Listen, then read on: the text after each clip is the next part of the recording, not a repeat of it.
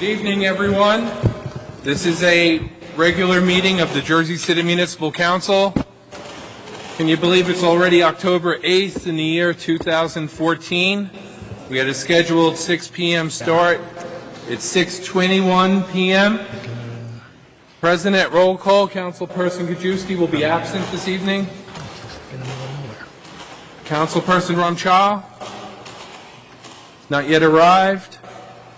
Councilperson Baggiano? Here. Yun? Here. Osborne? Here. Coleman? Here. Rivera? Here. Waterman? Here. Council President? Here. We have 7 members in attendance. Would everyone kindly rise to observe a moment of silence?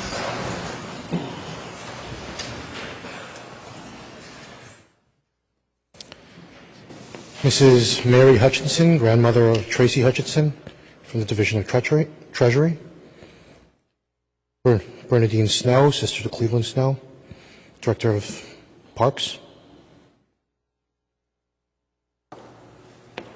And sister-in-law to Monique Snow of the Law Department.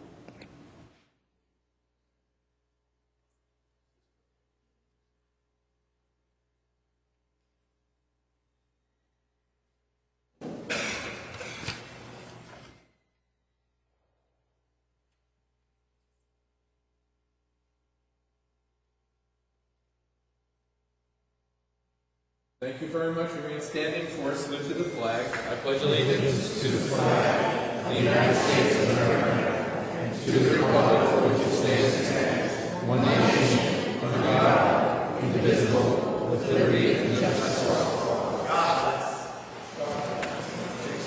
Gotta stick out. I'm here. I'm actually shocked. I'm shocked he said God bless.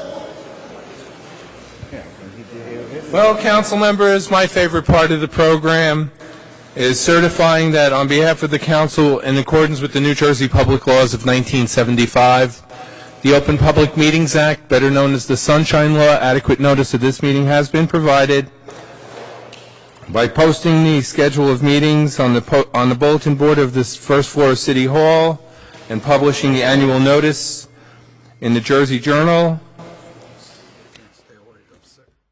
and filing in the office of the city clerk on Wednesday, November 27th, 2013, the schedule of meetings and caucuses of the Jersey City Municipal Council for the calendar year 2014. In addition, at the time of its preparation, the agenda of this meeting was similarly disseminated on Thursday, October 2nd, 2014, at 4 p.m. to the mayor, council, business administrator, and the local newspapers, and posted to the World Wide Web. So, we're in full compliance with the Sunshine Law. Council members, first things first.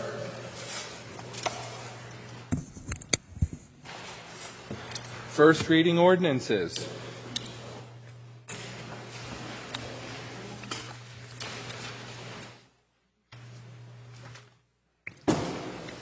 (3A) is City Ordinance 14-130. An ordinance approving a 20-year tax exemption for a commercial hotel project to be constructed by Columbus Hotel Urban Renewal, LLC, pursuant to the provisions of the long-term tax exemption law, New Jersey Statutes Annotated 40A:20-1 et sec, for the property designated as Block 13003, Lot 1, C 3.80 on the tax map, and more commonly known by the street address as 80 Columbus Drive. 3B is Ordinance 14-131. It's a bond ordinance of the City of Jersey City in the County of Hudson, State of New Jersey. The city providing for various 2014 capital improvements by and in the city and appropriating $36,450,000 therefore, and authorizing the issuance of $34,714,280 in bonds or notes of the city to finance part of the cost thereof. 3C is City Ordinance 14-132, an ordinance of the City of Jersey City in the County of Hudson, New Jersey, providing for special emergency appropriation of $7,500,000 for the payment of contractually required severance liabilities resulting from the retirement of city employees. 3D, City Ordinance 14-133, is an ordinance supplementing Chapter 332 Vehicles and Traffic, Article 2, Traffic Regulations, amending Section 332-5 One-Way Streets of the Jersey City Code, designating Colden Street between Grand Street and Pryor Street as one-way north to west, counterclockwise. 3E is City Ordinance 14134, an ordinance supplementing Chapter 332, Vehicles and Traffic, Article 3, Parking, Standing, and Stopping of the Jersey City Code, amending Section 332-24, No Parking Certain Hours, designating 87 feet on the south side of Mercer Street, west of Tours Avenue, in front of Hudson Catholic High School as no parking Monday through Friday, 7 a.m. to 9 p.m. 3F is City Ordinance 14135. It's an ordinance of the Municipal Council of the City of Jersey City adopting amendments to the Journal Square 2060 redevelopment plan.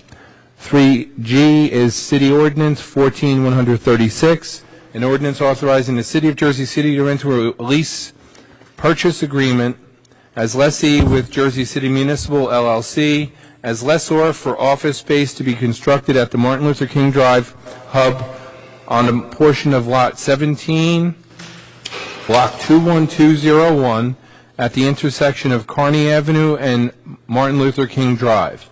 Council members, members of the public, should they be introduced, 3B, City Ordinance 14131, and 3G, City Ordinance 14136, will not be scheduled for a public hearing and final adoption until the first meeting in November, which I believe is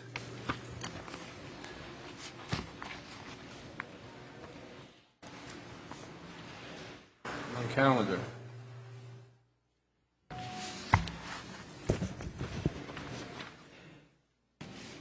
Which is the 12th of November. So, with that said, for first reading ordinances, items 3A through 3G,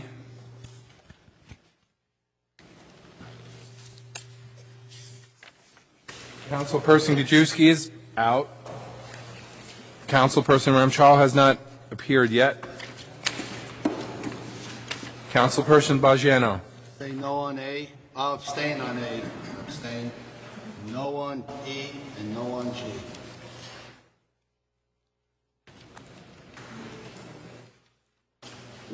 Councilperson Yun. Well, A to F, yes, but 3G, no, because when I see that ordinance, that incomplete ordinance, I ask August 28, I sent email to BA regarding for this ordinance, ask like 11 different questions to the very valuable questions. August 28, I sent email regarding this project, and that 11 question is very valuable. You should be, all the council people should be share and know some, fact.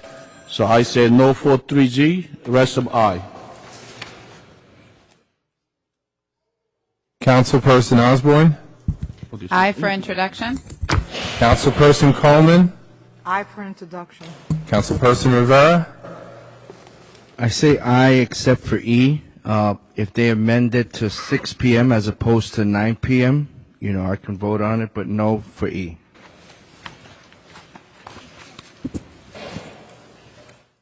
Councilperson Waterman. Aye for introduction. Council President. Aye for introduction. Okay.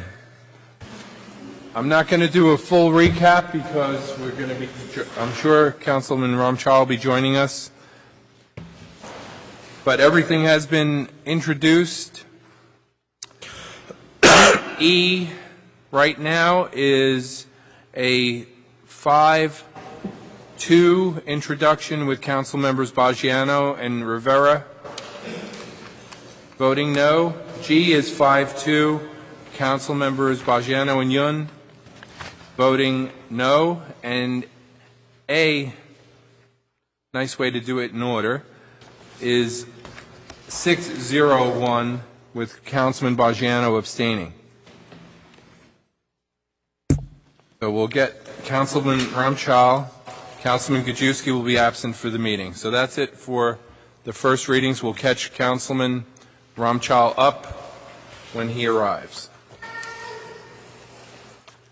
Okay, council members, members of the public, 4A, City Ordinance 14112.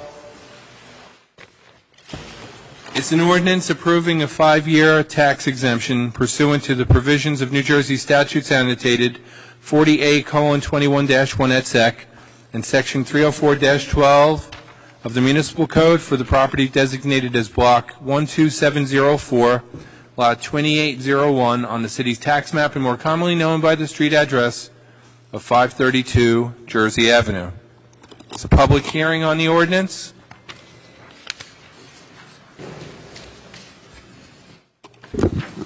Jason Berg for the record. With this 5-year tax exemption, how many units are going to be there, and how much money will the city be receiving for this 5-year tax abatement exemption versus true value on if the person was paying it as a 100%er?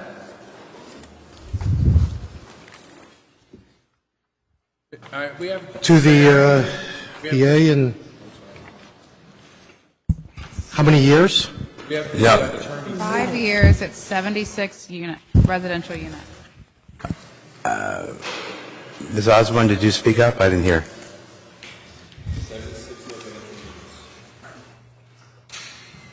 And with those 76 units in that area, is going to be parking for these individuals? Remember, how much parking is there, Mr. Harrington? how many?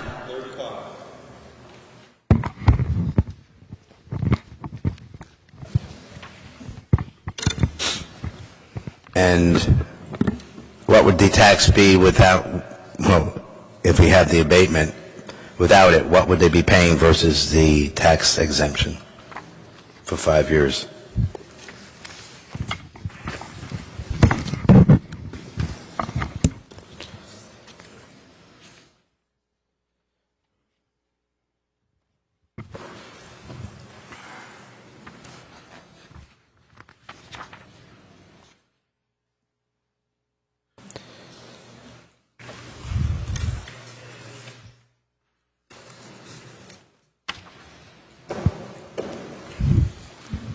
You waiting for an Information answer? available? I'm waiting for an answer.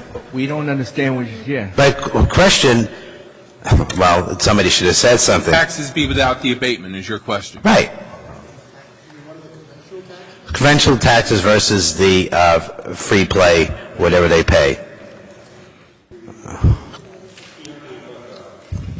Excuse me, I can't hear. 385,000.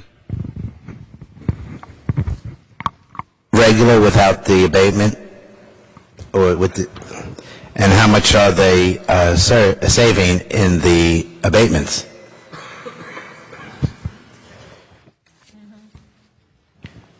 Remember, I'm doing this for the record. Mr. Harrington, do you want For to? the record, Charles Harrington. Talk to the podium, Chuck. Charles Harrington, Connell Foley, on behalf of the applicant. It is a phased-in abatement. The 5 years, 0, 20, 40, 60, 80% over the 5-year period. So the first year would be as 0% on the improvement, and then that phases up over the 5-year period up to the full taxation. So the first year would be the land tax, which I know the assessor has given a new land tax assessment to the property, and presently the property is only generating, it's projected to generate about 63,000 as vacant parcels.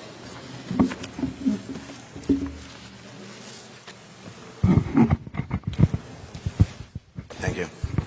And this is, the property will be for mixed use as far as high-end or low-end or integrated, and we will be receiving monies for the homeless portion of the city. This is not a long-term tax exemption that requires contributions to the Affordable Housing Trust Fund. Actually, it is. It is? Yeah, the 5-year abatement does require that, so there will be a substantial contribution to the Affordable Housing Fund in the amount of, it's actually close to $140,000. And that's for the 5 years? Yes. This is a result of a change that Mayor Phillip asked for when he was councilman. I don't know if you remember. Oh, To speak Yeah. more clearly into the mic. This mic's, yeah. All right. it's a dead mic. Mr. Berg, any other questions? No, I think Thank you. You did a great job on answering my questions. Thank you all. Thanks. Public hearing. Anyone else wishing to be heard? Motion. Second. We have a motion by Councilperson Osborne, seconded by Council President Lavara.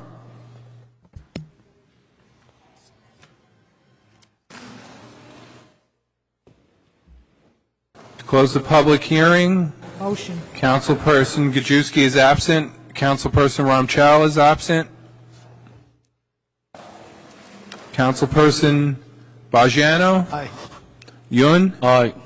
Osborne. Aye. Coleman. Aye. Rivera. Aye. Waterman. Aye. Council President Aye. Navarro. We've closed the public hearing, 7-0. For final adoption of City Ordinance 14-112, Item 4A, Councilperson Gajewski is absent. Councilperson Bajano. Yun. Aye. Osborne. Aye. Coleman. Aye. Rivera. Aye. Waterman. Aye. Lavaro. Aye.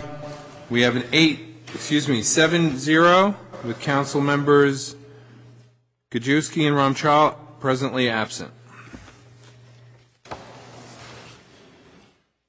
4B is City Ordinance 14-120.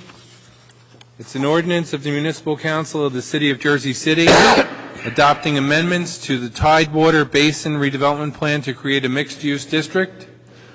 Public hearing. Please step forward. Identify yourself clearly for the record. George Miller, 154 Sussex Street. I think the mic is a little bit so we can hear you. Is that better? Great, thank you. George Miller. That's correct. Okay, Mr. Miller.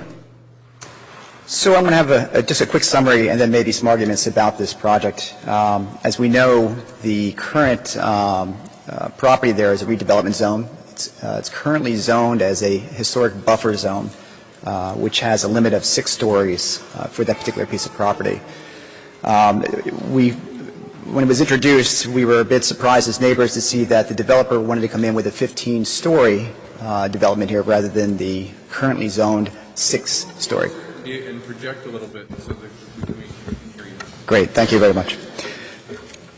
So we have to sort of wonder why are we going to have this amendment? What's actually occurring here? And obviously before us is that there's going to be some community benefits provided by the developer for this going from 6 stories to 15 stories. A number of us that actually live in the community there do not believe that these community benefits are actually substantial. They do not really provide any real value to the overall community there. So we believe that the original plans for the district should be held in place as it is. This would allow the developer to move forward quickly with his development plans. It would meet the current zoning regulations, the vision that we have in the plan for the redevelopment zone, and of course would satisfy the immediate neighbors as well. So let me just get into a couple of discussion points around the benefits. I think most of you are pretty familiar at this point that one of the benefits that are going to be provided is essentially an extension of Morris Street as a walkway from Van Voorst over to the Gulf Coast area. This is going to be a walkway, not a road, of course. When I look at this as a benefit, I sort of scratch my head a bit because there already is a walkway there. There's a walkway along the light rail tracks. This new development would be a prettier walkway. There's no doubt about that. We've all seen the plans. But I think the residents that live there don't really want to trade off another prettier walkway for a 15-story building over their homes in the historic district. So again, a number of the constituents over there are not really too happy with this sort of trade-off, especially when it already exists. The second argument as to the kind of community benefits we should be getting there is the easement for the water system that the Jersey City Water Department has asked for. Currently, as I understand it, we already have an easement on the property. It is a sewage easement that's been there since 1960. It is in the deed of the property. I think there's been some discussion recently as to where that's actually located, that easement, but there already is an easement there. So when we're saying again that this is a benefit, when there's already not only an easement there, but there's other alternatives such as going down Sussex Street or using the current light rail right away as also another alternative to actually put a water main through and not have to actually go through the property that exists. So again, my point is that there are alternatives where we have an easement on property. This is not a benefit to the community. Another major benefit that has been provided was $150,000 that would be going to the local park. That's great. I'm all for it. I really am. But when you look at going from 6 stories to 15 stories, you really have to kind of put this in context and say, are we really willing to trade off for that kind of benefit for $150,000 going towards this park? And there's a number of other issues. I won't get into all the details. There's a dog run, there's garbage cans they're putting out front and so forth. But I mean, again, these are not strong community benefits that are really the kind of trade-off that we would want to see for a 15-story building going in. I think when we look at benefits, my definition is something that's really going to address the broader issues that we have in the city government here. We have issues with sewage in the area, especially along Grand Street.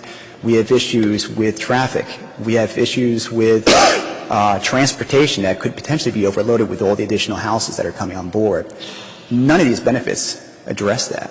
There is no real strong focus on providing the kind of benefits such as putting in a new sewer system for the entire redevelopment zone as opposed to just on the block there.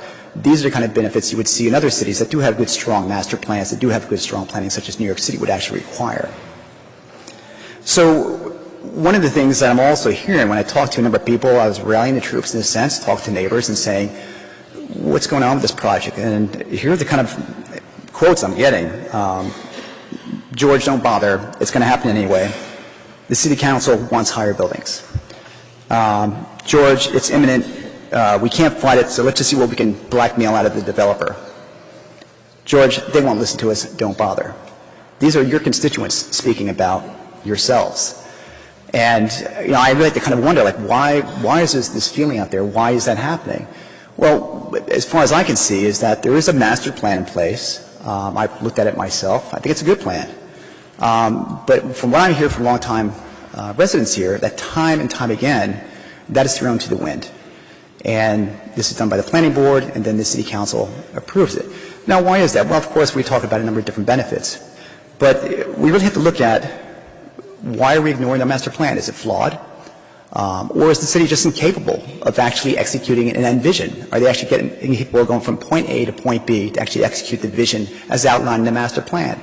The master plan had a lot of community input. I know there's a lot of people in this room right now that provided input into that plan. This is something we should move forward. If we don't follow a plan, where are we going? What is it that you guys are trying to achieve? What's the planning board trying to achieve? Where are we going?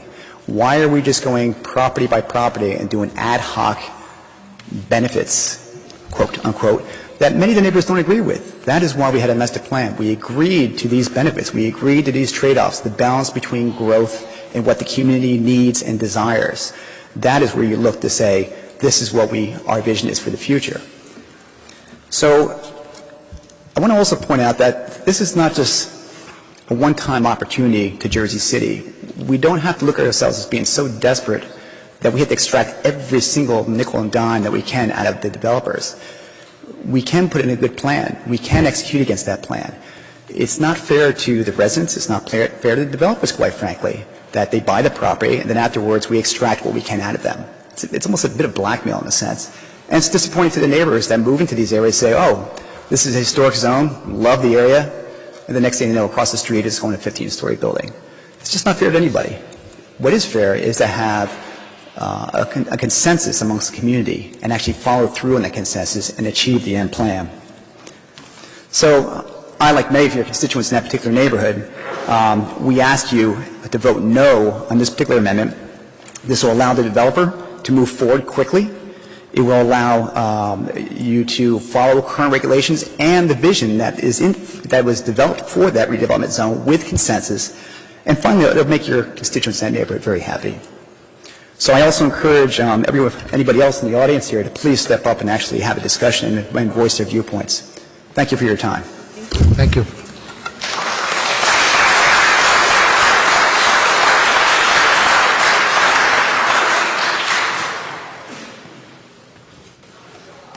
Come on up. Hi, my name is Christine Mittman. I live at 137 Sussex Street for the past 12 years. I support the project. I like what the developer did over on Demar Street for the Maddox. I think they did a great job with the building. Looked at the renderings for this project. I like it. It's not a whole 15-story building all the way around. It's about 9 stories at the end of Sussex Street, and then it steps up to 15 over by Morris and Van Voorst. I think they did a great job with the design. I'm not concerned at all about the height of the building. At the other end of Sussex Street, you got a 40-story glass tower, 70 green, hasn't taken away from the neighborhood at all, so I don't know how you can make the 15-story argument on our end of the block. And I'd like to see that property get developed. We've looked at a warehouse building for 10 years before it was torn down, and now we're looking at an empty lot, and it's about time that it gets developed. It's a good developer, did a great job with the other building. I'm sure he's going to do right by this building as well. And the only thing I would ask is that I like the traffic calming measures that he did at the intersection of Van Voorst and Morris Street, and I'd like to see the same thing applied at Sussex and Van Voorst. I think it'll serve as a traffic calming measure, but I also think it's good for the developer as well, because that's the corner that the cars are going to arrive to first. Whether they're coming down Sussex Street or Van Voorst, they're going to see that intersection first before they see Van Voorst. And I'd also like the council to consider asking the traffic department to do a warrant analysis at Van Voorst and Grand Street, and if a traffic signal is warranted, I'd like to see the developer pay their fair share towards that traffic signal. Can I have your That's name it. one more time, please? Christine Mittman, M-I-T-T-M-A-N. M-I-T-T? M-A-N. Christine Mittman. Yeah, 137 Sussex Street. Thank you. Thank you. Thank you.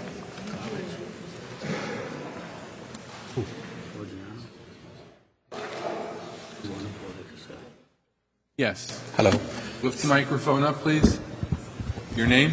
Hi, my name is Pradeep Chaturvedi. You're going to have to spell that for me.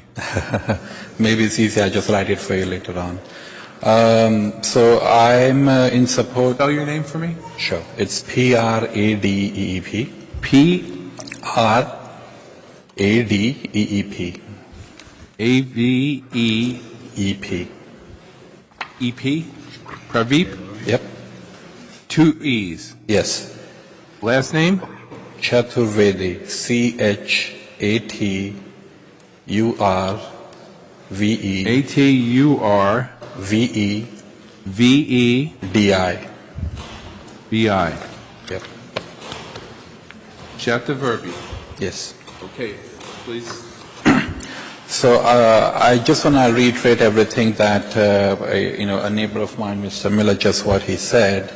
I think to me it's not an opposition to the redevelopment of the area, right? I mean, I understand the lady just mentioned that she is tired of looking at a warehouse. We all understand that, and we don't want to be looking at empty lots and old buildings and warehouses.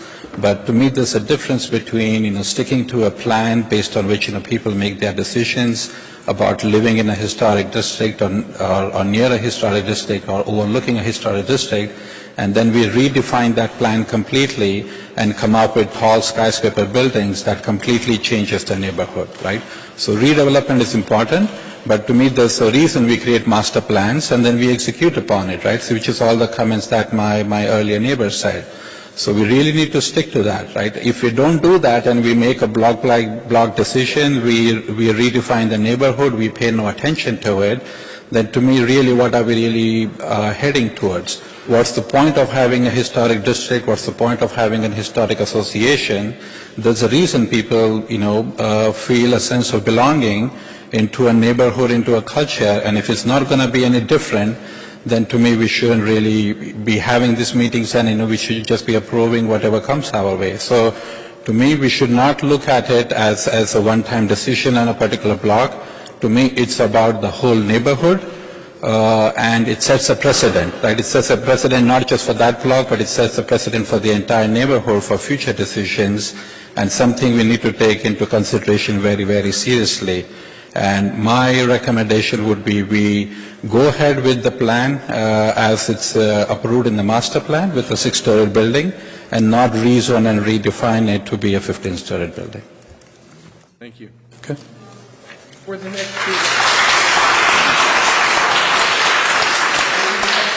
comes up, I marked Councilperson Ramchal present at 6:40. And before we miss this housekeeping, could I get a quick motion and a second to add resolutions 10Z6 through 10Z8 to the agenda? Motion. Second. We have a motion by Councilperson Osborne, seconded by Councilperson Coleman. On the motion, Councilperson Ramchal? Aye. Bajiano? Aye. Yun? Aye. Osborne? Aye. Coleman? Aye. Rivera? Waterman? Lavaro? Aye. Thank you. Didn't want to forget that. Although I almost did. Please step forward and identify yourself, please. Michael Catapano. Michael, your last name? Catapano. C-A-T-A. C-A-T-A. P-A. P-A. N-O. N-O. All right. Michael, thank you. Yeah, you're welcome. I'd like to thank all the council people for being here and doing what you do. I'm here in opposition of what I guess is being called the Tidewater Redevelopment Project, and what I'm calling a broken promise by the city. I was promised when I bought in Gulls Cove a lot of things, and a lot of those promises have been broken, and the city and the city council has not backed us up on that at all, okay? But that's a whole other story. The story of this is, where does this end? And why is the city the only one to profit from it? Why aren't the developers offering me some money for ruining my property value and my quality of life? How about they give me 30 or 50 grand of what I'm losing by them just changing the game? And why change it? Why do they get to change the game? Because they're going to give you $150,000? Because everything else besides some free design on a park, which I'm sure they have a designer on retainer, is all stuff that the city should be doing anyway. I know I got a tax bill that's due November 10th, okay? And I don't know where it's going. I think it should be going all those things that are listed on this site. You know, they promised this great walkway. I mean, and I can guarantee you that the people on the left and the right, if they weren't rentals and there were condos in both of those buildings, they would all be here too. And that woman, I don't know where she lives, but I got a pretty good idea. She doesn't live behind that building. And where does it stop? Where does the next building come in? And it was under my impression that when the Green Street project got built, it was already grandfathered in before this whole preservation story height limit got put in. So, I mean, I don't get it, guys. Where does it end? You know, like, do you think this, you want to be the sixth borough? You want to be the new place where people come? You think this would ever get over in Park Slope or the Heights? No way. No way. You got a great little neighborhood. If I wanted to live in Newport, I would have bought in Newport. And, you know, it doesn't end. Where does it end? How does it stop? You know, it's always been the demarcation line was Marin. We were the first ones there. We were the pioneers. Mako, with his sweet little deal, however he got it through, which is a whole other story, built his place, and everybody knew where everybody was. Everybody knew that, okay, the one was going up on one side, the one was going up on the other side, but nothing was supposed to go up beyond there. And now all of a sudden, because some guys come up with 150 grand, it's down the drain. How about this? Why don't you ask us, why don't you ask all the people that live in the buildings or all the people who are going to be affected by it, why don't you raise our taxes a little bit? Why don't you let us pay you 150 grand and forget the whole bill? I'm sure we can come up with it. We're already paying enough money for nothing as it is, it seems. So I really think you need to really take into consideration what you're doing to people. So, thank you.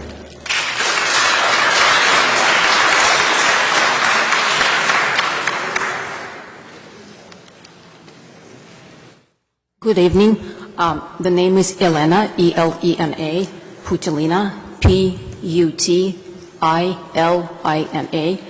And U-T-I-L. I-N-A. Putilima. Correct. N as in Nick, A. Last two Got your letters. first name right here. Elena, E-L-E-N-A. Thank you. Correct. Thank you.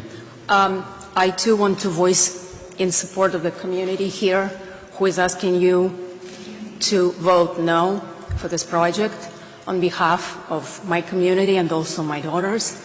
We made a home in this neighborhood.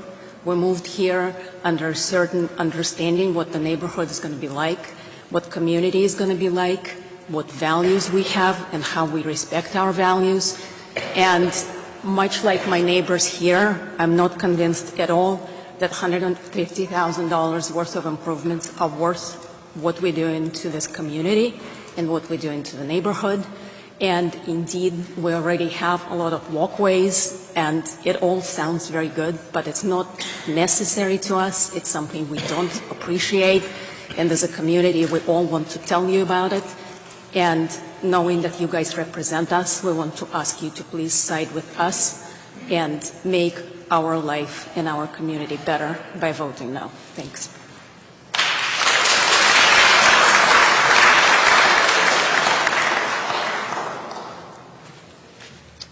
Hi. My name is Ping Zhang. I live in 201 Marin Boulevard. First name? Ping, P-E-N-G. And my last name is Z-A-N-G, Z as in Zed. Got you. Thank you. Thanks. So I would also like to speak in opposition of this particular plan and this proposal to increase the height to 15 stories. I think George and some of my neighbors have already spoken to this, many of these points. I just want to elaborate on two.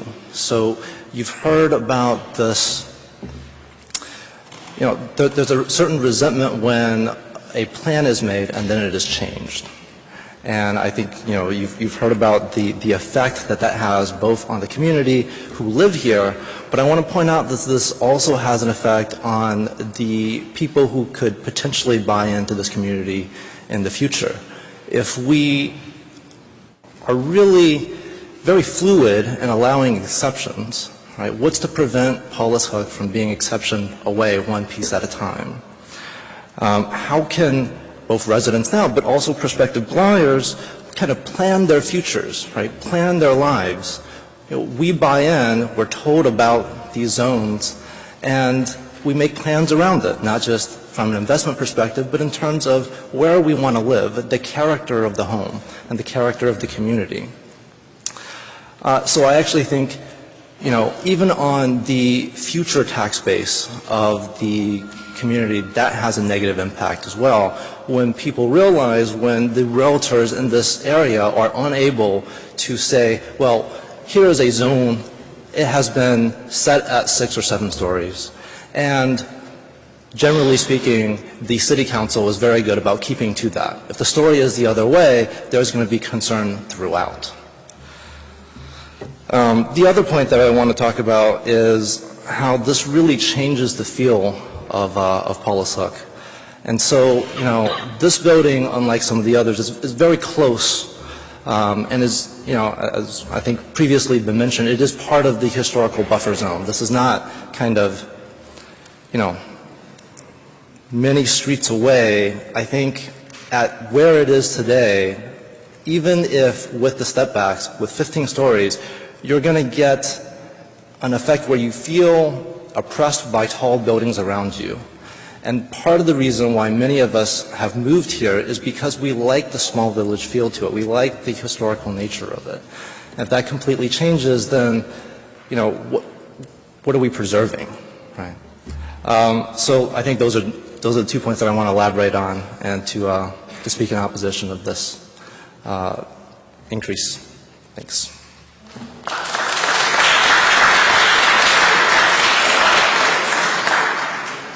Good evening.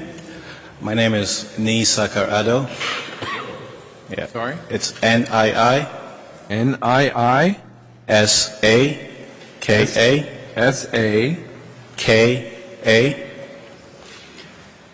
A-D-D-O. A-D.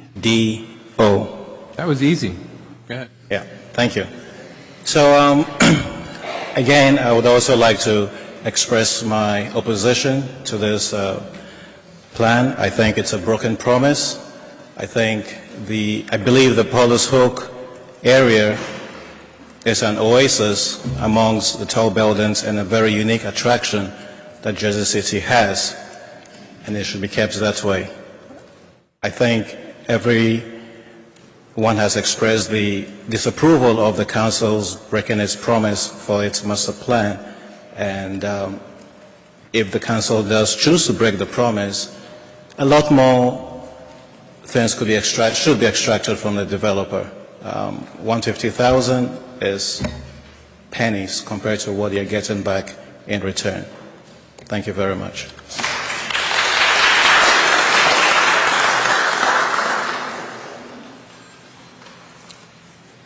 Okay, so odd names are a prerequisite for living in this neighborhood.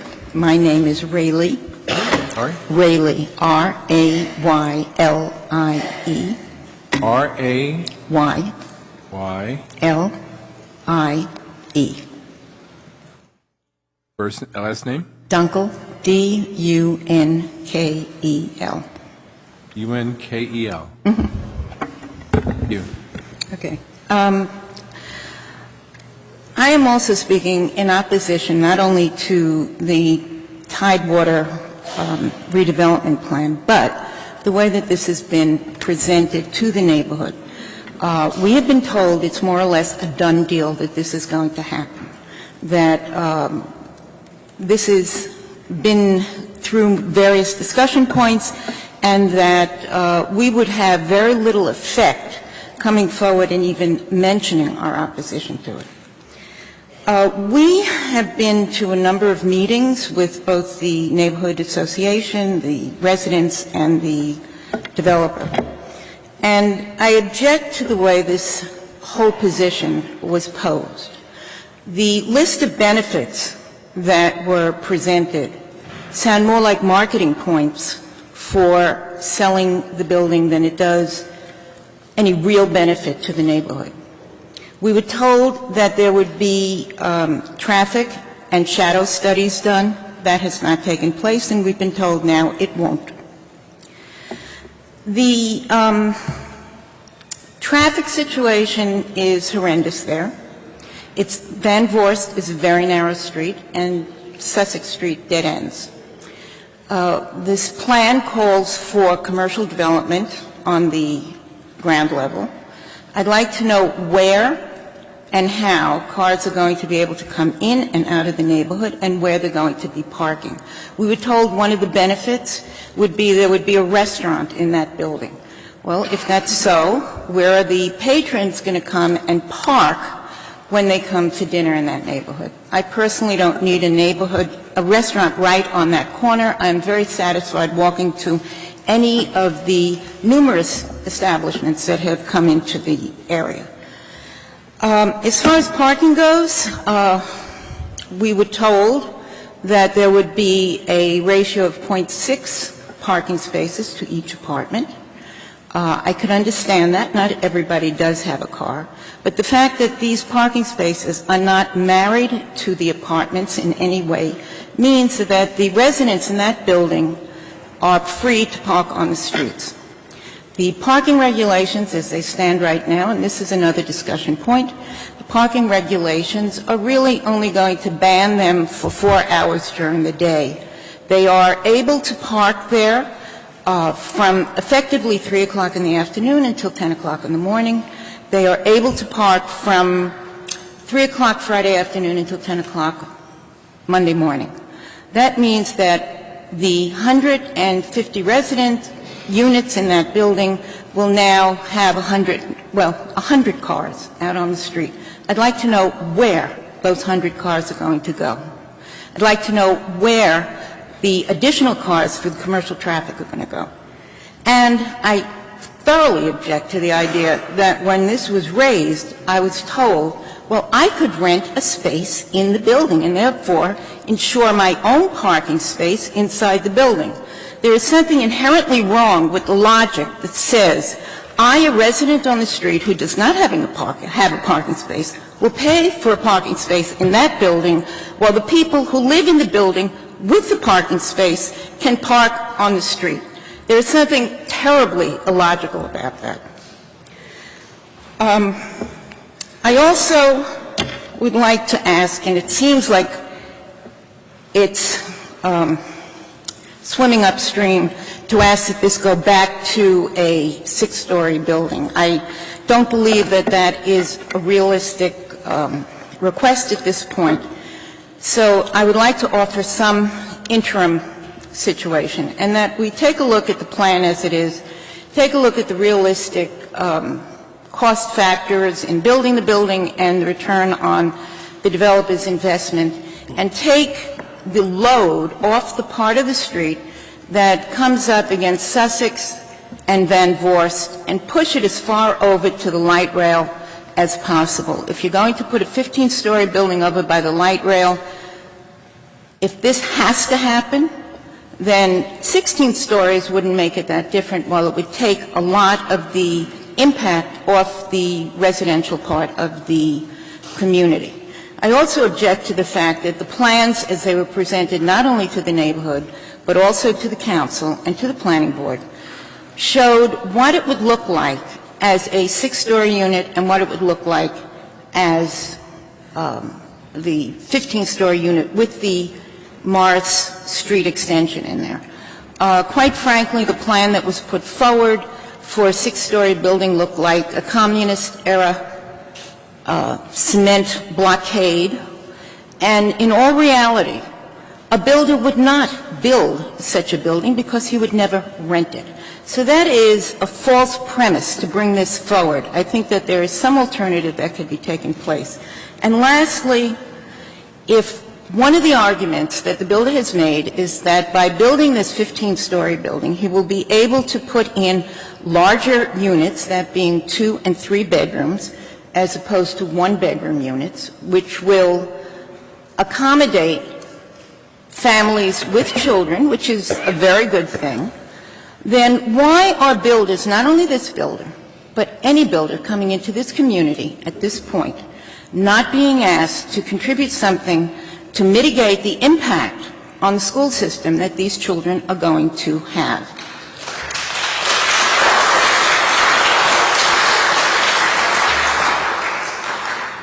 I probably could go on, but I will say thank you at this point.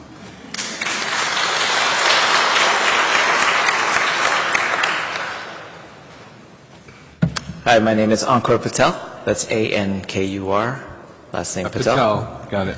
I just wanted to echo the sentiments of my neighbors who have done a terrific job, I think, in sharing their opposition to this Tidewater Basin redevelopment plan. I'm a member of the Gulls Cove community. I've been living in Jersey City for over 6 years now. I've lived in different parts of Jersey City. I have family and friends who live in Paulus Hook, and I just think, one of the main points that was brought up is, where does it end? I think if we start allowing high-rises in these types of neighborhoods, which we don't have a lot of left in Jersey City, it's not going to end. And I would hate to see that go away. I'm upset, too, about my own real estate values and that of my neighbors, but it goes beyond that, because if we change the character of Jersey City, it's never coming back. And I think if we put a stop to it now, we have a chance to at least preserve a part of Jersey City that I think a lot of our neighbors still appreciate. Thank you.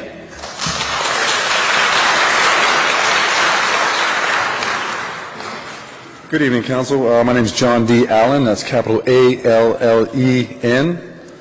I live at 94 Randolph. I don't live in the neighborhood that these people are speaking of, but we have development around ours as well.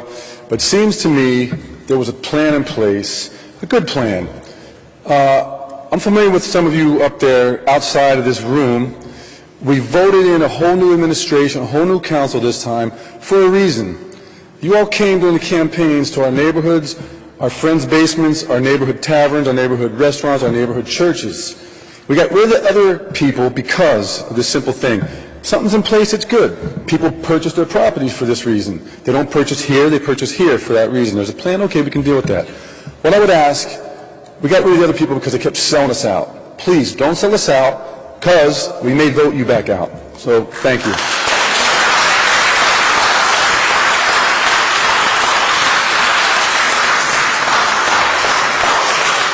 Good evening.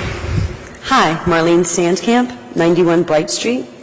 I just have two things to say. One is I want to thank Candace for informing the public through a survey regarding this redevelopment plan and the changes. I think that's an important first step.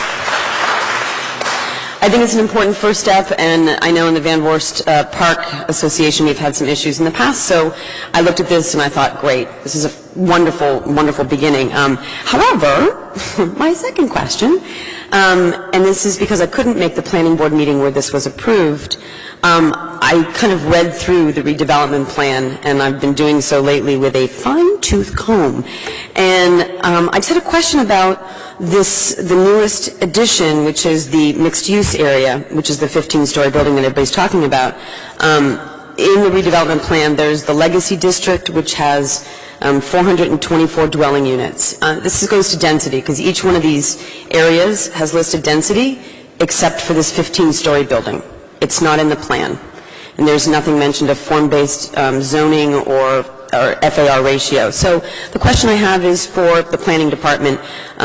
Legacy District has 324 dwelling units coming in. Portside, 527 dwelling units.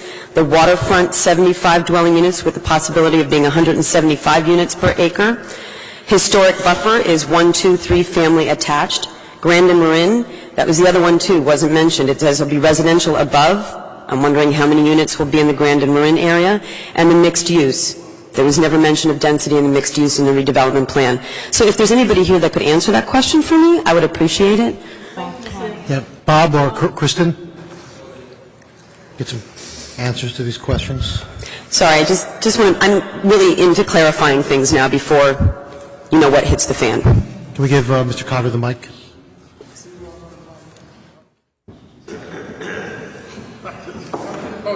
Yeah, you can share. I won't bite. Not yet. Come into the picture at least. Okay. Thank you. It was formerly called the Office and Residential District, and it didn't have density.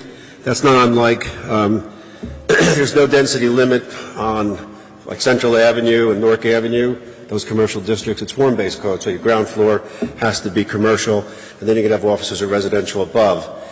And the limits on density are essentially the size of the box. So it just traditionally didn't have a density limit. That's not uncommon in lots of districts in Jersey City. Well, actually, in most redevelopment plans, you do mention both form-based zoning, if it's a form-based zoning density, or FAR ratio, and I'm just curious why these are being omitted as we go forward. And I think it's something that people who may not be able to make it to a planning board but can read a redevelopment plan will know exactly how many units are going into a specific building. Well, yeah, that gets determined at planning board site plan approval. But shouldn't it be in the redevelopment plan? It doesn't have to be. But it's helpful because we can't change it then. I mean, it's important for people to know. Yes, but there's areas where we don't want to have a density and number of units per acre. The densities get controlled by the size of the box you can build. There's other ways to do it. You can determine there's certain minimum size apartment building. I know with the issue on Brighton Barrack, the apartments were small, so you could have a minimum size apartment. That would give you some idea. There is a minimum size apartment. It's the basic building codes and housing codes of the federal government, the state of New Jersey, et cetera. So there is an essential minimum of what you can build, which gives the maximum of what you can put in the box. Okay. But it's just. So we don't know. We don't know. There could be, I don't know, 200 units in the 15-story building, or there could be 1,000 units. What are you telling me? There could be hundreds, yes. That's right. But And what it's- about the other one on Grand and Marin? That also wasn't addressed in the redevelopment plan. Just curious to know how many units will be in there as well. This is important as people go forward and to know how many people are moving into their neighborhood. You know, are we going to have a building with 1,000 people, or are we going to have a building that goes too wide? You know, people get kind of irritated. Well, you want to stand facing... Oh, sorry. You have to be at the mic. Closer to the mic when you speak. When I do, okay. I don't know about Grand and Marin. I didn't prep on that. I could ask Kristen to come up. She might have a better idea what's going on with Grand, with that. That is, it's the 50 by 100, Kristen? That was the request of the owner of that property, basically, to give it a certain height. He wanted 7 stories. I think we gave him 5, with the penthouse, perhaps. I forget. But it's just, it's a limit to one building, and it's just, I don't know. Okay. Thank you. I just, you know, in the future, I would be very helpful, I think, if redevelopment plans are concise in what's going into our neighborhoods. Thank you very much.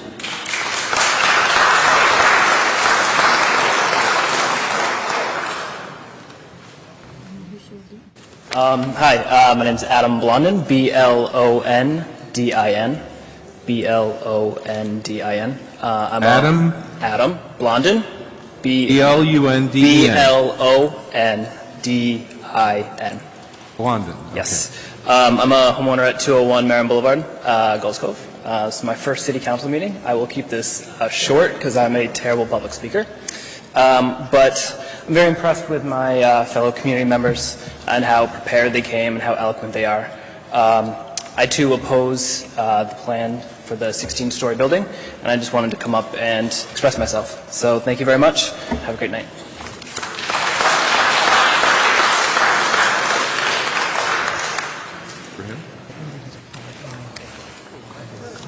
Sean Conley, 102 Grand Street. I'm come here in opposition to the proposal to increase the height of the building on this development. I'm not here to condemn the developer. I understand he's been a very good corporate citizen and personal citizen of our city. Nor am I here to condemn any kind of development.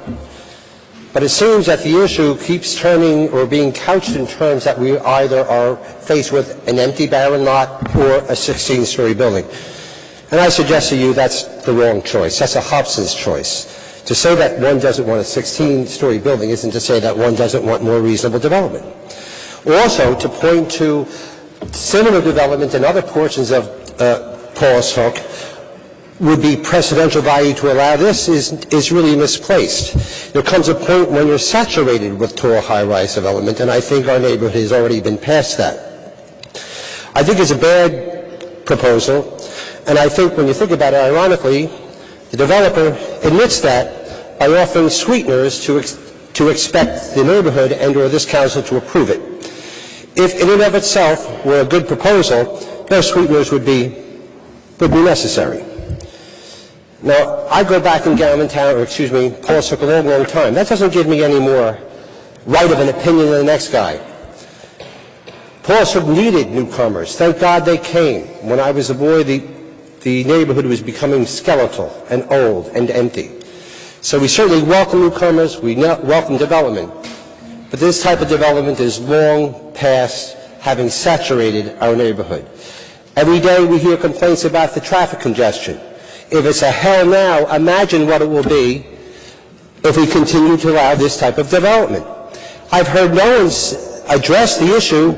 Is there some kind of a law I don't know of that prohibits low-rise and or row house development in downtown or in Paul's Hook?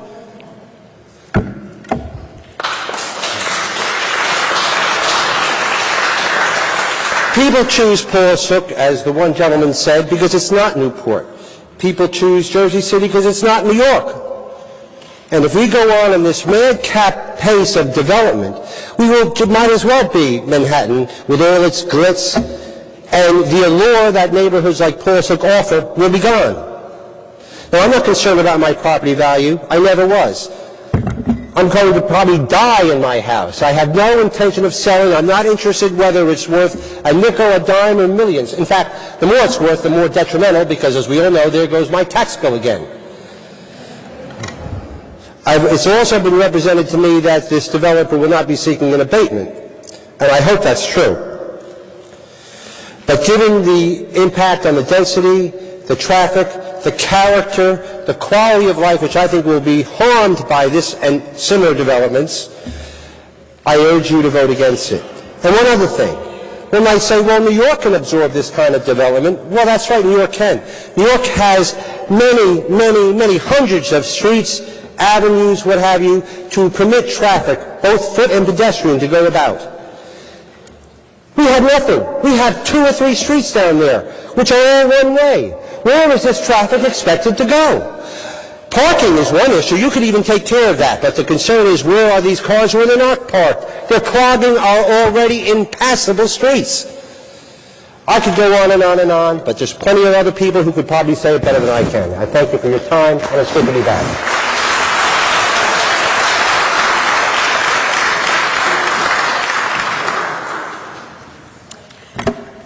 My name is Stephanie Daniels, 143 Grand Street, 07302. Good evening, Council President, Council people. I am going to speak the view that has not been heard here a lot tonight. I think this project adds to the neighborhood. I don't think it takes away. I think that there are things that are coming into this building that will make improvements to this neighborhood. I don't think it's a small thing that a developer chooses to make a walkway instead of building a massive building. I think that the current walkway that's there, currently, by the way, known as Rape Alley by the children and teenagers in our neighborhood, is not a place that you want to walk. This is an eyes-on-the-street walkway. This is something that's going to be a benefit to the neighborhood, not a detriment. This developer is actually doing something that few other developers who have come into the waterfront area, who have come into Paulus Hook, have done. He is offering added value. He is offering something not just to the park, which I'll get to that in a moment, but a dog run to the public. Name me one developer who has come into Paulus Hook or anywhere who has offered something that is normally a private amenity for the people in the building. And he's offering it to the public. This is new. This is something different. And what he's offering to us in terms of the park, yes, I am the parks chair of the Historic Paulus Hook Association. I have been trying to build this park since 2006. There are lots of reasons why the city is not supporting this park, and we all know why that is, and that is that we have had 2 major parks built in Ward E over the last 20 years, Hamilton Park and Van Voorst Park. It's now the time for other neighborhoods to have a turn. We understand this. Nonetheless, we would like a place where our children can play. Not mine, of course, she's 20. But there are many families that have come into our neighborhood, and they do not have a public park for their children to play in. This is a step in that direction. This is a developer who's not just donating $150,000. If it were just that, I probably wouldn't be standing here. He's talking about managing the project. That's worth, a $250,000 or more. And that's not something that we can just raise out of the thin air. So yes, I am happy to say that because he is supporting this park, that's another point in his favor. But all in all, there's something about a greater good here. We've heard a lot from people who live, in Gulls Cove. We've heard a lot from people who live right on Sussex Street. And yes, I feel for them. There has been development all over Paulus Hook. High-rises have come up. And that's not been easy on any of us. But this developer is mitigating some of that impact by the things that he is doing. And I support this, and I hope you will too, because it is for the greater good. And by the way, the Historic Paulus Hook Association Board also recommends that you vote yes. Thank you very much. Thank you. Thank you.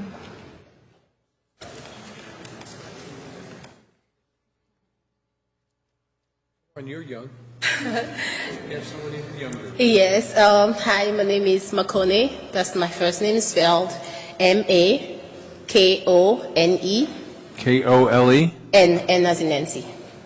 And last name is T as in Thomas. Makone. Yes. And last name? Toure, Toure. D-O-U-R-E. Yes, R-E. I live in Gulls Cove, and I'm here to vote no for this project. I just want to stress the point on the broken promise. I bought my property there a little over 2 years ago. And you buy based on expectation, and that expectation for me is changing. I have a 2-year-old, and she goes to school right across the street, which will also be impacted by the traffic that will be hit by this new addition. So I don't know if you've ever seen what it's like in the corner of Grand and Marin for the kids that go to OLC school. I don't know if you've ever seen how hard it is for people, the cars to come and then cross. I don't know if you've ever experienced that. It's going to be a lot worse if there's not enough parking for the people for this new development. That's one.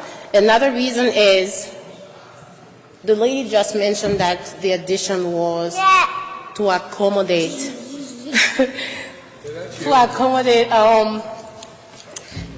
people with families.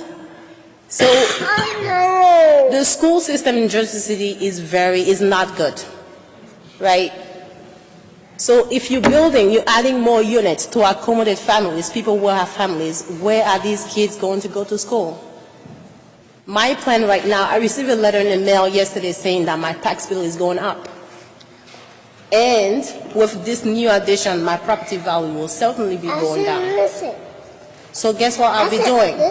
I've also been receiving letters in the mail from realtors asking me to buy me out of my place. Now, what do I want to do? I want to get the hell out of Jersey City because this is not working out for me anymore. And that's only 2 years. I've been here only 2 years. Broken promise.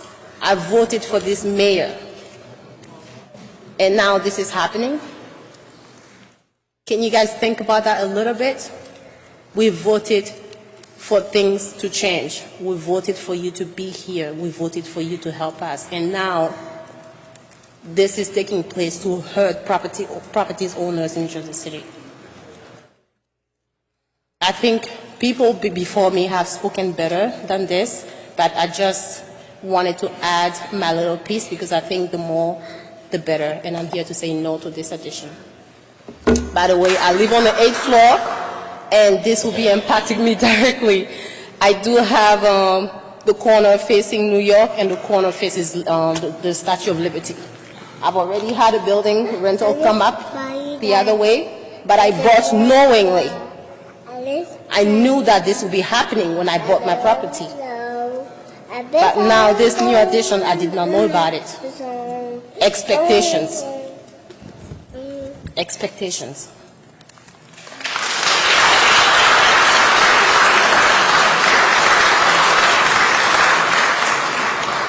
Good evening. My name is Diane Case, last name spelled K-A-E-S-E. I live at 192 Washington Street, and I'm the president of the Historic Paulus Hook Association. This is a development that is difficult for a lot of us to look at. As many of you may know, I helped write the preservation ordinance for Jersey City. I served as one of the chairs of the Preservation Commission. I practice preservation nationwide, actually, and I live in a 4-story historic district. I also know that my historic district has buildings to the east of it that are far higher than 15 stories. I know that there are buildings planned to the west of me and to the north of me that are far higher than 15 stories. I know that I have buildings to the south of me and the neighborhood that are higher than 15 stories. This is a tough one for the neighborhood in a lot of different ways because it's a little bit closer than any of us really want, but I think that we also have to look at this and say, wait a minute. We have a very responsible corporate citizen here who is working with us. They have presented their plans, I think, honestly. And I think if you look at what is the true definition of a compromise, this is it. Nobody's happy. There are those that want it shorter. There are those that don't want it. There are those of us that look at it and go, wait a minute, the amenities that he is presenting not only to the west side of Paulus Hook, but to Paulus Hook proper, are going to make it worth the height that it is. It's not an easy decision. It's not an easy building. It's tough. It's a really tough piece of land. It's a really tough look at our neighborhood. And I think the one thing that kind of sways me is that we have a lot more development that is allowed, and a lot of the people that have spoken tonight probably don't even realize what is hidden in all of these redevelopment plans that are around our neighborhood, including additional full blocks that need to be built out to the east of us. So I would like to say that it is a compromise, and it's something that we all are going to have to live with and are all going to have to deal with. And I want to thank you for your thoughts and your considerations in this regard.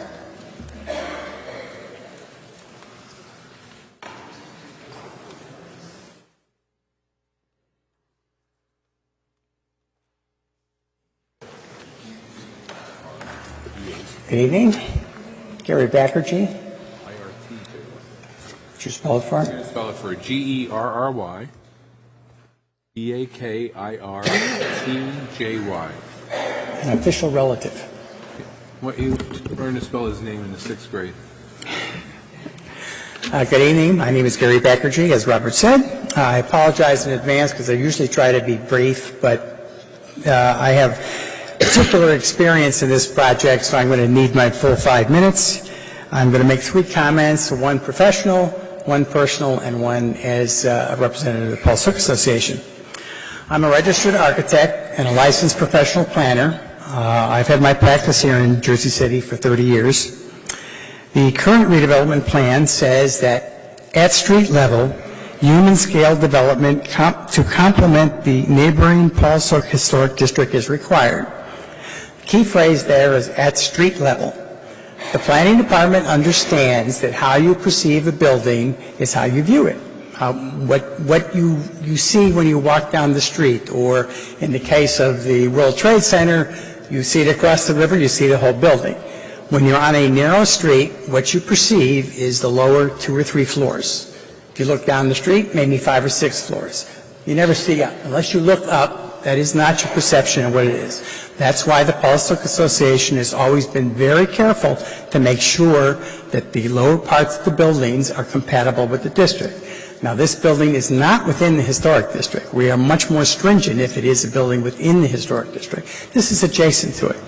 And we've made suggestions to the developer on how he can make the building more compatible with the surrounding historic district, and he's complied with those suggestions and implemented them. We're also confident that the developer will work with us when it comes to working out the specific details of the design, as he has in the past. Things like brick color and size, and the things that really make an important sensitivity to how it interacts with the street. My second area I want to talk about is my real-life experience with development in Paulus Hook. I certainly understand the concerns of the people who have spoken tonight. I agree with many of them. I don't agree with others. But I do know exactly how a lot of people feel. I mean, exactly. 30 years ago, I came to my first city council meeting to object to the Colgate redevelopment plan. That's when Colgate still had factories on the waterfront. I and a group of my neighbors, like those here, spoke of their concern of the massive development that was proposed. We could not believe that 40-story buildings right next to our historic district, literally right across the street from our 4-story, 150-year-old row houses, would not destroy the neighborhood. It was inconceivable. It was obvious, it was indisputable that this would be a disaster for our neighborhood. In the 20 years since the first high-rise was built, our population has more than doubled. We now have more people on the street. It seems like every one of them has a baby or two. I think Christine was here. She actually has 2. And everybody has a dog. Now we can support fine restaurants and shops. We had many new neighbors in our neighborhood association and have taken an interest in the neighborhood and the city and want to improve it. I've attended hundreds of neighborhood meetings, and in my role as the chair of the Development Oversight Committee, neighbors come up to me and ask me about development, what's going on, and tell me their concerns. I have never heard somebody say there's too many people in our neighborhood. Never, not once. They comment about the activity, they appreciate that, they feel safer on the streets. And it's interesting that one of the things that happened, the people on the end of Sussex Street have often complained that there is not activity down there, that they can't support the shops there, that it's not safe, that it's too desolate. This project is going to vitalize that side of town just like the ones on the other side of town have. Instead of destroying our historic fabric, the large buildings surrounding it have made it a vibrant community. As nice as the new buildings are, it still seems that people prefer the old historic buildings because our property values have skyrocketed. The final area of my speech is the HPHA's participation in the process. We have reviewed virtually every project that has been built in the last 20 years in Pulaski. A few we have opposed. Most we have supported after working out agreements with the developers to make improvements. Many of the developers agree that our suggested improvements have benefited them as well as us. In Field's most recently completed project, the Maddox, which is right across the street from this project, we negotiated a community benefit of 50 parking spots at reduced rate for residents who don't have on-site parking, essentially people who live in historic buildings. Fields is one of our better developers, and we worked with them, and they came to us early in the process. Over the last few months, the Development Oversight Committee has had several public meetings with Fields on this project. Many of those here tonight were at those meetings and had an opportunity to express their concerns.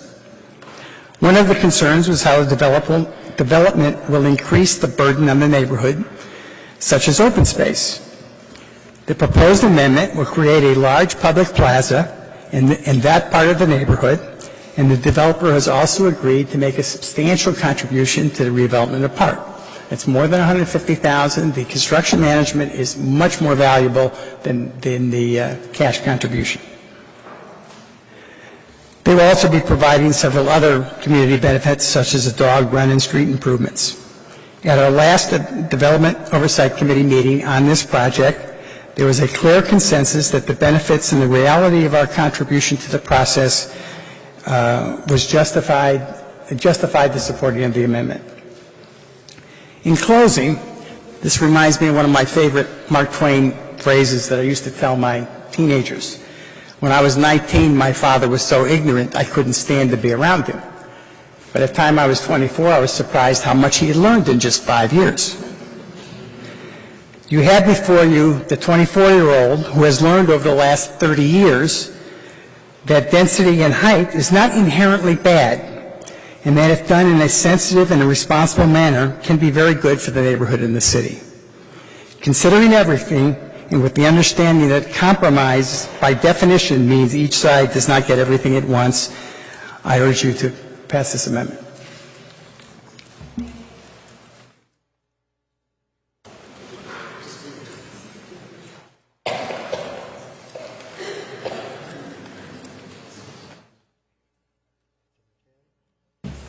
Good evening, Council. My name is James McCann, Connell Foley. I represent Fields, who is the proponent of this amendment. I'm here primarily to answer any questions that you might have. Have a great deal of respect for all the folks who came up and voiced their opinion. I would like you to know that with Fields and the Planning Department, we have worked on this project for a very long time and have given it a lot of thought, and have worked with the neighborhood, with Gary Backergy's group especially, and there have been a lot of compromises made. There are a few facts that I would just like to clear up. There was a gentleman who made reference to a sewer easement. One of the things that we do as lawyers is we research the property that is being developed, and we get a title search to do that.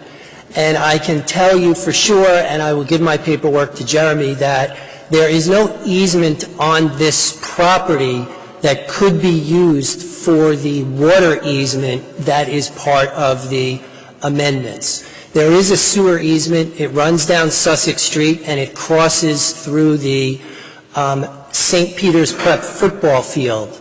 And that easement has been there since the 1960s, and there is a sewer pipe already occupying the easement. So the easement that we are offering is south of that, and it is in the area where there is no right for the city to have an easement.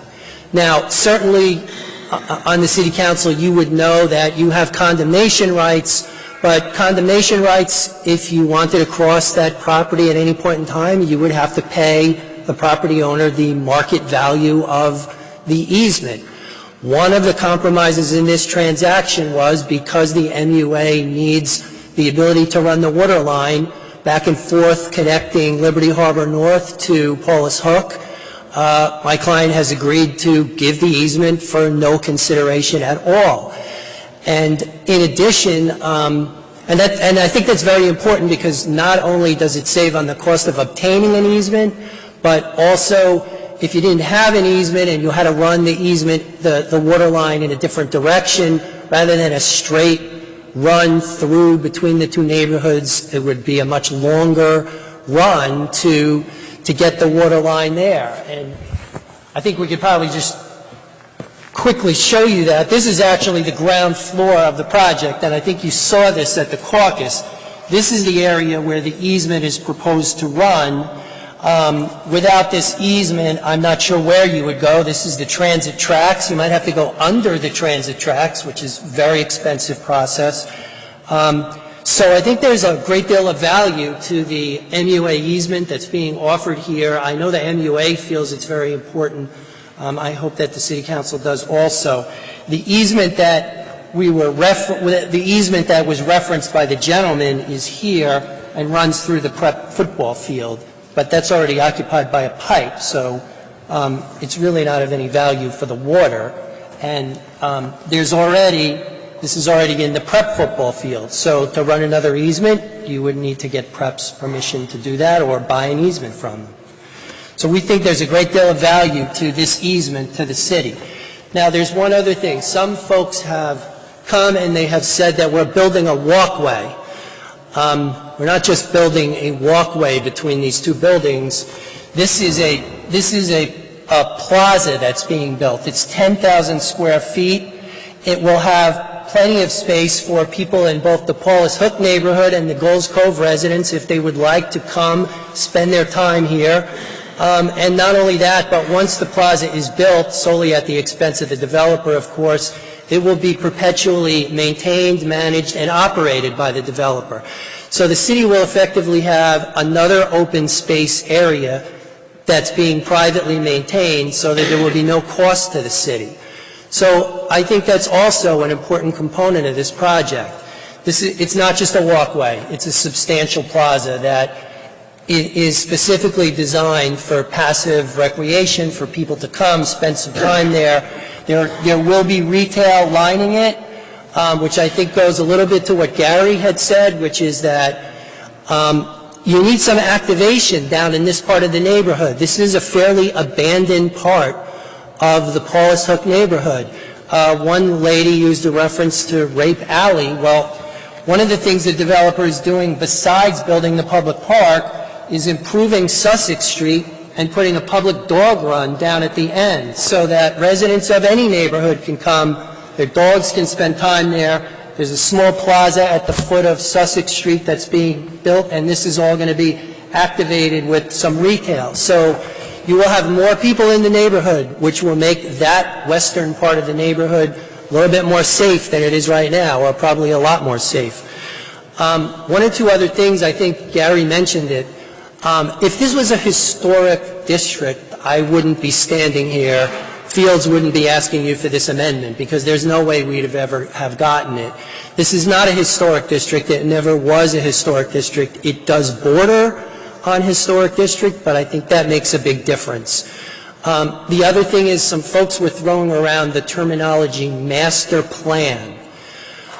So master plan is a very specific concept in land use law, and I think it's important that you know this, and I would invite Mr. Cotto to come up, or if he disagrees with me. But we did a lot of research on why you should be putting a 15-story building in this neighborhood. And one thing that we found out is that the Jersey City Master Plan, which is the plan that covers the whole city, this property is zoned in the waterfront district.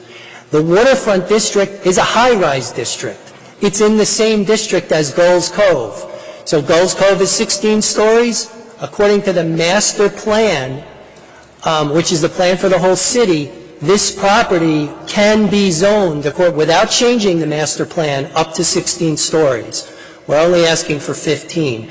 Now, I know a lot of folks in the council chambers probably don't know that, but I think it's important for the council to know that.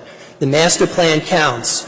If the master plan didn't say we could do this, then we couldn't come and even ask you for a zoning change, probably. So I think that's an important factor. There's one other thing. I know some folks from Gulls Cove are upset about the increase in height. But I think it's important to recognize that Gulls Cove is about 250 feet away from this property. And I know this is a little bit small. I could pass some of these around to the council if you would like. But primarily, Gulls Cove is a property that faces north and south. There's only a part of the rectangular-shaped building that actually faces the property that we're seeking to develop. And in between the building and our project is Marin Boulevard, which is more than 60 feet wide, and the prep football field, which is not going anywhere. It's completely open. So the folks who live on the eastern side of Gulls Cove will still have plenty of light and air. Now, I recognize that we're asking that you allow us to build a 15-story building off Van Voorst, but it's 250 feet away. They will still have views to the southeast and to the northeast. The other thing to remember is that the area is zoned 7 stories currently, not 6. Just a small mistake. It is zoned 7 stories. If we were to build, if Fields was to build a building through here, everybody on the first 7 stories of Gulls Cove, their view would be blocked anyway. So it's only the upper floors that are actually, I don't even know if their view is blocked, but if these folks are upset about it, I'll respect that. But there's still plenty of light and air and plenty of views to the northwest and the southwest from the Gulls Cove building. We're very far away from it if you consider, this is a city. 250 feet or more is a lot.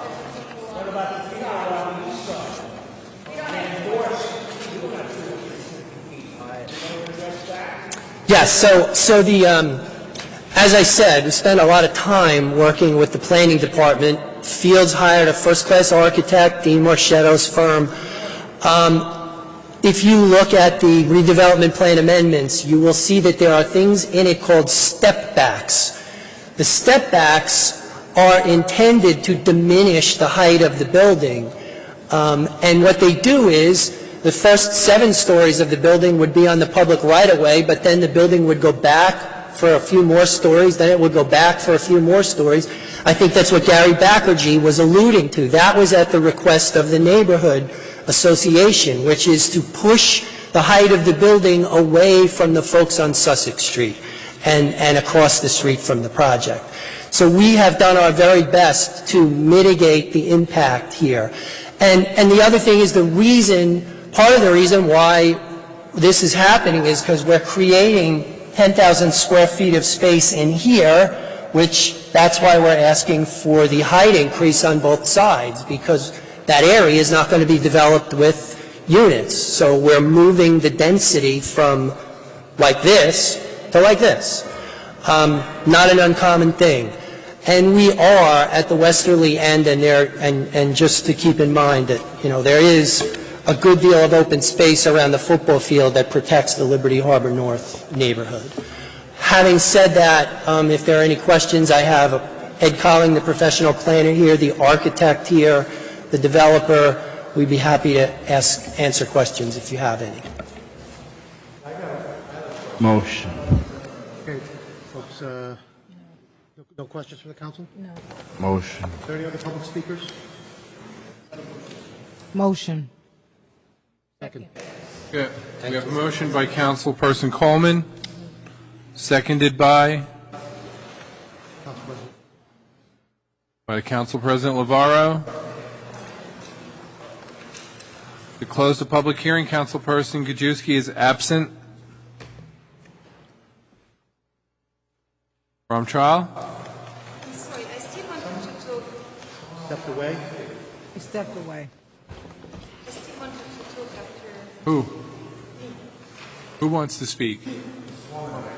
You've spoken already, haven't you, Elena? I haven't spoken yet. You didn't speak yet? I'm sorry. Please come forward. I will have to spell my name too. My first name is Loise. Start with your name, please. Yeah, that's what I'm telling you. Loise, L-O-Y-S-E. L-O-Y? S-E. And my family name is Bonjour, B-O-N-G-O-U-R. G-O? G-O-U-R. Bonjour. Bonjour. So I don't want to add a lot more to what everybody has said, but I think many people came tonight because they felt they were listened to by the neighborhood association. They even didn't feel informed by the neighborhood association that this was happening. And I think it's made a bit obvious by the fact that the only one defending the project are the developer and the members of the board of the association. So I just want to, ask you, there's been concerns raised in the neighborhood, they've been brought to you this evening, they haven't got an answer. They haven't gotten an answer, so listen to them. Thank you.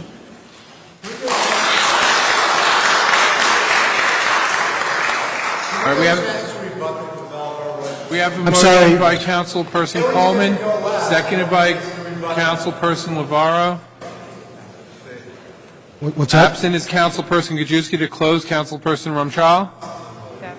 He stepped away. Councilperson Bajano. Yun. Aye. Osborne. Aye. Coleman. Aye. Rivera. Aye. Waterman. Aye. President. Aye. Close the public hearing. Robert, before we vote, Bob, just two questions.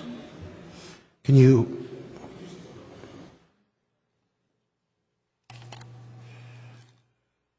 The issue with regard to the master plan, there were some comments from residents, and then James McCann.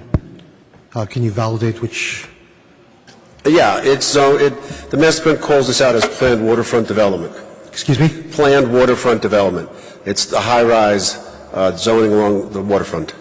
We say it's allowable up to 16 stories? That's what James McCann said. Yeah, he's correct. He's correct. Okay. Could be taller than that. And the second thing is the 16. 16, right? Correct. You said? You can ask a follow-up. I think people are getting confused, and I don't want people to think there's any purposeful misintention. I don't think there's any purposeful misintention. What I interpreted from all of that was that the master plan says it could be 16 stories, and then at some point in time a redevelopment plan was put on top of that, which made it lower. Is that accurate? That's correct.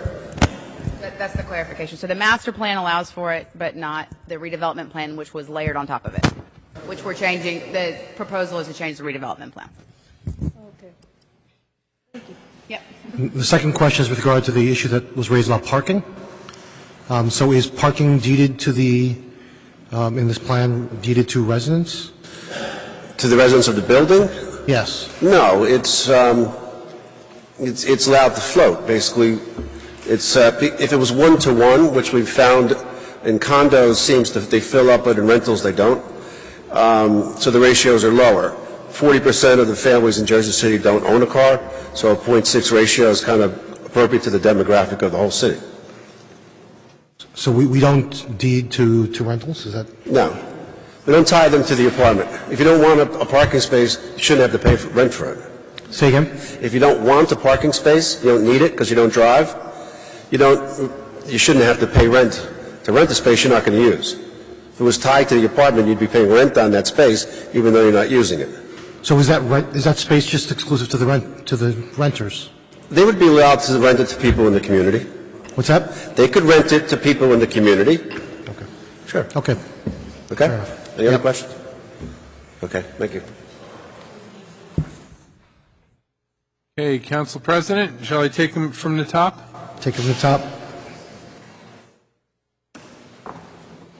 Councilperson Gajewski is absent. Councilperson Rumchaw? Aye. We voting on this now? No. We're going to go to... Councilperson Bajano? We're going to vote. We're going to vote. We're voting. Aye. Councilperson Yun? This is the final adoption? Yes. Oh, no. Oh, wait, then I have something to say. You said it was this Okay. proposal. Let's rewind. Councilman Boggiano. I thought this was just... First of all, the other night... We can't hear you, Councilman. Pull your mic up.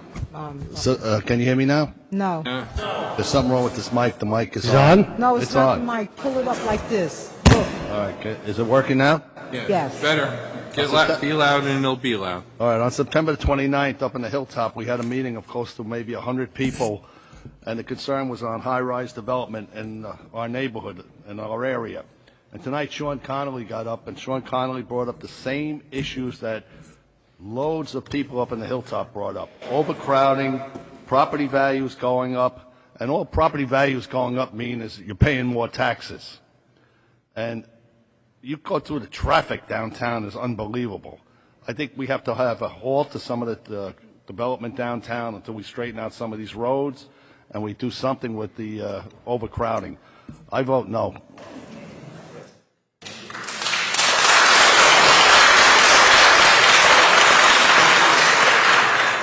Councilperson Yun? No.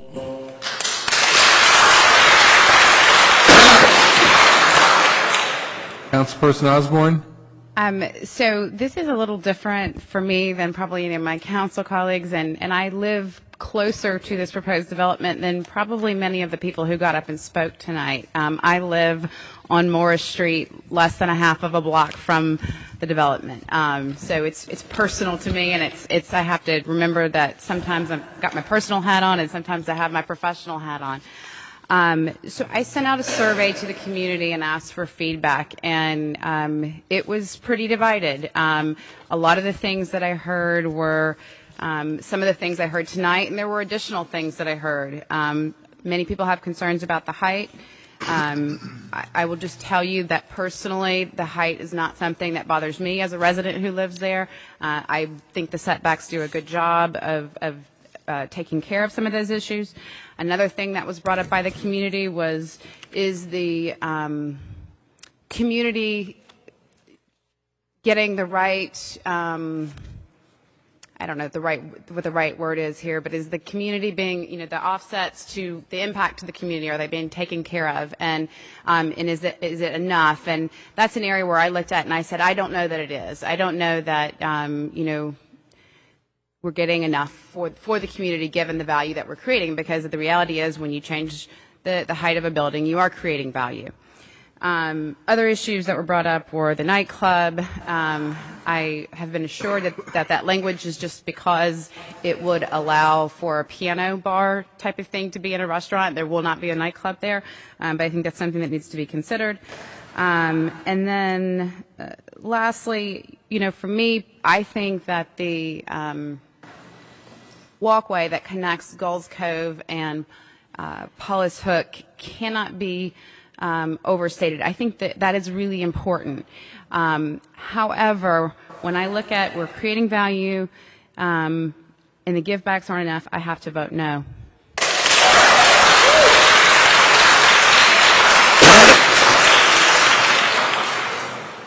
Councilperson Coleman? Well, I've listened to both sides of this situation. However, I live on Arlington Avenue that has a factory across the street from me, and I paid $500,000 or more for my home, and you know, I'd like for that thing to be torn down and they build a high rise across the street from my house is what I would like. But at my age, I've been in Jersey City for over 60 years. And I've heard people say tonight about abandoned neighborhoods and things like that. But all of downtown Jersey City 35 years ago was an abandoned neighborhood. That's what it was. And the rents that people pay to live in the beautiful properties that they live in now did not exist without revisions to the redevelopment plan that created the banks and the hotels downtown Jersey City and the nice roadways and the nice shopping district. That did not exist 35 years ago. Without revising the redevelopment plans, that would still be swamp and ghetto and low income housing and a whole lot of other things. At the age of 15 years old, I wasn't allowed to go past the junction, which I don't know if you all know where the junction is, but it's on Communipaw and Grand. I wasn't allowed to go past the junction to go downtown Jersey City, or my mother would call the police and say I was missing, because that was the state of downtown Jersey City.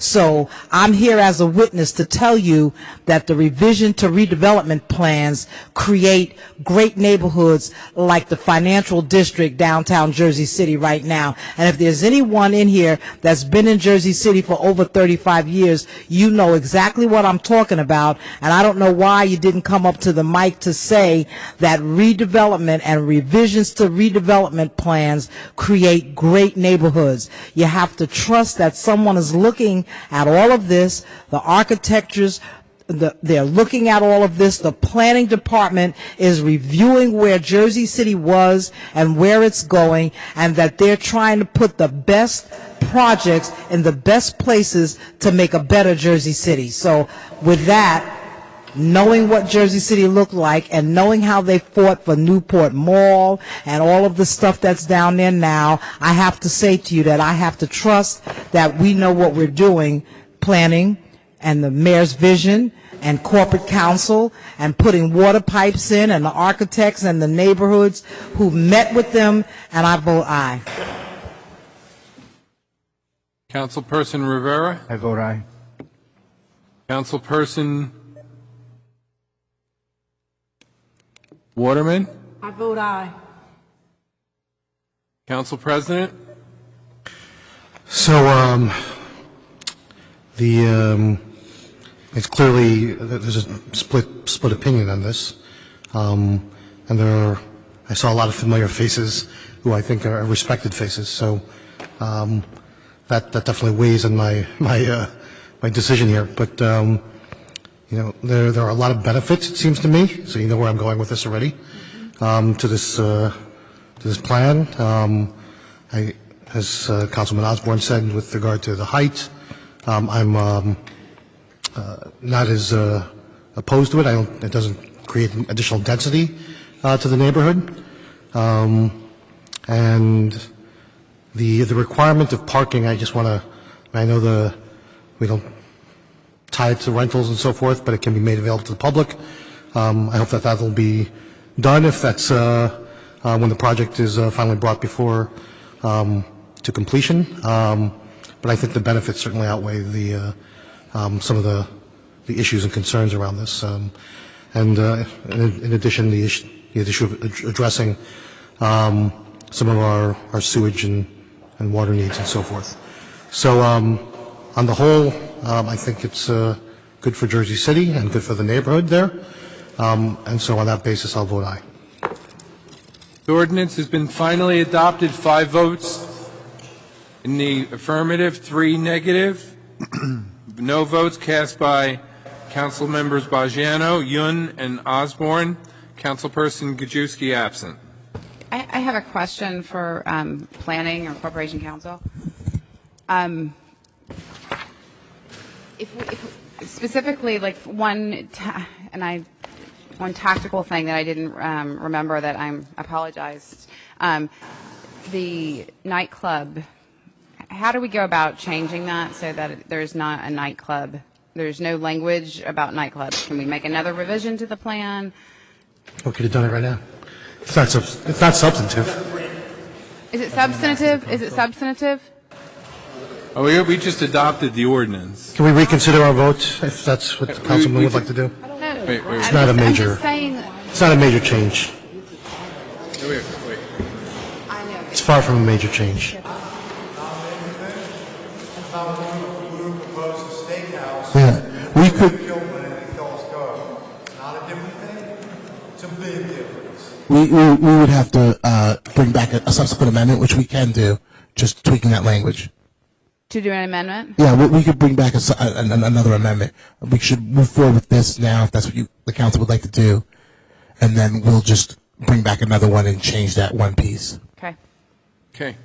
On to item 4C, City Ordinance 14121, an ordinance authorizing the execution of a temporary easement and license agreement on city-owned property located at 13 Linden Avenue, Jersey City, New Jersey, to accommodate 2 solar renewable energy installations in connection with a solar power energy services agreement entered into by and among the City of Jersey City, the Hudson County Improvement Authority, and the Hudson Energy Solar Corporation.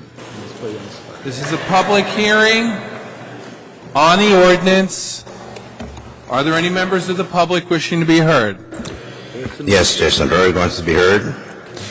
If this is Jersey City-owned property, why is an easement needed on this agreement? That's my first question. Why is there an easement needed? Because it's city-owned property. The city cannot allow someone to go onto the property unless we are indemnified and we have an agreement. Okay.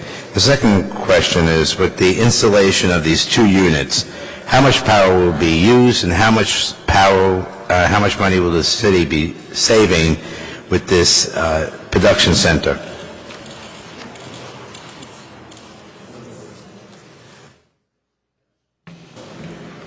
What are we talking about? No. You know I come here and I want those little what's your things question, to be Jason? asked. The question was, how much power is going to be generated? How much square feet is being produced for this installment of these 2 solar energy arrays? And it's very important because if it's going to be... I'm going to hazard a guess that we don't have that information. This is an easement. It's granting an easement. Because again, in 2010, I did try to have the city produce and create. No, it has to do with it because this is we're talking about an easement. For energy Not talking production about authority. your plans for solar, to sell solar power or whatever you're doing. That's not the plan here. That's not the what's on for discussion. Well, I'm just asking that you're doing this, and the purpose of doing something is the end goal, end result. What is it doing? How is it going to save? What is going to be in effect? How is it going to benefit us? I'm asking simple questions that... You're for solar power. I'm not against solar power. I just want my answers, my questions We don't have an answered. answer for you. Well, will that be forthcoming? I mean, you're voting on something... Is that it? Is that the only question? No. We don't know how many... you don't know the savings. Lots are being generated and... Excuse me, President? Mr. President? Excuse me? I didn't hear your comment.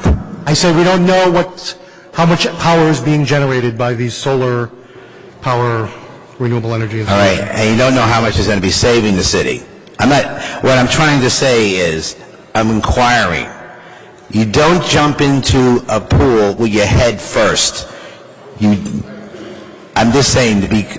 Jason, we're granting the county an easement. Excuse me, I can't hear... Jason, Jason. I can't hear. Get to what you're inquiring I about. inquired that. I asked you simple questions, and no one. And I get. Answer is no. We don't know your answer. Don't We don't know. have an answer And for you. if you don't know, you have to know.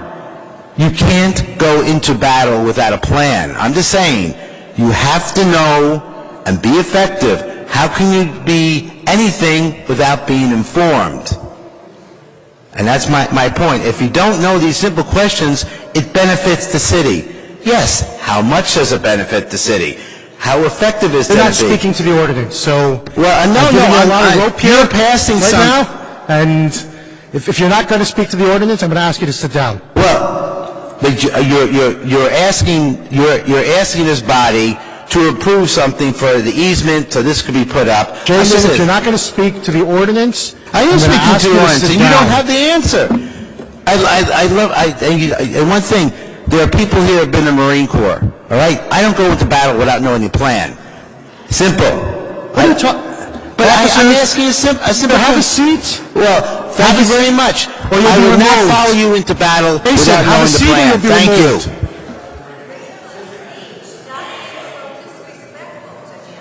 Oh, my gosh.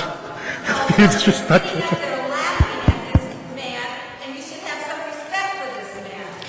You're out of order. Can we have... If you would, This if you is a continue public with your hearing. outbursts, then we'll have you removed as well. How's that? It's a public hearing on the ordinance. Anyone else wishing to be heard? Second. A motion by Councilperson Waterman. Seconded by Council President. Close the public hearing. Councilperson Ramchal. Councilperson Ramchal. He stepped away. He's got ants in his pants tonight. Councilman Bajano. Yun. Aye. Osborne. She stepped away. Coleman. She stepped away. We have a quorum up there? Let's keep going. Rivera. Aye. Waterman. President. Yeah, I just want to say about... Close the public hearing. Yeah, I know. We have a 5-0 With regard to to close closing the public hearing. I'm just going to say to Jason Berg, again, that, your antics in this council chamber is outlandish. I mean, we're talking about granting an easement to the Hudson County Improvement Authority so that they can do some work to do some solar installations. That's what's going on here. The question about whether we should be checking into what the power outage is for those solar installation, those solar panels or whatever solar source is going on there is beyond ridiculous. So if the folks who have kind of come here for the first time, if they didn't know, Jason Berg is a regular here at the city council meetings, and he regularly makes a mockery of these proceedings. And so if I was a little, if I snapped a little bit there, it's because he tends to rub me the wrong way. So I'll vote aye to close the public hearing. Public hearing is closed to consider the final adoption of City Ordinance 14-121, Item 4C. Who do I start with? Councilman Bajano? Yes. Councilman Yun? Aye. Councilwoman Osborne is still out. Councilwoman Coleman as well. Councilperson Rivera? Aye. Waterman? Aye. President? Aye. We have a 5-0 vote. Councilwoman Osborne, this is for the solar power energy easement. Thank you. If we could get the other council members back, that would be a dream. Well, welcome to my nightmare. We'll come back to the council members. We'll go on to the next. As it stands now, 4C is adopted 6-0. Councilperson Gajewski, Ramchal, and Coleman absent, but we'll catch up with the missing parties. 4D, City Ordinance 14-122. An ordinance authorizing the execution of a grant of conservation restriction easement agreement for public access to the waterfront among the City of Jersey City and Liberty Harbor North, and Liberty Harbor Holdings, LLC as grantors, LHN owner, Urban Renewal LLC as the developer, and the New Jersey Department of Environmental Protection as grantee. The public hearing on the ordinance, are there any members of the public wishing to be heard? Motion. Second. We have a motion by Councilman Rivera, seconded by the Council President. Close the public hearing. Councilman Bajano? Yun? Aye. Osborne? Aye. Coleman? He's absent. Rivera? Aye. Waterman? Aye. Council President? Aye. We have a 6-0 vote to close the public hearing.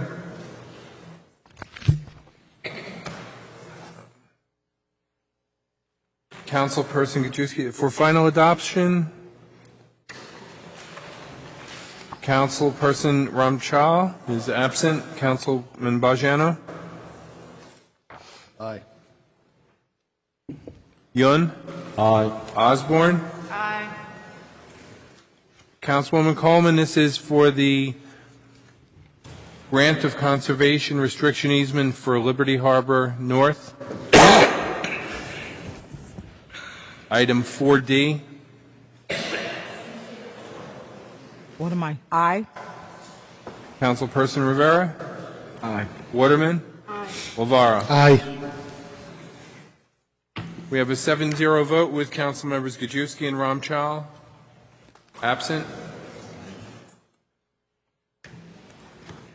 On to item 4E. 4E is City Ordinance 14-123, an ordinance authorizing the transfer of Block 30305, Lot 6, to the New Jersey Turnpike Authority. Motion. This is a public hearing on the ordinance. Are there any members of the public wishing to be heard? Jason Bird. Question, where is this property being transferred from? To the corporation and BA.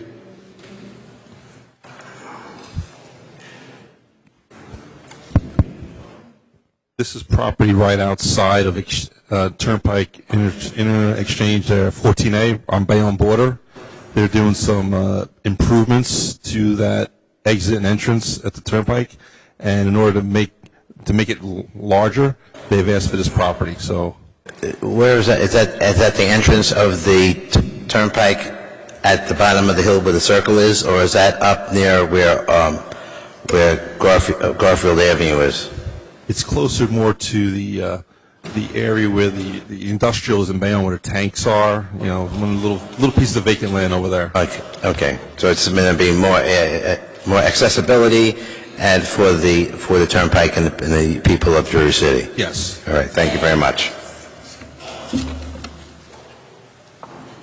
The public hearing, anyone else wishing to be heard? Motion. We have a motion by Council President Lavara, seconded by Councilperson Coleman. Close the public hearing. Councilperson Bajano? Aye. Yun? Aye. Osborne? Aye. Coleman? Aye. Rivera? Aye. Waterman? Lavara? Aye. We've closed the public hearing, 7-0.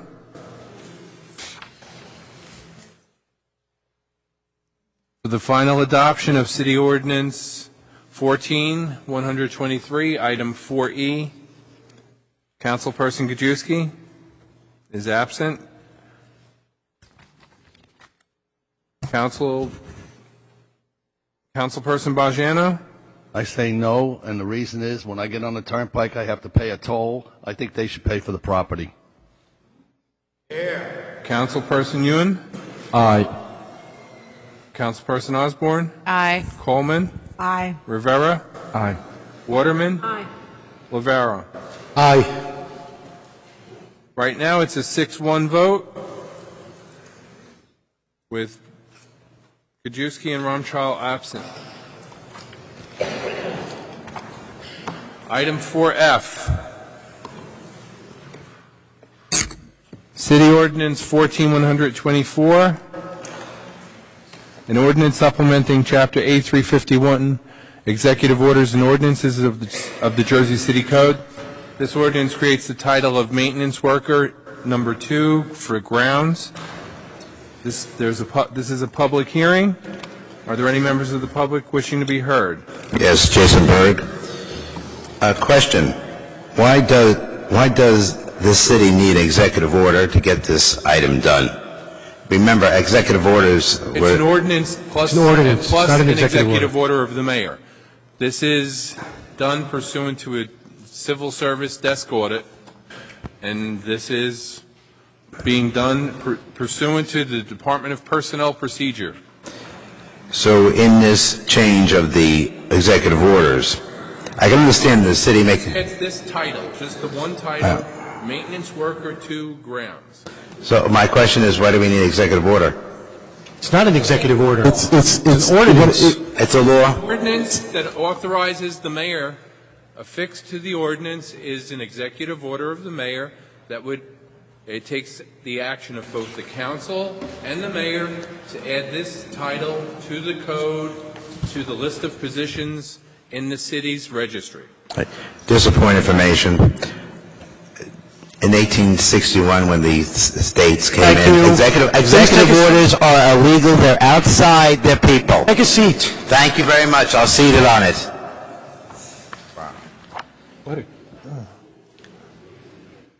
You see what I'm talking about here, folks?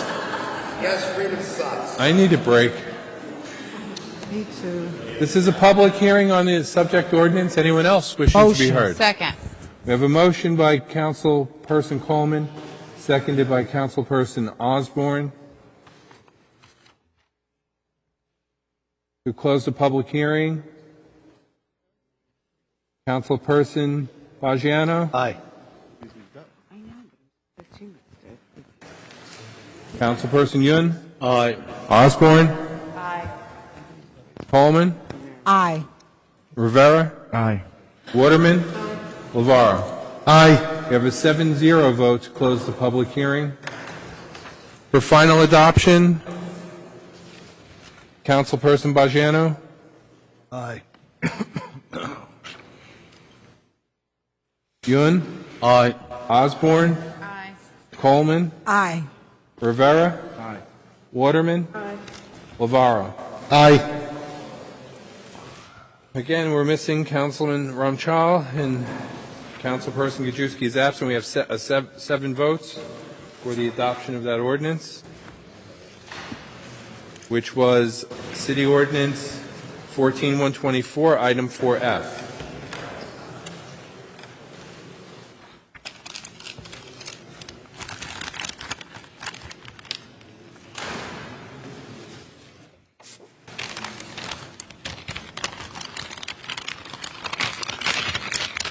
Second, council members.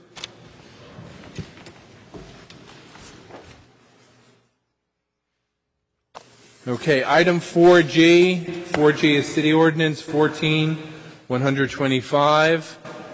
I know this is bringing a few people out. It's an ordinance amending Chapter 175, Food Handling Establishments, Article 3, Food Establishments, to create standards for farmers markets. 2, Chapter 3, Administration of Government, Article 9, Department of Public Works, Section 71, Division of Park Maintenance, to amend the approval process for farmers markets seeking permission to operate in city parks. And 3, Chapter 239, Park, Section 15, Hours of Operation, Permits, Farmers Markets, to create standards for farmers markets operating in city parks. What's the council's pleasure on this? We're going to have the public hearing. Public hearing. This is a public hearing on the Yep. ordinance. Thank you. I don't know. He's coming. He'll come back. Sure. Yeah, he's not feeling well. Thank you. Hi, my name is Pete Clapper, Klapper. I'm here both to represent myself as a resident who's been a resident of this city for my whole life, as an ex-business owner. I don't know if any of you remember Hudson Camera, that was me, and now as a commercial property owner. I'm also here to represent the historic downtown SID. If you'll permit me, I have a quick letter to read to you from them. My fellow reader, Carmen Mendiola, who owns Hardgrove, had to leave, so she and I basically are reading this together. Dear council members, thank you for taking the time today to hear this matter. I am reading this letter on behalf of the HDSI Board of Directors. The board is currently reviewing the proposed ordinance and analyzing all ways in which this will impact our Grove Street market. Additionally, please note that our prepared foods count currently stands at 23%. We are working diligently with the city and merchants to reflect a balanced market, which we are. I've been on the SID board since before it was the SID. I was on the Downtown Merchants Association going back 25 years. And I have to tell you that what the HDSID has done in the very recent past is absolutely amazing. If any of you remember Newark Ave 30 years ago, it was the pits. It had gone from one of the jewel business commercial districts to an absolute dump.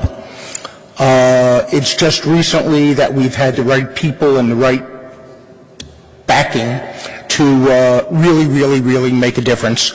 And you people have done wonderful things to help us. The HDSID does things that people don't realize. We have street sweepers out there twice a day sweeping the whole district, sidewalks and street. We do pictures with Santa. We do pictures with the Easter Bunny, all for free. We do the Christmas lights in the business district, the holiday lights. We have the street fair, which has been a resounding success. Thank you, Michael, for showing us what a great project that could be. Groove on Grove has a wonderful regular audience at the Path Station and the Farmers Market. As many of you know, funding for SIDs has dropped drastically over the last 3-4 years. And the farmers market has been very valuable to us. It brings in enough money to support a lot of these other functions that we do. It has also done amazing things, like it has brought nomad vendors, as I've heard some people call some of our people at the farmers market. It has taken these nomad vendors and actually put them into brick and mortar in the district. We've had 3 or 4 who have actually gone from being at the farmers market to being a brick and mortar resident of the SID paying taxes. As a resident, because I not only have worked in the district, I've lived in the district my whole life. I talk to other residents. I might be known as a barfly to some, but I talk to a lot of people, and people love the farmers market. It is just, they almost base their weekly schedule around it. They absolutely love it. And thank you so much for listening to us, and don't ruin our farmers market, please. Thank you. Thank you.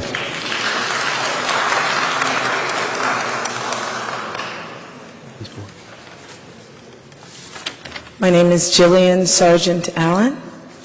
Jillian? Gillian.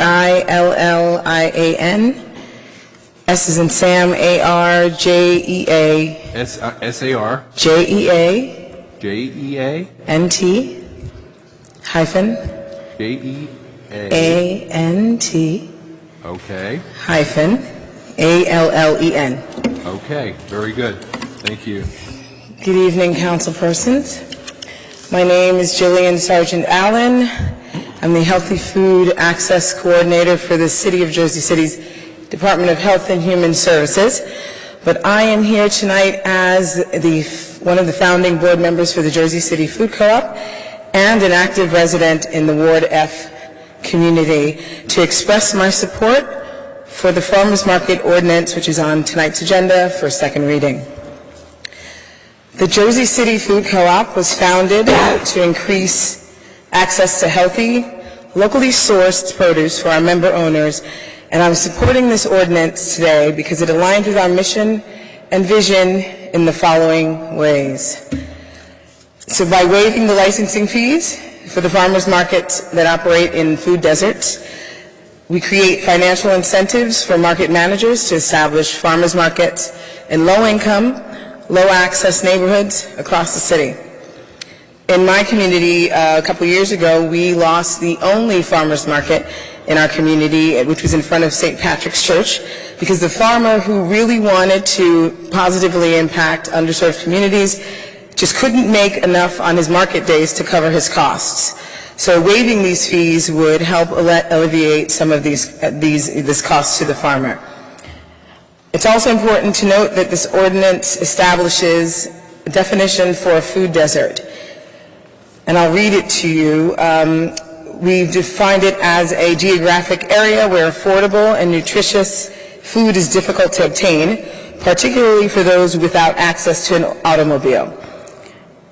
This definition doesn't necessarily identify food deserts as low-income areas, but low-access areas because of the distance to supermarkets from the community, right? So Paula's Hook, for example, we talked about them this evening, is not a low-income neighborhood or community, but it's low access because of its distance. It's more than half a mile to the nearest supermarket, as defined by the USDA.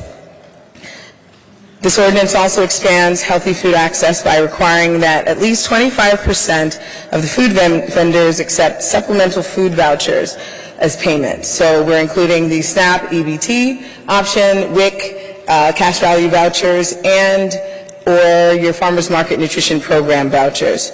So no matter where the markets exist throughout the city, individuals who receive subsidies can access healthy foods regardless of their methods of payment.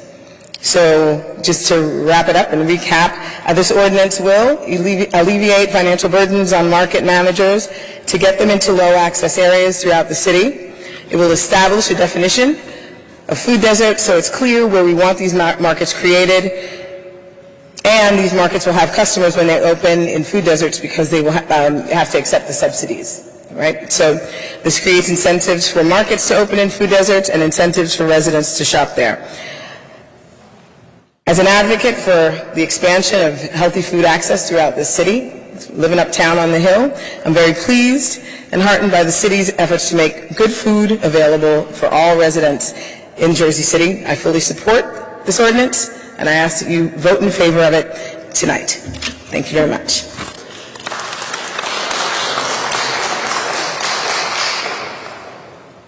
Can you get closer to the microphone and... Sir? All right. It's Mark Bunbury, 3504 Kennedy Boulevard. Mark? Bunbury, B as in boy, U, N like Nancy, B as in boy, U-R-Y.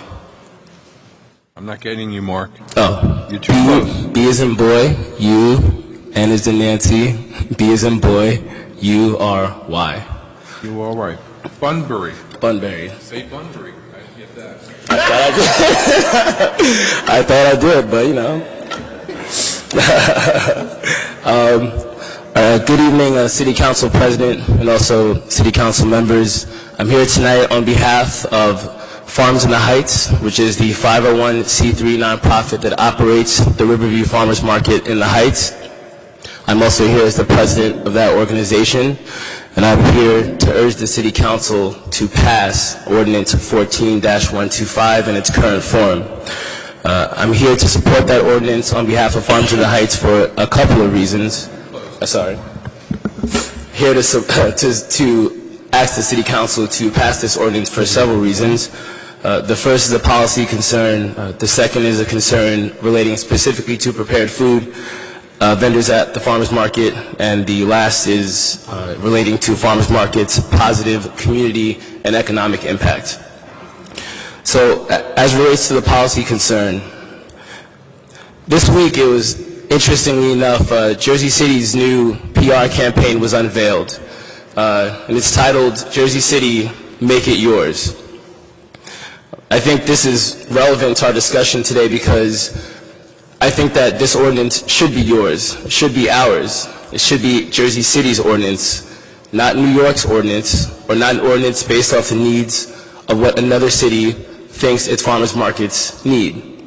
It should be based on the needs of what Jersey City residents need. It should be based on the needs of what farmers market organizers need. And I urge you to consider that and keep that in mind. In relation to the concern regarding prepared food vendors at the market, the ordinance in its current form allows for 55% of the total food volume available at a market requires it to be sourced from within 300 miles of Jersey City. We believe that this current requirement adequately supports farmers, adequately supports farmers markets, and allows the focus and the majority of the focus of a farmer's market to remain on farmers, while still allowing 45% of the vendors to be tailored to what the individual market needs, whether that's prepared food or small businesses that are in the neighborhood and the community. I believe that some of you here may have been to the Riverview Farmers Market. We recently tried to invite the entire council to come and visit our market to see where we have actually the exact proportion that's currently in the ordinance. And anyone who's come to our market, and if you have not, we certainly invite you to come, you'll see the beauty that exists there and the marriage of the focus on the farmers, but still having other vendors there to supplement what's available at the market. My last point is really in relation to specifically the positive economic and community impact of a farmer's market. How do farmers market help business? Recently, a think tank, Market Umbrella, that focuses on the effects of farmers markets, did an economic impact study analyzing 9 markets in 3 major cities in the country in order to analyze what is often the surprising economic impact of the original business incubator, which is the farmers market. The impact study found that markets affected every level of participator, ranging from vendors to local businesses to local community, specifically finding that farmers markets added anywhere from $30,000 to $15 million annually to local businesses that were operating around the market area. We can say specifically for the Riverview Farmers Market that we've had 2 specific success stories of businesses that were former vendors at our market who later went on to open brick and mortars. One of these is Mod Cup Coffee, who actually ended up opening a brick and mortar directly across from where the farmers market operates, and also submitted a letter of support on our behalf to both the council president and the Heights Councilman Michael Yoon, specifically saying that the day of our farmers market is the busiest day of their entire week, and noting the positive effect that the market has for them. Additionally, and I believe you'll hear from her yourself, Yoga in the Heights is another business that started at our market, and as a result of the incubating effect that our market had, helped propel that business to eventually open a storefront both on Palisades Avenue and soon on Central Avenue in the Heights. In regards to the community support, in regards to the community impact that farmers markets have, for us, we help to provide a community space in the Heights where one is lacking. Through donations from the Department of Public Works, we were able to create and have table and chairs in our market that encourage people to stay in the park and enjoy the use of the park as well. Additionally, through a grant that we received from Hudson County, we provide music in the park, which allows art and music to be celebrated in the Riverview Arts District in the Heights. Finally, I wanted to talk about the specific impact that our market has in nurturing Jersey City businesses. Nearly 40% of our vendors are Jersey City businesses. They're local small businesses that come to our market to connect to the community and advertise. And we believe that the important positive impact of this can't be understated. Finally, I just want to say specifically, I meant to say this first, but I also want to thank the Department of Health and Human Services and Director Flanagan and her staff for bringing together all the farmers market organizers and specifically taking their input about what exactly should be on this ordinance. And that's why the language is how it currently is right now, because they sat down with all of us and understood what we needed to be successful. Last thing I'll say is I just urge you to again consider that this ordinance should be adopted for the entire city. It shouldn't be adopted for downtown, or just for the Heights, or just for Greenville, or just for Bergen Lafayette. It should be an ordinance adopted for all the farmers markets in the city, and I urge you to adopt Ordinance 14-125 in its current form. Thank you.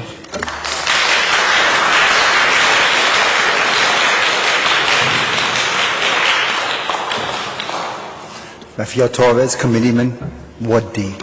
Rafael Torres. Rafael Torres. P-H or F-A? R-A-F-A-E-L. Okay, got it. I'd like to commend the leadership to come up with so many amendments and viable ordinance that we can debate.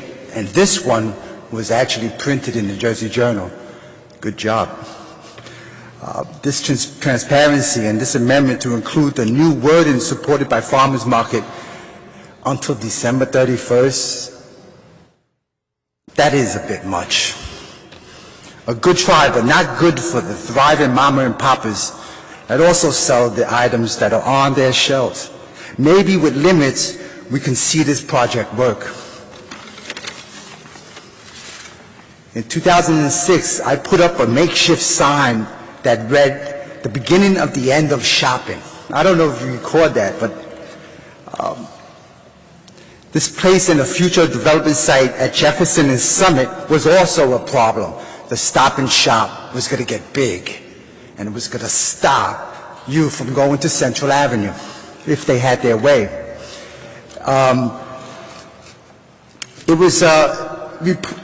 This investigation was a fight also between the Board of Education and the new mega Stop and Shop on Central Avenue.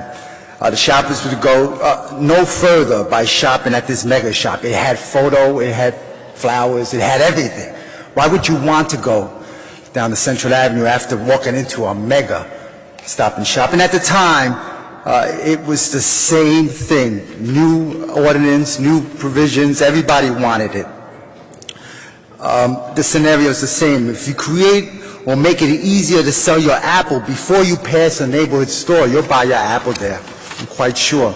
The store, who has a working relationship with the community, public safety representatives, the health, police, and fire inspectors, make sure the apple is safe to eat, let alone brings money to his own plate as a store owner.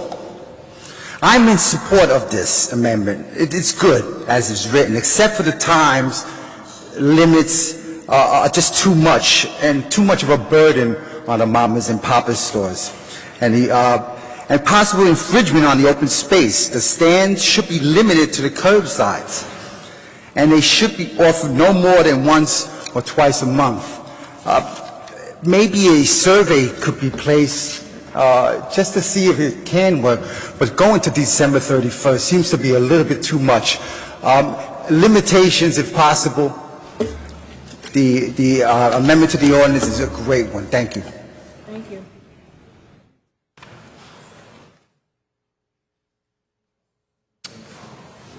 My name is David Goodwin. I live at 80 Reservoir Avenue in Ward C. David, please spell your last name. Goodwin. Goodwin, correct. Thank you. I'm here speaking as a resident of the Heights. I've lived in the Heights for about 10 years, and my wife and I bought a home there 4 years ago. I'm also a former member of the Historic Preservation Commission here for the city. I haven't prepared my remarks, so I apologize if they're not the most eloquent, but I want to speak about sort of the community aspect of the farmers market. The Riverview Farmers Market in Riverview Fisk Park has really unleashed the potential of our community. As previous speakers have stated, businesses have sprung forth from this market. People are meeting their neighbors, they're getting involved with their community, and that's really transforming the neighborhood into a better place. And if this could happen citywide, if farmers markets could serve in that function, that would be a true service to the city, and the ordinance would, again, be a true service to the city in that respect. So I urge the council members to vote for this ordinance, and I'm excited to see what would happen in our neighborhood and other neighborhoods if that ordinance came to pass. Thank you. Thank you.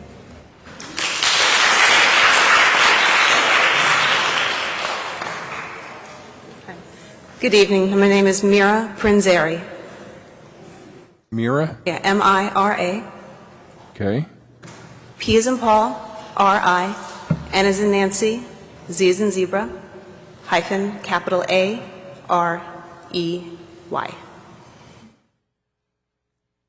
Thank you. So I am a resident of Ward B and co-manager of the two new farmers markets on the west side of Jersey City, the Wisca Market at Lincoln Park and RTNA's Market at NJCU.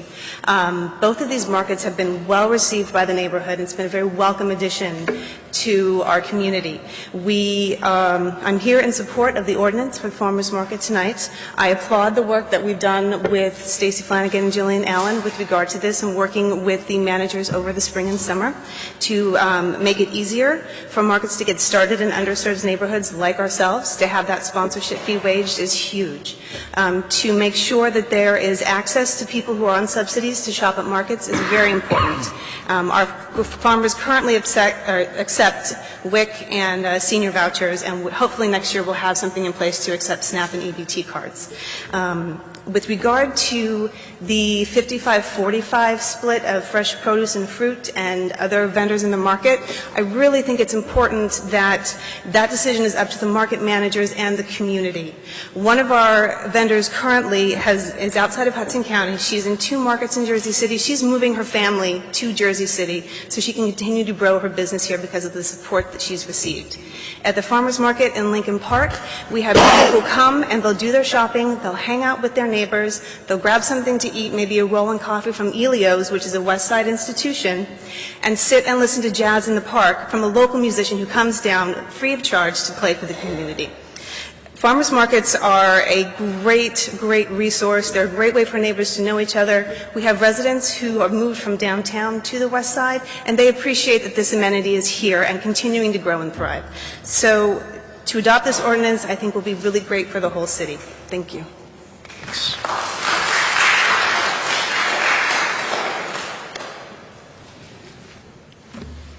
Robert Vertibello, Kensington Avenue, formerly of College Street, Jersey City. I am the co-market manager and co-founder of the Farmers Market, RTNA Farmers Market at NJCU, and I just want to applaud the city for attempting to streamline the farmers market process. The farmers markets, to reiterate the statements that were just made, have been a great benefit to the west side, and we applaud all efforts that the city has made to enhance and benefit the process. The main feedback we've gotten from our neighbors is the fact that they want more diversification at the farmers market and more different types of vendors, and this ordinance provides a mechanism to do that. Thank you.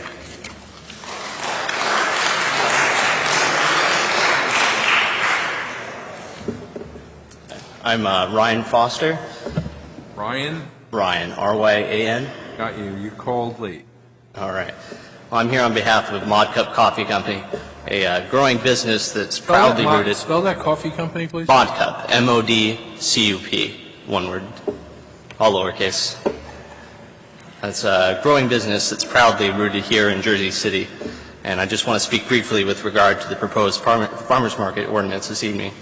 It's come to our attention that some members of the local business community here in Jersey City believe that farmers markets are in one way or another negatively impacting businesses in their communities.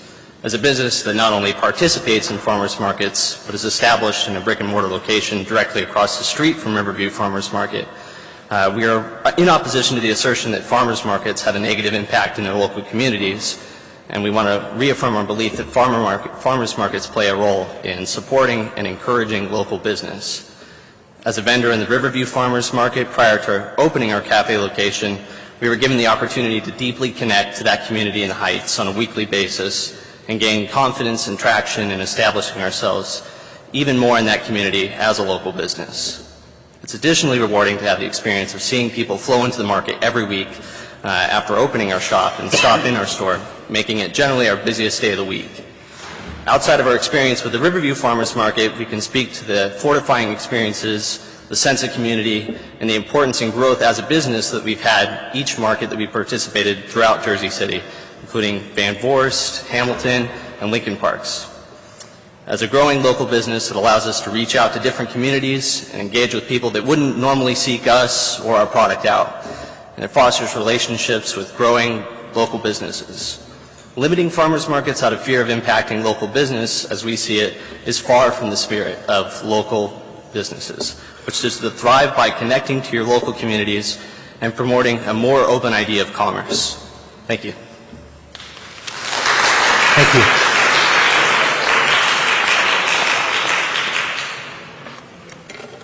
Good evening. Laura Scolar. Hi, Laura. I'm speaking tonight on behalf of the Pershing Field Garden Friends and the Jersey City Parks Coalition.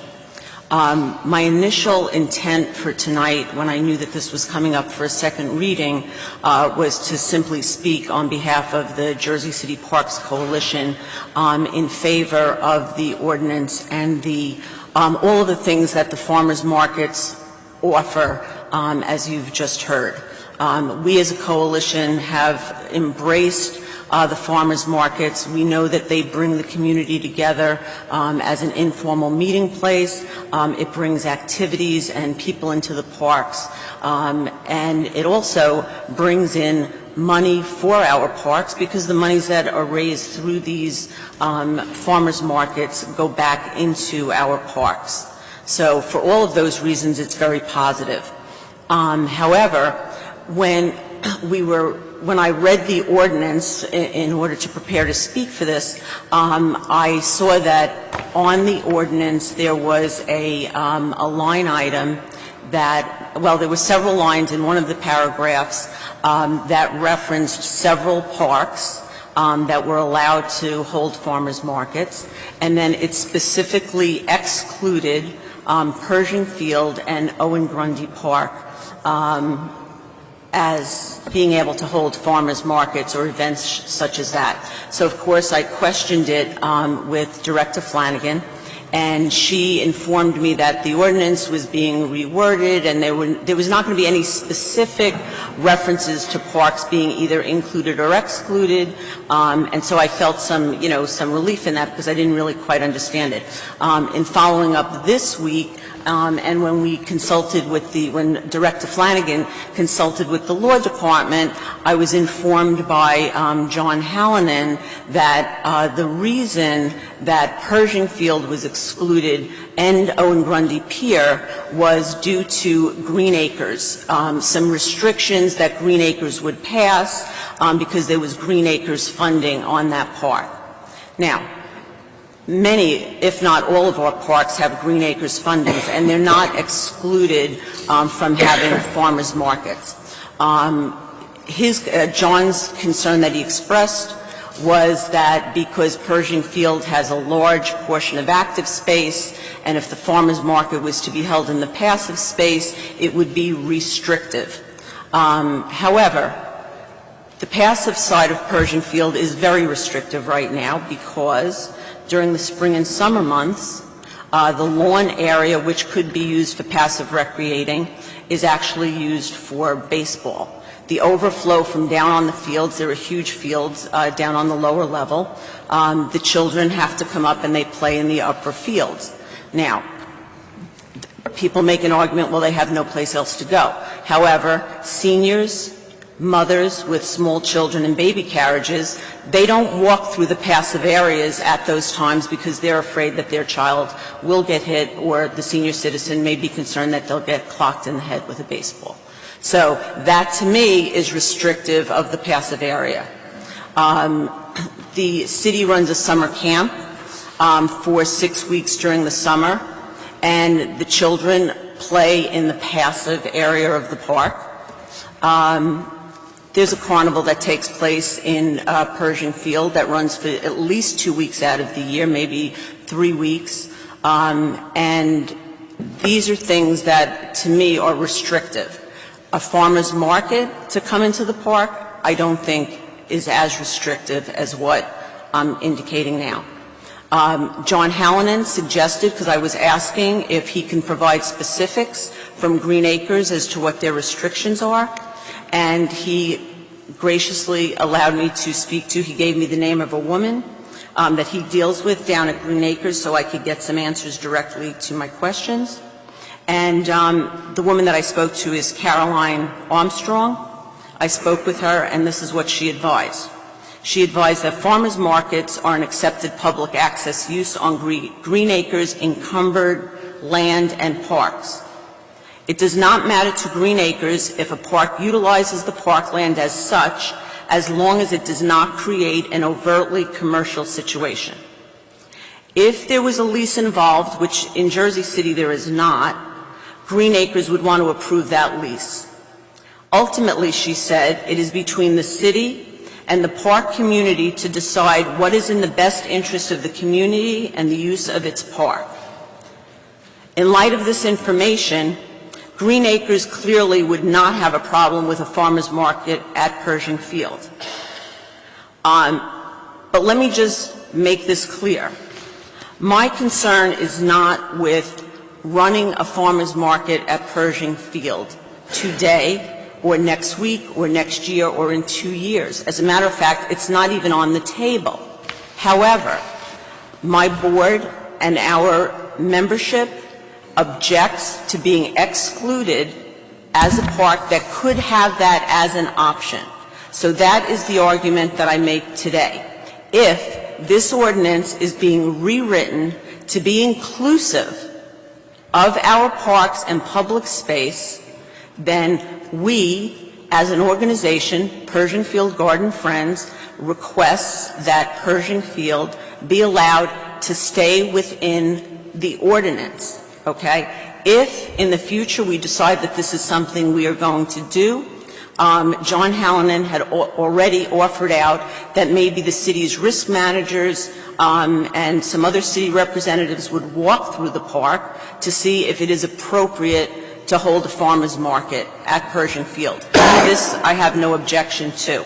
I do object to it being put into law that my neighborhood park will not have the opportunity to do this. So,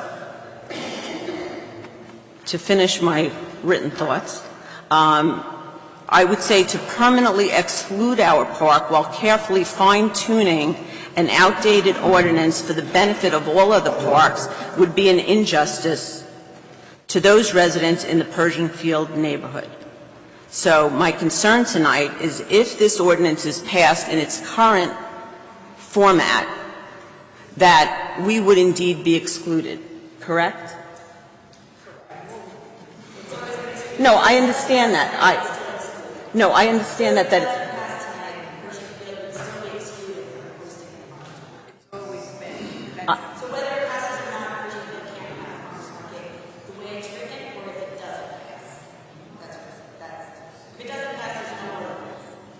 okay, I understand that, but if it passes, then Pershing Field does not have. No, I understand. Well, that's my point. Hey, folks. Well, that is my point. I'm going to ask that the conversations be addressed to the council and then. Okay, but let me just make the point is that I understand that was part of the original municipal code, but if the code is being changed to be inclusive of all of our city parks, I expect that Pershing Field would be included. Okay. Okay? Understood. Can you have Stacy answer whether that's possible? It's possible for Pershing Field to be inclusive? In other words, what I need to know as a council member before I make the vote is that, is it possible to include Pershing Field having the ability to have a farmer's market? Is that possible? Joanne. The ordinance could be amended, but then I think that's a substantive change, at least with regard to the community, that because the law presently is that you can have a farmer's market there. But, Joanne, could you please clarify, Green Acres? There's no legal bar to it. I agree with you. Well, that's my point. I So agree. how is this arbitrarily being decided? Not just because it was part of the original. You can't say, oh, it was there already, so now it's going to stay there.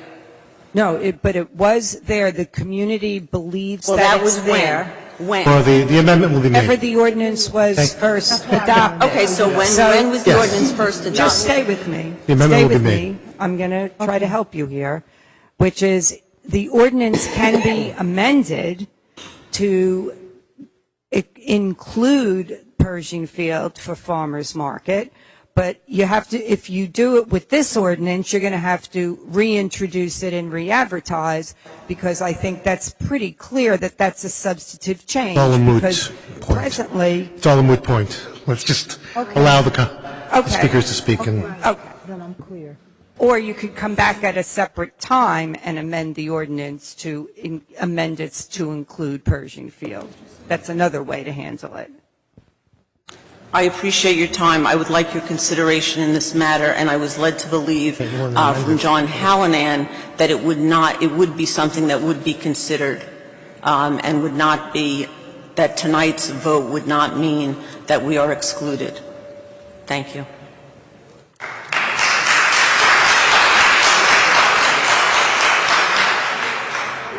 Good evening, Lisa Blando. Last name is Blando. Lisa? Mm-hmm. Lisa Blando. Yes. Okay. Thank you, Lisa. Thank you. Honorable members of the Jersey City Council, I am speaking on behalf of the Washington Park Association of Hudson County, but also myself as a Jersey City resident. The WPA welcomes and supports a farmers market ordinance which provides structure and a standard process for Jersey City farmers markets. As a former yet founding member of Farms in the Heights, the 501c3 organization which founded the Riverview Farmers Market, I can Farms in the Heights. Farms in the Heights. And they founded the Riverview Farmers Market, and I can speak personally to the great efficiencies that such a structure as presented in this ordinance would provide, although I would hope to be able to see that structure in Pershing Field as well. One of the provisions that I would like to point out is the one requiring 55% of the total food available for sale be harvested within 300 miles of Jersey City. Ensuring local farmers are supported and locally grown produce is available will help create a vibrant local economy and enhance the wellness of our residents. The other 45%, which would be attributed to value-added products like nuts and salsas and prepared foods, is a welcome ingredient in a farmer's market lineup, especially in places which are considered food deserts, which is the case where we are in the Heights, where Riverview Farmers Market is, since we're sorely lacking options. As a busy professional, I'm relieved to have wholesome prepared options available to me. I'd love to be able to spend hours preparing homemade dishes with all the produce that I've purchased at the market, but oftentimes that's just not an option for me. Putting on a different hats as a resident and homeowner in Jersey City for the past 6 years, I can also speak personally to the immense benefits created by the Riverview Farmers Market. I've always maintained that it's one of the most positive things to happen where I live. The property value of my home, I'm sure, would say the same thing. When it comes time to sell, I absolutely want my real estate agent to be able to say that there's a farmer's market right around the corner. Besides the obvious benefits of fresh and healthy food, it's been amazing to experience the immense benefits in terms of the sense of community that the farmers market creates. There is no other place for people to congregate like what a beautiful Sunday in Riverview Fisk Park provides. It's a meeting place. Families gather on blankets as their children enjoy crafts and story time. People hang out, listen to live music, enjoy food demos. You catch up with old friends, make new ones. At the risk of sounding saccharine, farmers markets do feed body and soul. An ordinance which provides structure and process to make farmers markets more sustainable will certainly help keep these things well fed. Thank you. Thank you.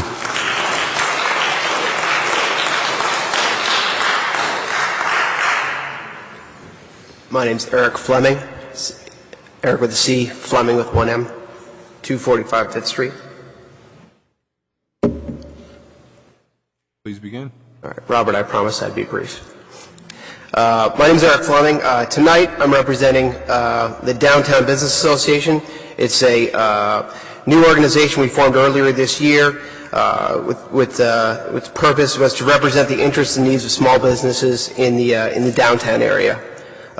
Also, my wife owns Cocoa Bakery, which opened about a year ago on Grand Street. And my wife went to a lot of these farmers markets, and they do a lot of good, but they're not all the same. Areas are different. There are a lot of food deserts around Jersey City, and these farmers markets do a really good job of helping out with that, but not all areas around the city are the same, and that's what I'm here to talk about tonight. Our board got together and we wrote a letter articulating some of the reasons why we oppose the farmers market ordinance as it's now written. I'm not going to read that to you. You'll get it in your inbox. I'm just here to talk about something simple: commitment. We have people who committed hundreds of thousands of dollars or more on the potential of what Newark Avenue could be and what it's becoming. They believed in the future. They bet on Jersey City. They made a commitment to Jersey City. And this ordinance, there's a chance and now they put down roots. They hired people to make our community a better place. And right now, one of these farmers markets is hurting their businesses. And with this ordinance, there's a chance to help them. But the way it's written now, it's not getting the job done. I'm asking you to do the right thing and back those who made a bet on Jersey City. And the way it's written now, this ordinance doesn't get it done. Thank you.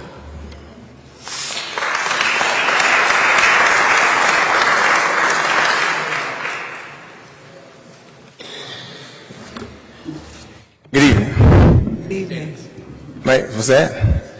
Oh, okay. I was going to give you a long name, Prince Albert Carrington, but the name is Philip Carrington. I want to support this. You're Phil Carrington, right? Yes, I am. You could add Prince to it if you want to. Right. Just make it a little longer. May I proceed? Yes. My God. I want to support this ordinance. I want to support the farmers market. I think it's a step in the right direction. And this is something I've been toying with for a lot of years. But there is still some questions from my standpoint that I need clarity. First, are you saying that the part that have the farmers market at that particular day is the only part that you can conduct commerce? Commerce meaning buying, selling, and trading in the park. I need that question to be answered. For example, if there's a farmers market in the Heights, can we construct or do business at Audubon Park in Ward F? Is there clarity for that? Okay. Well, that is so good, because many times I made attempt to do business in the park with license and got chased and had a lot of fights from the police department particularly on this issue. You see, and I thought it was unfair. Secondly, 5 years ago there was a farmers market in General Square. I took my children up there. We were selling healthy food for the most part. It was healthy juice, homemade cookies. Okay, we had candy bars. And then we got chased. And we said, well, listen here, we are Jersey City product. We are Jersey City organization. And they say that you have to be a farmer. And so today I'm hearing a little different, that other people other than farmers can do business at a farmer's market. Is that what I'm hearing? Again, I need clarity. I am correct. Okay. So,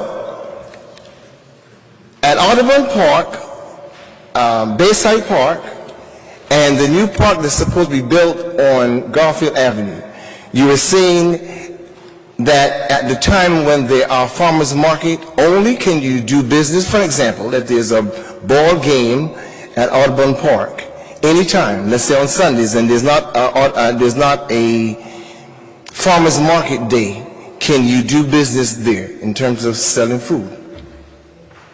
If the park allows it. What do you mean if the park allows it?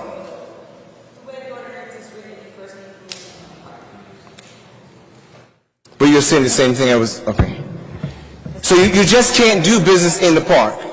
Yes, it's possible, but there are certain rules you have to follow to do that. So there's only certain days you can do business in the park? There's an application process and be the nonprofit organization, a couple of other things in there, permits and all that stuff. So you'd have to follow all of that, but yes, all of it's possible. So who do you make that application to? Because see, I'm just trying to find out. We're discussing the ordinance right now, so if you want to know more about the application process, it's a little premature because the ordinance is still being considered.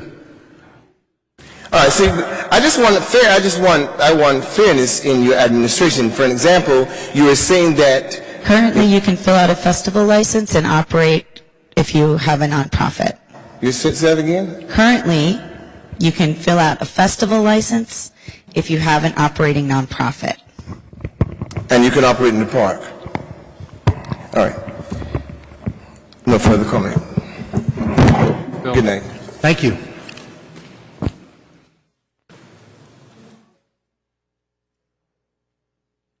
Hi, my name is Stephanie Kumar, Kumar.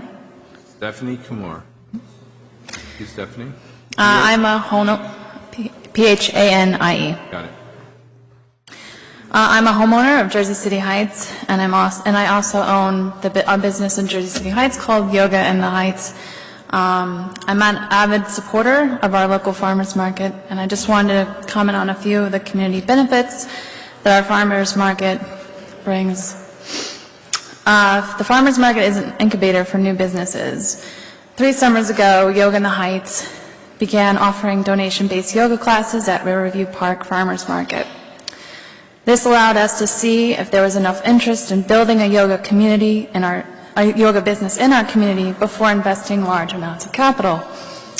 At the time, I was a single parent. I could not afford to invest in a new business, but I did want to make a difference in my neighborhood. This summer marks our 3rd year offering yoga classes during the farmers market, and next week we're opening our first brick and mortar on Central Avenue.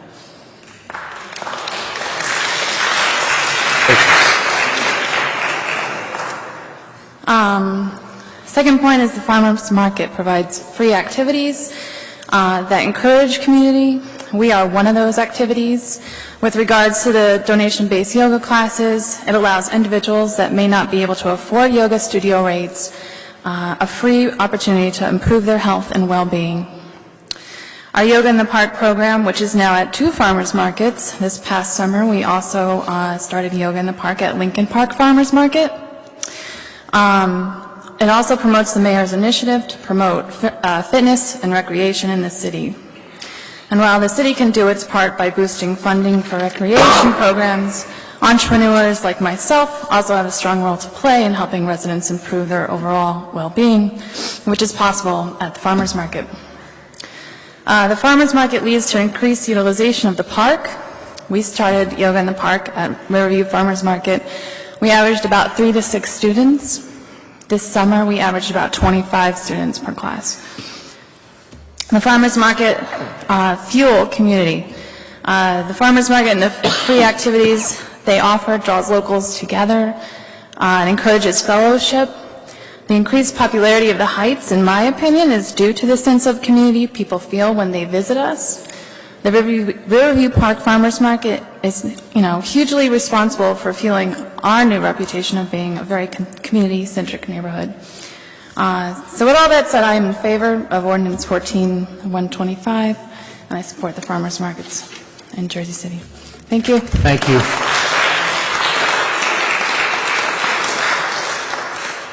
Hi, Marlene Sandkamp, 91 Bright Street. I just wanted to speak to this ordinance a bit, my own personal reflection on it. Before farmers markets were here in Jersey City, you could find me on the PATH train lugging various carrots and rhubarb and lettuces and celeries from the Union Square Market in Union Square, New York. So I was very happy to see farmers markets come to Grove Plaza in particular, and then where I live in Van Voorst on Saturdays in Van Voorst Park. However, and yes, it does have a sense of community, especially in Van Voorst Park on Saturdays. I've sat there with the association many times. However, the way this ordinance is written, I have some concerns and some questions. And primarily, the one is the 55% produce, the 45% that could be anything else. I just want to know, what is the criteria for the 45% for the vendors? Do they have to be local Jersey City? Do they have to be within the 300 miles? Because that could be the Bronx. So I'm a little concerned with that, because I think that, yes, every farmer's market is different. And I think what works in the Heights doesn't necessarily work at Grove Plaza for the businesses down here, and it doesn't necessarily work in Van Voorst Park. So I just wanted to find out what the answer to that is. Well, actually, I'm remiss that Mark Wesson isn't here, because he actually was one that supported the 55%. The 45% is quote-unquote other. That is anything from a community artist to a nonprofit having a table to a prepared food item that needs to be cooked.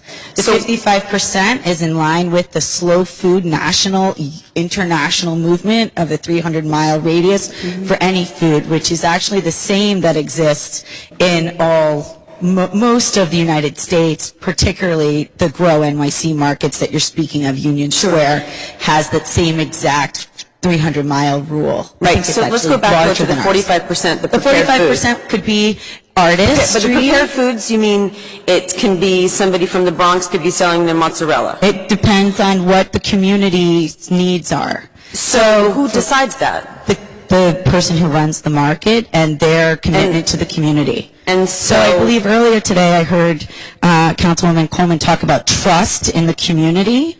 Right. And so trust comes with your pocketbook as well. I believe that trust comes with whoever's buying at the market, and if people are not buying at that particular vendor, I believe the way it's currently happening down at Grove Street is the vendor doesn't tend to return the next year. This is giving actually everybody an opportunity to prepare for 2015. So what you see right now is what next year will look like. And the other question, jump in here? Yeah. Let's direct the conversation with the council, and then if we need to. So the other question I had then is regarding food trucks as well at the farmers markets, which wasn't in the ordinance, and I was wondering if there was something about that would be included and sort of determine who gets to go there, when, where, how it affects the local restaurants and businesses as well. It is at the discretion. Food trucks are not a part of this ordinance. I'm sorry? All of it's at the discretion of the market manager. It's always at the market manager. They would be part of that 45%. Okay. Okay. That answers my questions. I still believe that this ordinance as it's written is very vague, and quite honestly, I would hope that you guys could table it or at least rework it so that the wording is clear and concise, because I think it's very vague as it stands. Thank you. Thank you. Thank you. Good evening. Hi, Ms. Massey. Michelle Massey. Hello. I'm going to be pretty brief, but Ms. Sandkamp made a very valid point, and if we leave things up to the discretion entirely with whoever is managing the market, then who's managing the managers?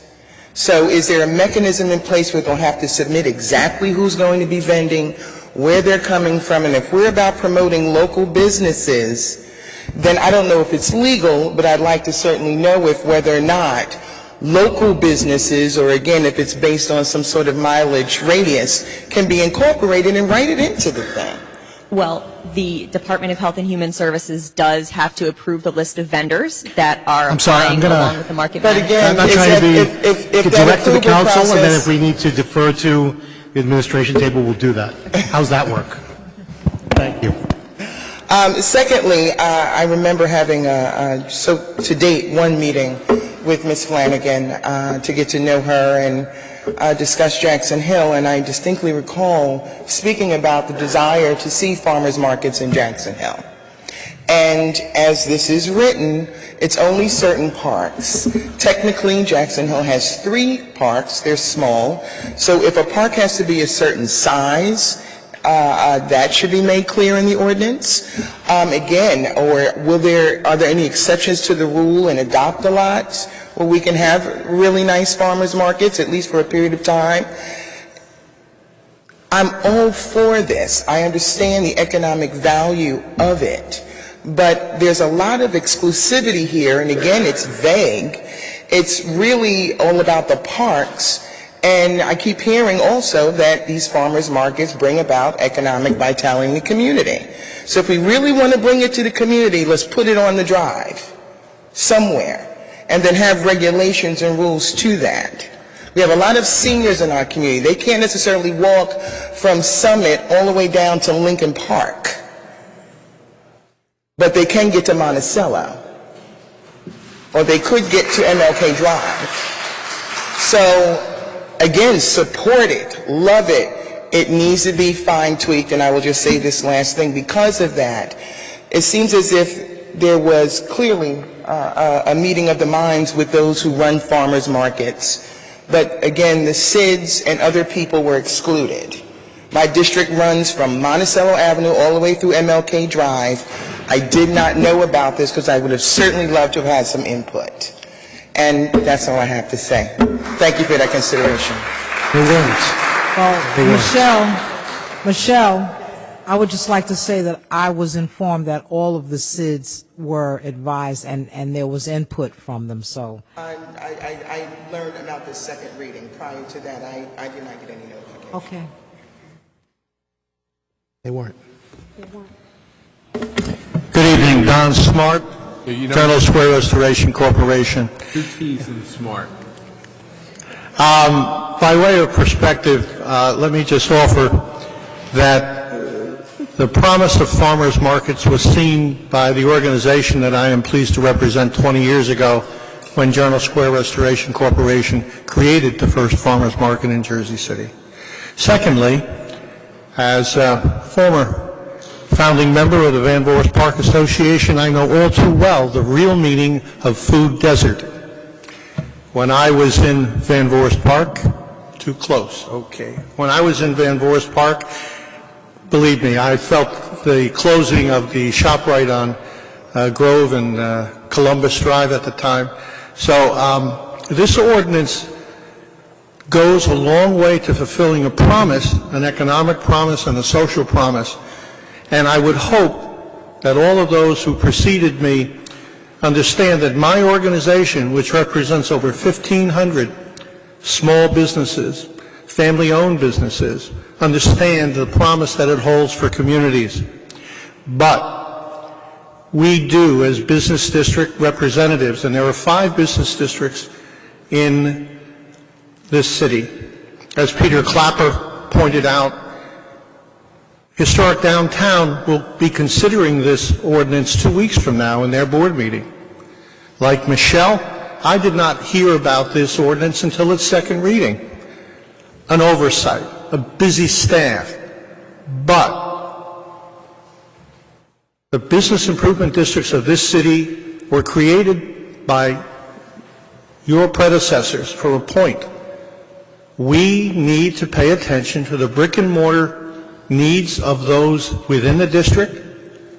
I would love and welcome the opportunity to invite all of our business owners to participate in our farmers market, which we no longer run.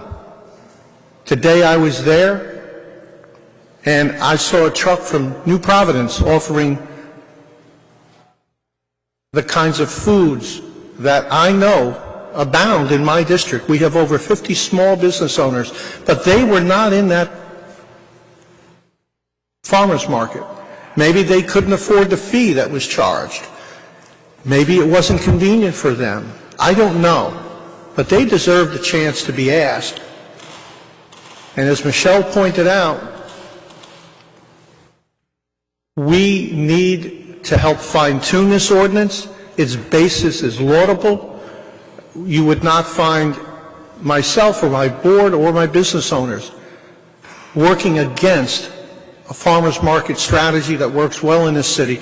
But this ordinance doesn't only amend and clarify for the farmers market, it also dwells on the issue of, can farmers markets pop up on private space, on parking lots, or in other areas not controlled under this ordinance by the Department of Parks? There are some opportunities here for the special improvement districts of this city to strengthen this ordinance we'd like that opportunity. We urge you to table this ordinance and give us the chance to help strengthen it for our business owners and for our consumers, commuters, visitors to this city. Thank you.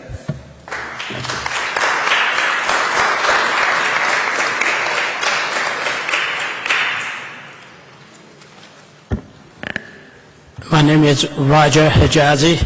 H-E-J-A-D-I. Hi, Roger. H-E-J-A-D-I. Roger. I'm the president for McGinley Square SID.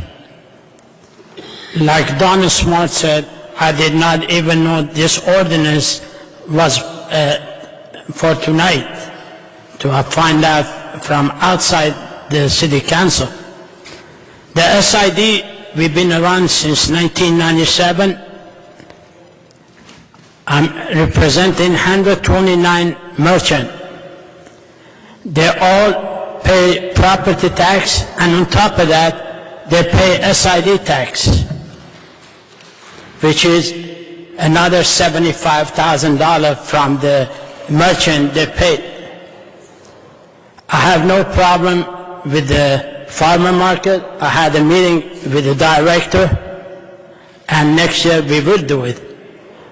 Our problem is, if you give the farmer market to outsider beside the SIDs, and we have no control over it, the guy can come sell a sandwich next to the Subway.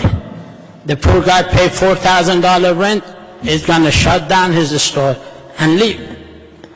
I'm not saying it's bad, but I'm asking the city council if you can table it and give SID a chance to sit down and work on the format of this ordinance, so it be a good ordinance and protect. I'm not saying like places like NJCU, there's no businesses around there. It goes fine. The Washington Park, there's no business around there. It can go fine. But in a SID district, it's gonna break a lot of hearts if this ordinance pass. Thank you. Roger, are you saying that we did not speak with you when I sat down with you? I actually called you. I just want to make sure. I can't hear you, Stacy. I just want to make sure you're saying that I didn't speak with you about this ordinance and about what we're doing. You actually told the council this. I just want to make sure you said that. When Danny actually gave me your number, Julian called you, you came in, I sat down with you. And you're saying that I didn't tell you about this? Yeah, and I did. I walked him through this entire ordinance. I didn't say the timing. You didn't tell me when it's going to come to the city council. You say during the process of writing it down. You never said when it's going to come here. That's what I'm saying. Thank you. Robert, it's not fair that we don't have our city council president or the people who are now coming up to talk. We have 5? Yeah, yes, 1, 2, 3, 4. Sorry, Aaron. That's outrageous. The people that want to speak against it now won't have the city council to listen. Aaron Moore. So next one. Next one. We have a quorum. Yeah. So next one. Good evening. My name is Adnan, and... Wait. Your name? My name is Adnan Quara. You're too close. Back up. Okay, my name is Adnan Quara. Spell it? A-D-N-A-N. Last name, Adnan? Yes, last name K-W-A-R-A. K-W-A-R-U? No, A. K-W-A-R-A. Quara. Yes. Okay. Thank you. Also, I'm the owners of Ibis Falafel. Can't hear you. You're too close. Okay, I'm the owner of Ibis Falafel in downtown Jersey City. Ibis Falafel. Yeah. Also known as the Falafel Man. Basically, I'm here today on behalf of my friends, and since I've been a very staple name in the neighborhood for over 20 years, I'd like to oppose some stuff about the farmers market. I'm not opposing them of being in the area to bring vitality to the city and the downtown area. I'm here to oppose on the prepared food they are serving against us.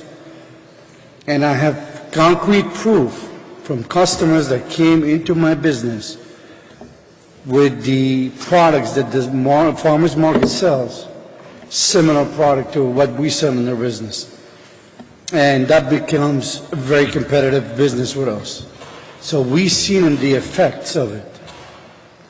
And basically what I'm trying to say is, this is dirty business, and we are hurting the small businesses that are in the area, and I'm not in favor of that. I'm in favor of the farmers market selling authentic fruits and vegetables, just like they have in the city where I grew up. But I'm opposing the prepared food. Thank you.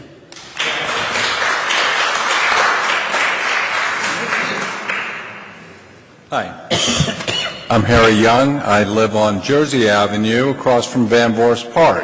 Harry Young? Yes, Harry Young. Thank you. And I'm in support of the brick and mortar owners of these businesses.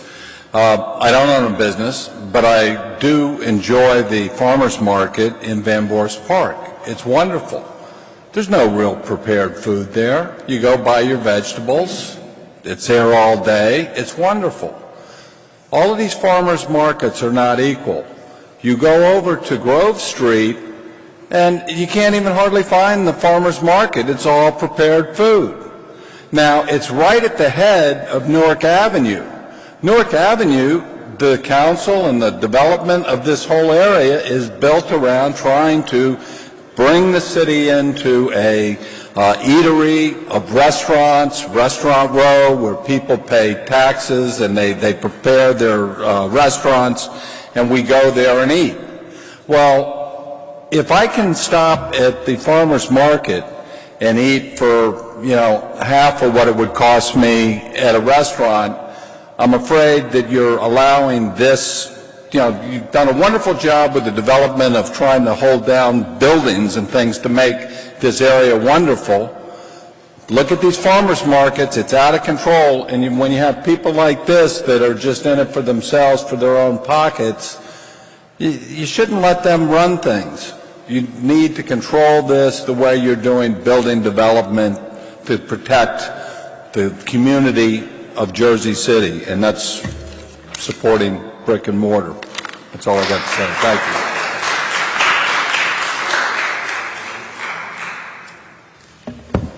David Diaz, District Manager for the Central Avenue Special Improvement District.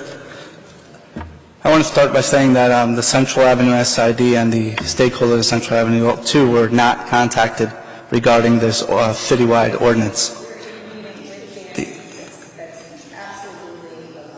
Regarding the farmers markets and the details, I'm sorry? Let's let him make his comments, and then if you want to respond to it. Like I said, I stand by my statement. With that being said, I've met with my Board of Trustees, and at the request and on behalf of the 450 businesses and property owners within the Central Avenue Special Improvement District, the Management Corporation is requesting that the City Council table this ordinance. Retail businesses are raising legitimate concerns regarding the economic impact of the ordinance. The core of the issue is the need for responsible regulations that will help grow both Jersey City's farmers markets and the business community without compromising one over the other. To be clear, business community leaders do support farmers markets where food is sold directly by farmers to consumers and is filling a need in the community. There are some great examples throughout Jersey City, including the Riverview Farmers Market in Jersey City Heights. The new farmers market ordinance should be withdrawn and rewritten because it does not create true farmers markets. It broadly defines the types of food and retail items that can be sold at such markets. It creates unfair competition between mobile vendors and storefront businesses. It undermines existing jobs and undercuts real estate investments. This one-size-fits-all policy does not address the variety of needs across the city. Furthermore, despite what the title suggests, this ordinance will not create any meaningful standard for farmers market that we want to believe is the best mid-sized city in the nation. It may possibly pave the way for flea markets that may also sell some produce. There are no limitations in the ordinance that may prevent that from happening. The significant difference between Jersey City's flea market and the farmers market law is that flea markets face more regulations. Farmer market organizers are not limited to 2 permits per calendar year and are not limited to only 6 events per year like flea markets are. The farmers market ordinance must demand that the farmers market's standards be held higher to prevent certain vendors from circumventing harsher flea market and mobile food vendor laws. There are no farmers markets currently on Central Avenue, and with 5 businesses dedicated to selling fresh produce and nearly 50 businesses, 20% of the storefronts on the avenue, selling healthy, prepared food, there's no need for a true farmers market within our district at this time. The ordinance does not address the local needs and may expose the city's commercial districts to unsolicited vendors posing as farmers markets. The focus of the CID program is to help the city create jobs and grow commerce in partnership with the existing businesses. All stakeholders should be meeting, including the organizers of the farmers markets, representatives of food businesses, and all the special improvement districts to fine-tune this ordinance. Together we could get this done. I just want to note that this meeting tonight started at 6 o'clock. This particular ordinance may impact a lot of the food establishments, and 6 o'clock is the dinner hour, it's the rush hour. I spoke with many of the restaurants on Central Avenue to get their feedback on this. They, especially after reading the newspaper today, they were a little upset that they couldn't be here tonight, but I believe I expressed some of their opinions and beliefs as to what this thing could possibly do. I look forward to working with the City Council and the Health Director on this ordinance, and I thank you for your time. Thank you.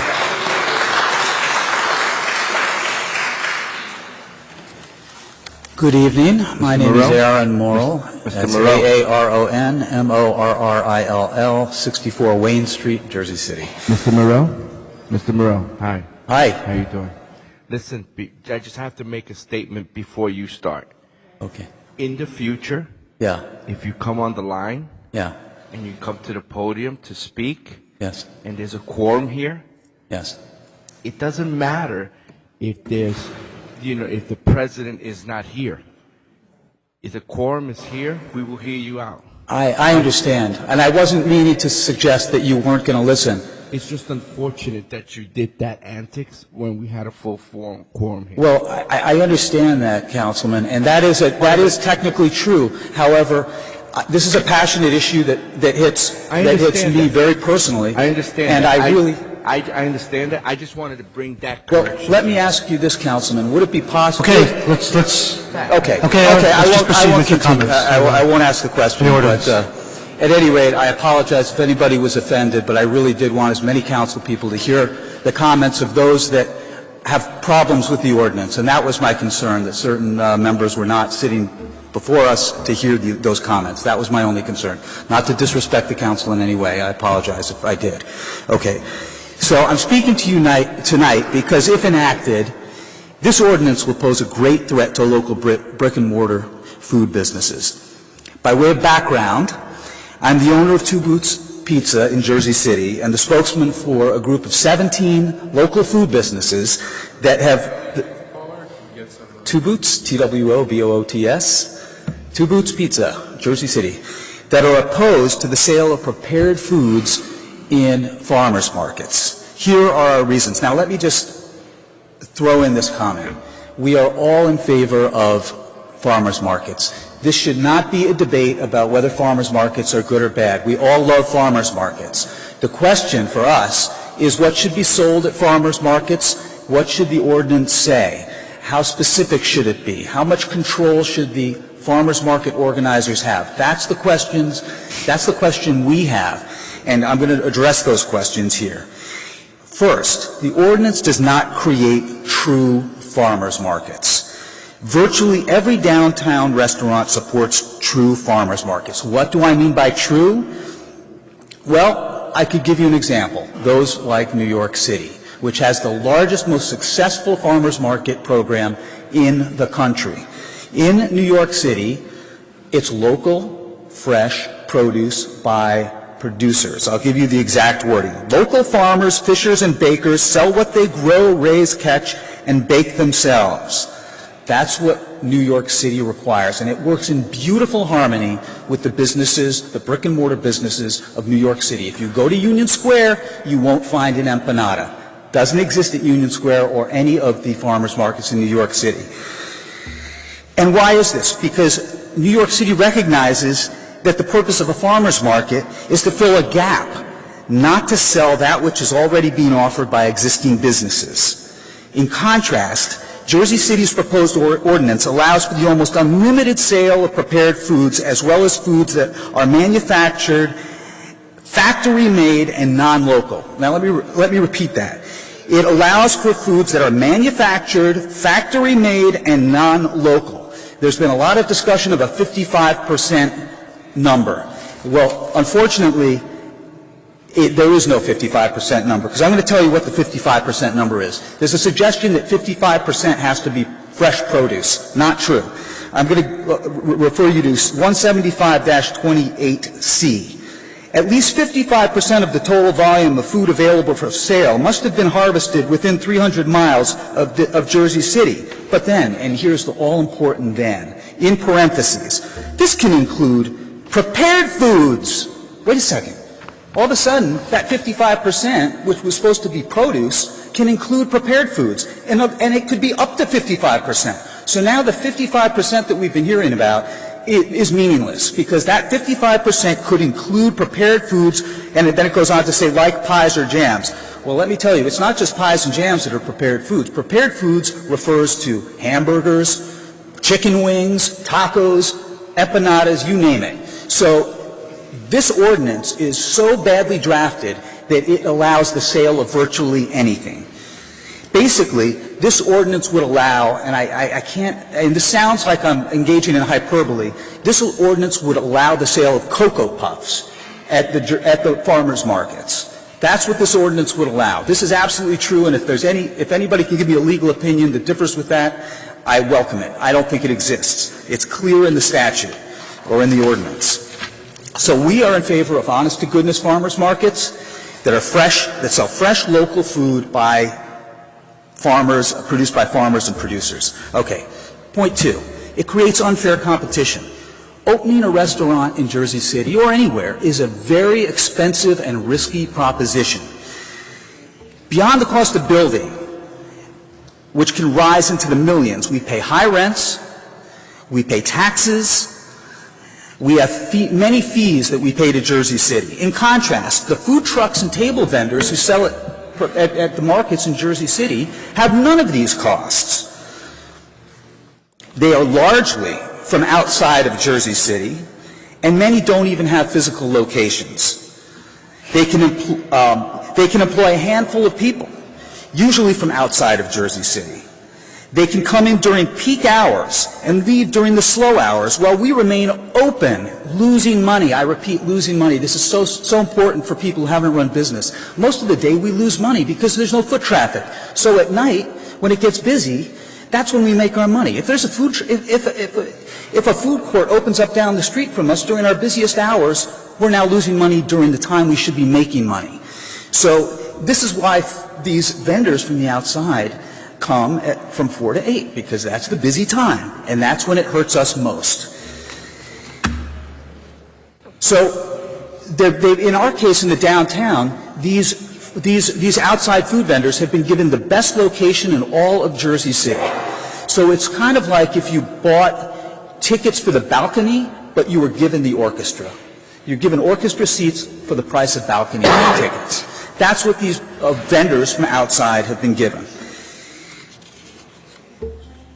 If they want to sell in prime locations, they can do as we did and rent a space in a prime location. They can make a commitment to our neighborhood and to our city.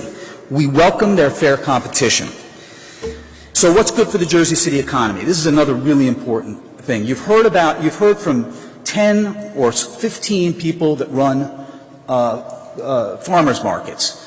And I would venture to guess that those 15 people might employ, I'm saying their organizations, their businesses, they might employ 15 people, if that.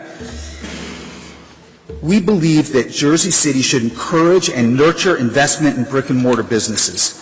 The building of physical restaurants pumps millions of dollars into our local economy. We hire local contractors. We buy from local businesses. We employ thousands of Jersey City residents. You heard from the SIDS. I just heard about SIDS that represent thousands of businesses. They are here to tell you this ordinance needs to be rewritten. They represent thousands of businesses. You heard 10 or 15 organizers of farmers markets who maybe employ 10 people. We're talking about thousands of employees in Jersey City are represented by these businesses, by these SIDs. The prepared food vendors in the Jersey City farmers markets employ almost no Jersey City residents and pump little, if any, money into our economy. Let me just talk about our downtown farmers market. 21 of the 31 vendors at Grove Street, 21 of the 31 vendors at Grove Street are from outside of Jersey City. That's 66%. Of the 10 that are from Jersey City, only 4 had physical locations, invested in brick and mortar locations. Or put differently, only 13% of the prepared food vendors at the Grove Street farmers market. Aaron. Yes, have I reached my time? If you can. Okay, I'll wrap up. Thanks.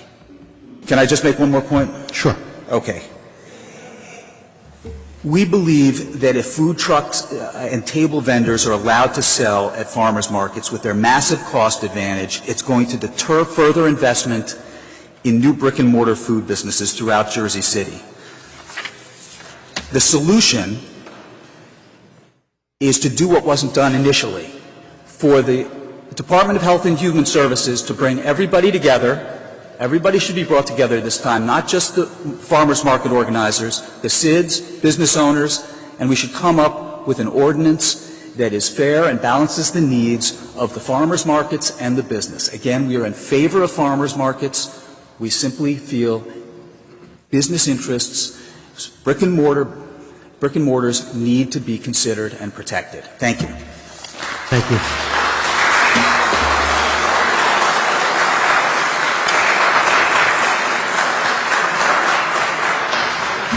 Hi, Maria Nieves, N-I-E-V, thank you. Maria.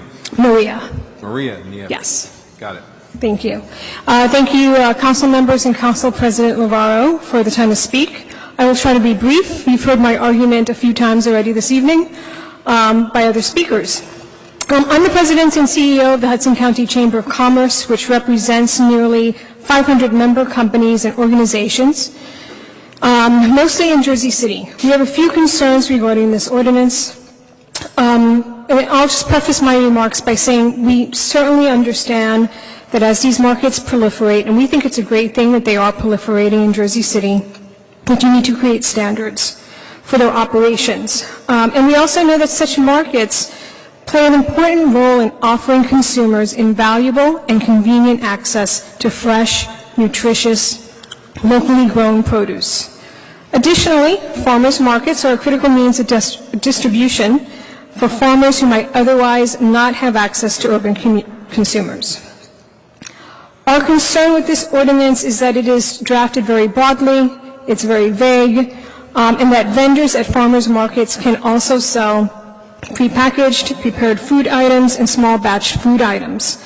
Our concern is that this ordinance will allow non-local, non-agricultural food vendors to sell at farmers markets, and that such vendors will engage in selling prepared meals that will put them in direct competition with the restaurants in the near vicinity of the markets. We've heard from some of our members that when farmers markets invite such vendors to sell prepared foods, that their restaurants experience a downturn in business. When the average startup costs for restaurants in the New York metro area can range from a few $100,000 to a few $1 million, the concern of our members is certainly warranted. These businesses, restaurants, they're not huge businesses. They're small, medium businesses. They're locally owned and operated. They employ local residents, pay taxes, contribute to local charities. In order to continue attracting new restaurants to Jersey City, especially as all the newly planned residential towers come online over the next few years, we are asking that the language in this proposed ordinance more specifically define a farmer's market as a retail establishment engaged in a direct sale of a diversity of farm and food products. which can be further defined as agricultural, horticultural, forest, or other product of the soil or water. I can go on. My point is that such a definition would limit the scope of products to agricultural products, and prohibit prepared and prepackaged foods.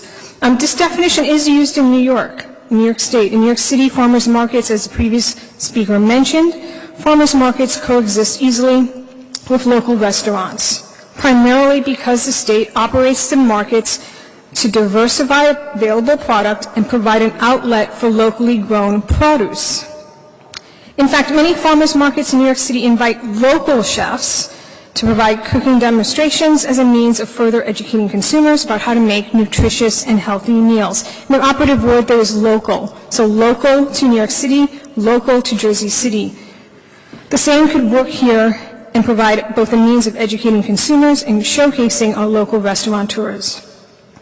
Such an approach can be a win on many levels for consumers, local restaurant owners, for the farmers who rely on these markets to expand their reach. It can also be a win for Jersey City, as the farmers markets could further position our community as a destination. True farmers markets can be place-making. Finally, here's an opportunity to look at the entire ecosystem and craft a rational solution that takes a long-term view. I'm asking you to table this ordinance so that the language can be revised, and the Chamber is certainly happy to be a resource as you look to revise it. Thank you.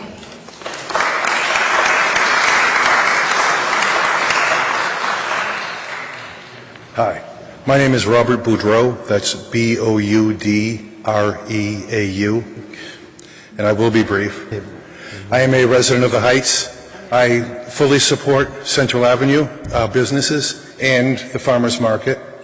I manage a retail store, but not one in an area of a farmers market.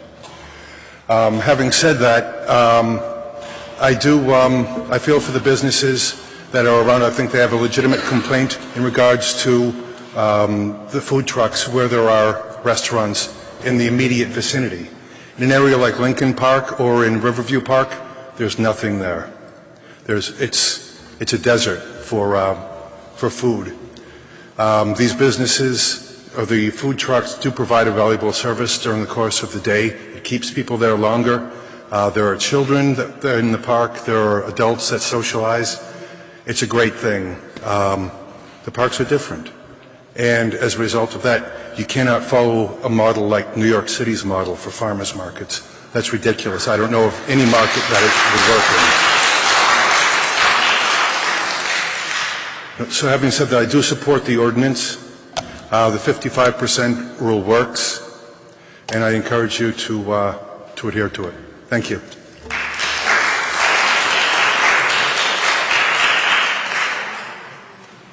Hi, I'm Annie Kessler, 229 Bay Street, downtown Jersey City.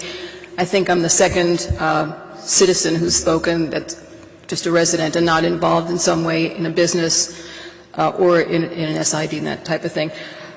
But as a resident of downtown Jersey City and having spent 5 years as the leader of the community group that brought you the plaza, as Candace knows and Pete and a few other people know, it was a lot of time I spent trying to get that plaza and trying to get it developed so that it would be something that would really bring fabulous life to the area, and it's come to fruition in a way that it's wildly exceeded my expectations, and it was every time I crossed that plaza. I think those were 5 good years that I spent doing that as a volunteer, and had a group of about 12 people from all over downtown working on it, including Gary Backergy.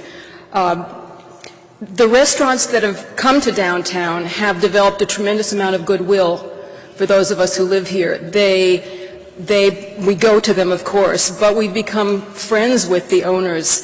They take out ads in all the things that we want them to take out ads in. I go and I ask, can you support this or that? They always do. The Harsmas Cove Association, our website has sponsorship from them. They do things for the local artists and local musicians, and we really care about them.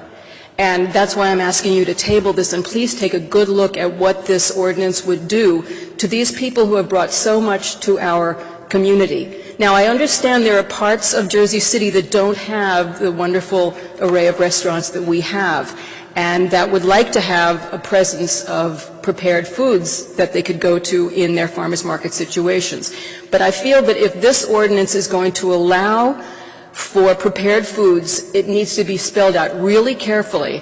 I don't think it should be left up to the managers or anybody but a consensus of what would really be good as guidelines. Take a look at what's already in neighborhoods, and if there's a certain amount of restaurants within a certain distance, that, you know, that kind of thing. But, and maybe have a separate ordinance that is not only just for the prepared foods that are in farmers markets, but in other places. I know the food trucks like to go to places that don't have farmers markets. There should be some really good guidelines about where they are allowed to be. So I think if you do an ordinance that just allows for the real, true farmers market with produce, and a separate ordinance that would allow under very specific guidelines what would be allowed prepared foods in the farmers markets and elsewhere, then you have some control over it. The discretion of the market manager was the answer to somebody's question. That really frightened me, because their interests are not necessarily the same as the interests of the neighborhood and in the best interests of the neighborhood. So with that, I say please take a good look at this, and thankfully the SID allows people like me to come to their meetings, so I've been going to the meetings that have dealt with this, and I've heard a number of restaurant owners say that they're very concerned about it, and the board apparently was not taking that into consideration quite as much as I had hoped when they told you that they like what you're proposing. This is the board that also wanted traffic to go on the plaza when we, as citizens, were saying, no, there shouldn't be any traffic on the plaza. And it wasn't until Steve Fullett became city councilman and he put through a thing saying that you couldn't have traffic on the plaza that happened. So I wouldn't necessarily think that a few people on one board represents the whole interest of the downtown. Thank you. Thank you.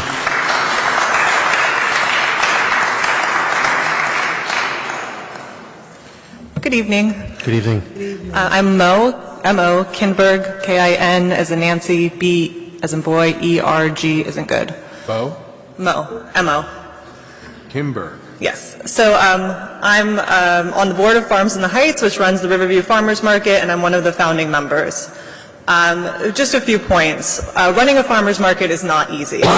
And starting a farmers market in a neighborhood where there has never been one is extremely difficult. It's a risk for the farmers to come out and to be there. And you need to make sure there is the foot traffic in order for those farmers to stay in your community. It has taken us 4 years to build up the community base to support our farmers and to finally expand to having 3 farmers this year. In addition to those 3 farmers, we have other vendors which attract people to our farmers market. We need to have that kind of diversity in order to ensure that the farmers will stay there because they're making enough money to be in our neighborhood and provide the access to healthy, organic, locally grown food. We also need to have the leeway in order to make decisions about our vendors. Vendors will come and go. They will come to your market. Maybe it's not what the community wants, and so they leave. And then you need to fill the slot. You need to bring in a new vendor. If the regulations are made too strict, it's going to be very difficult for the farmers markets to run. If you want them to open up in more neighborhoods that are food deserts, they need to have the leeway to make the decisions on the spot in order to keep that farmers market going. We are all volunteers that run our farmers market. So we are not making any money. We are doing this because we truly think it benefits our community. So I just want you to take that into consideration. As you all know, every neighborhood in Jersey City is different. And we should not be legislating based on the conditions in one neighborhood. So I hope you take this under consideration. I also hope you review the research. We've heard a lot of anecdotal stories from business owners about foot traffic during farmers markets. The research does not back up what they're saying. So I really do hope you also look at the research that farmers markets do increase foot traffic. Grove Street might be a different example. I'm not exactly sure. I'm not as familiar with Grove Street as I am with my neighborhood, but the research is out there, and I hope you guys review it. Thank you.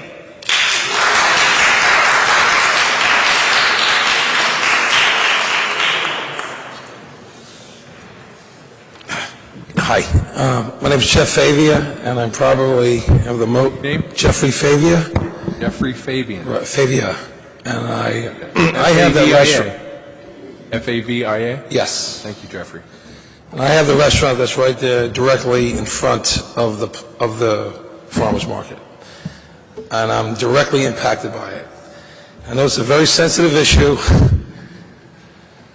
And it does bring some foot traffic, but the problem is it went from a farmer's market, which brought foot traffic, to where now it's a food court. And a person like myself with $3 million invested into the city, buying liquor licenses, hiring contractors, my sales go down 40-50% during those hours in which there is that food court in front of my business. Not so much the restaurant, probably more like the little pizzeria thing I have there with the grab-and-go food. I'm not asking the city to remove the whole thing. I think it's good for the city. I think it's some scaled-down version. But 14, 15 food vendors in front of all these restaurants definitely impacts it, not for the betterment. So somehow, some way they can scale it down and back, I think that would be a better solution.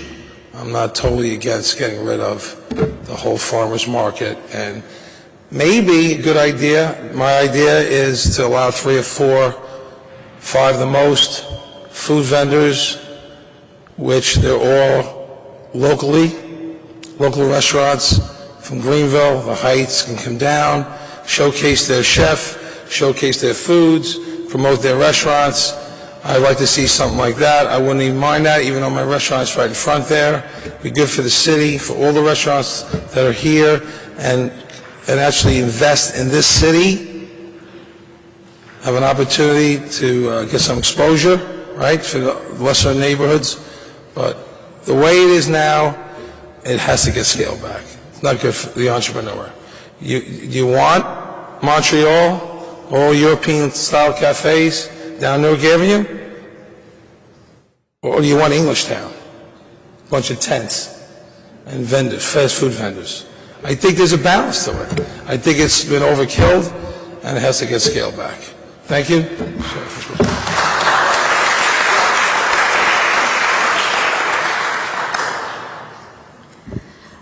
Mia Skanga, 47 Duncan Avenue. From what I'm hearing, and having lived downtown for 30 years, and I'd stop at the Grove Street Plaza and pick up food and what have you, I can definitely see it detrimental to the local businesses. And I think that's something important you have to consider, because rents are very high, especially in the downtown area. In other areas of the city, prepared foods may not be an issue. Certainly wouldn't be an issue where I'm living now, that's for sure. But for the downtown area, it really is a problem. It takes dollars away from those businesses. And if you were to encourage a restaurant row, you're working completely opposing them. Within, you walk off the path, there it is, you pick up some food, you take it home. For over a year, I worked near the 14th Union Square, market, and I loved that market. I used to walk through it every morning, walk through it at night, and they sold muffins and fresh vegetables, and flowers in the springtime for people to plant and whatever, but that was in the middle of Manhattan. They provided some items that, it wasn't readily available for the residents there. I don't remember seeing really any major, I didn't go down there to buy lunch, unless I wanted to eat apples for lunch. There was plenty of that, or fresh fruit, but I didn't see any sandwiches and things like that were in the Union Square. And that's a huge farmers market. I really think you need to vote this down, think this through before you hurt. And the city is very diverse, which might work in the area I'm in now and in the Heights, just won't work downtown with all the proximity and the variety of restaurants that are available for people. And you can't bring in inspectors and all these fees that the restaurant owners have to pay, and then people come in with a food truck pay very little, and they siphon off the business during prime hours. That's totally unfair, and I think we're going to end up seeing more vacancies on Newark Avenue, and it just works against the whole vision for that area. So I'm asking you not to table it, but to vote it down and start all over, and also bring the SIDs into the table to work with you on the wording of this ordinance. Thank you very much. Thank you.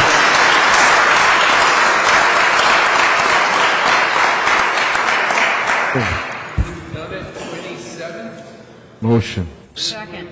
We have a motion to close the public hearing by Councilman Rivera, seconded by Councilperson Osborne. Close the public hearing. Councilman Ramchal. He said aye. I didn't hear it, I'm sorry. Councilman Bajano. Aye. Yun. Aye. Osborne. Aye. Coleman. Aye. Rivera. Aye. Waterman.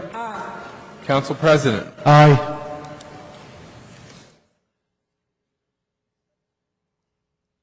Public hearing is closed, 8-0. Council members, what's your I'm just gonna pleasure? make Robert, I'd like to make a motion to table. I'll second it.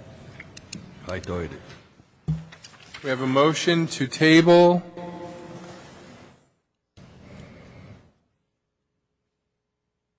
(14-125), item 4G. After the close of the public hearing.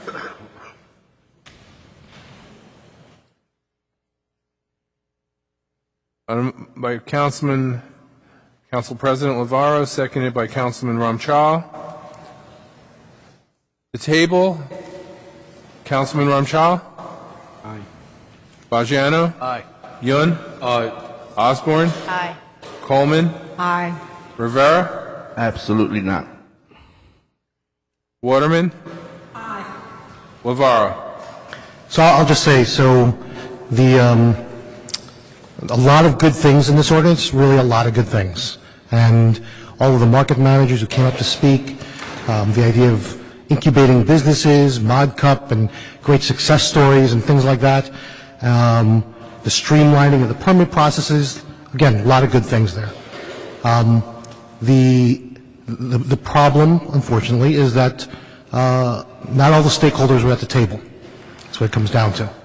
And, you know, I think everybody wants to see all the good things continue on, and we're all committed to doing that, but making sure that that we're not harming our brick and mortar businesses, our local businesses.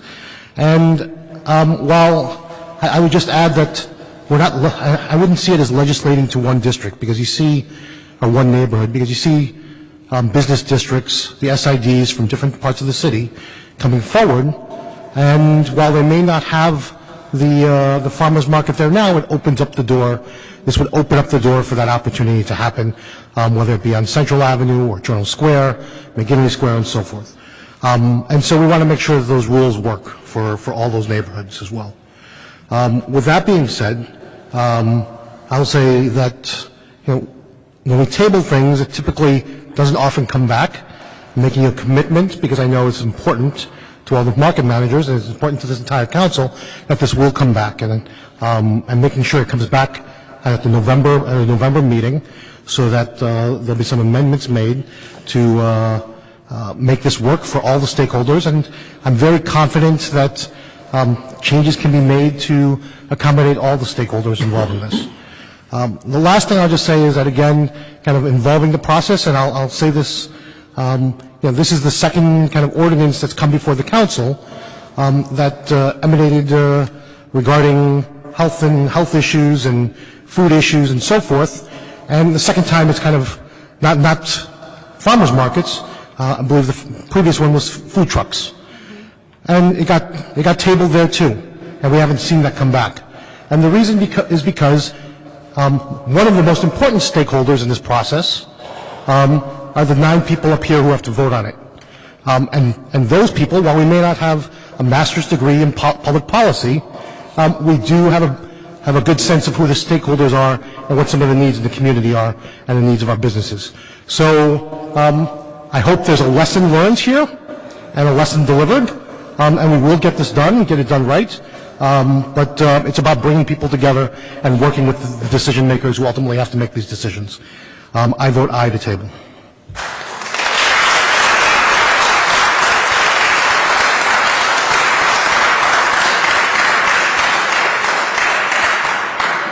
City Ordinance 14-125, item 4G is tabled 7-1.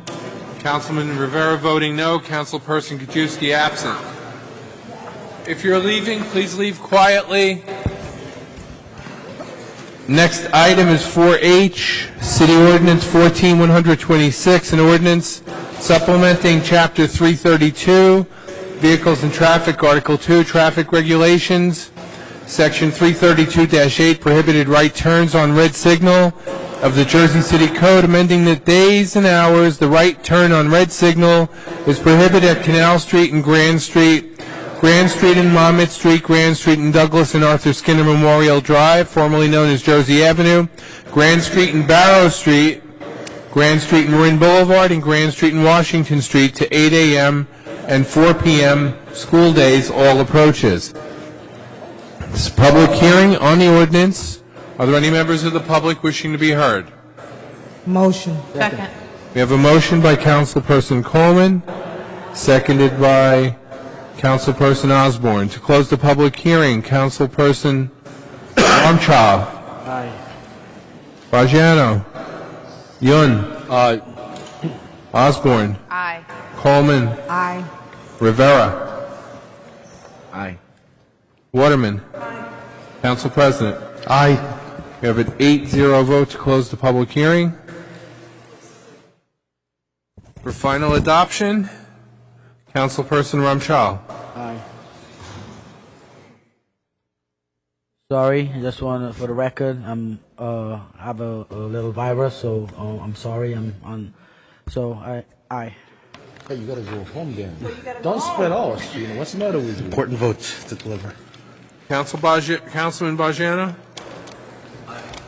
Yun? Aye. Osborne? Aye. Coleman? Aye. Rivera? Aye. Waterman? Lavaro? Aye. We have an 8-0 vote for the adoption of City Ordinance 14-126, item 4H.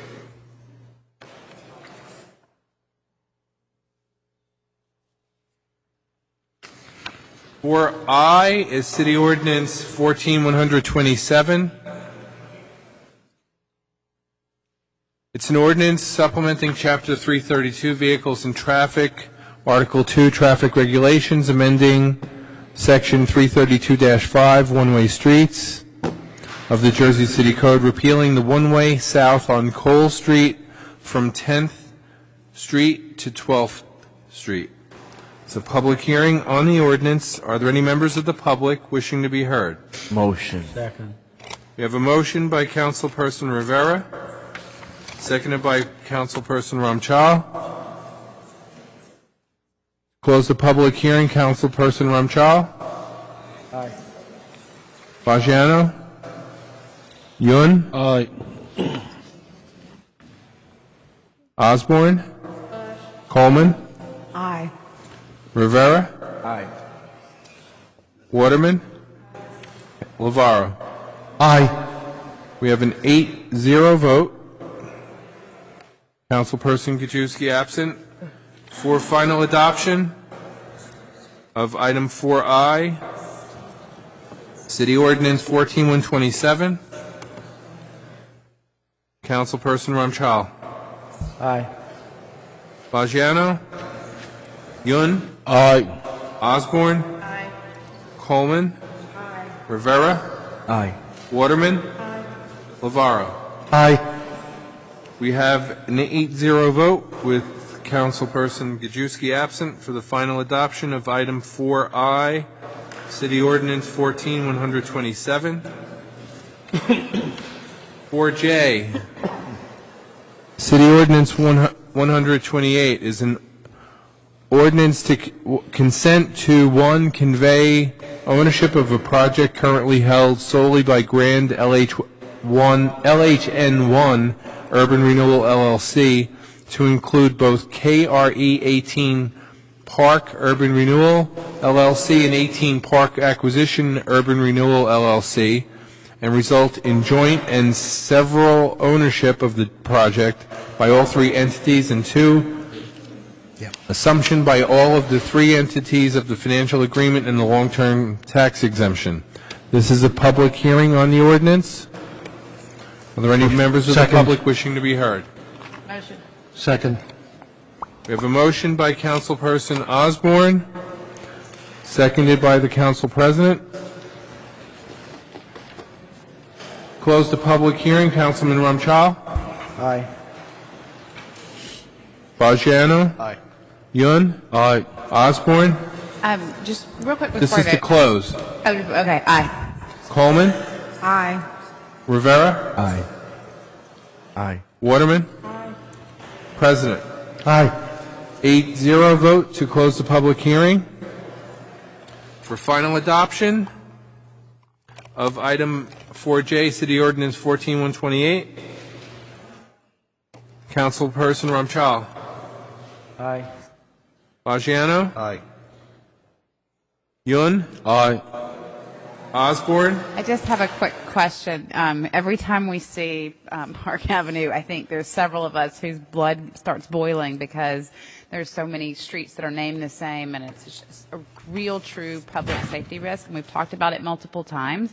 And I'm wondering when we're going to get something that renames this street to something so that we don't have a public safety risk. I think Council? Jeremy? Corporation Counsel? Jeremy? Or BA? Or PA? Do anyone hear that question? I'll sponsor it. Can we just get it on? Bob Carter is right now.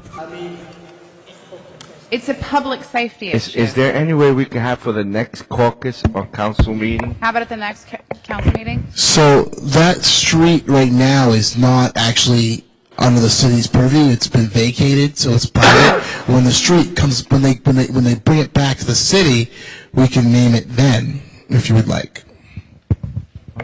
Who owns the street now? The developer. Just to be clear, we can't rename streets if we vacated them? Yeah, because we don't own it. It's the developers, but they. Is that true? That's 100% true? Okay. Is there any way we could? Who owns it now exactly?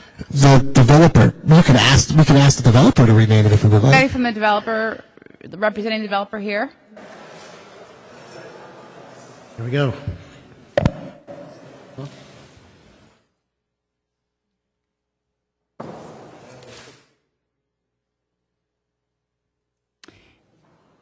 So just to give you background, because you may or may not know, we had an accident where we had a fire accident, how many months ago? 4 months ago? 6. 6 months ago. 4 lives were lost, and it was due to confusion over a name because we have streets, multiple streets that are named the same. Sometimes it's drive versus street, and I just want to correct the record for that because it's an important statement.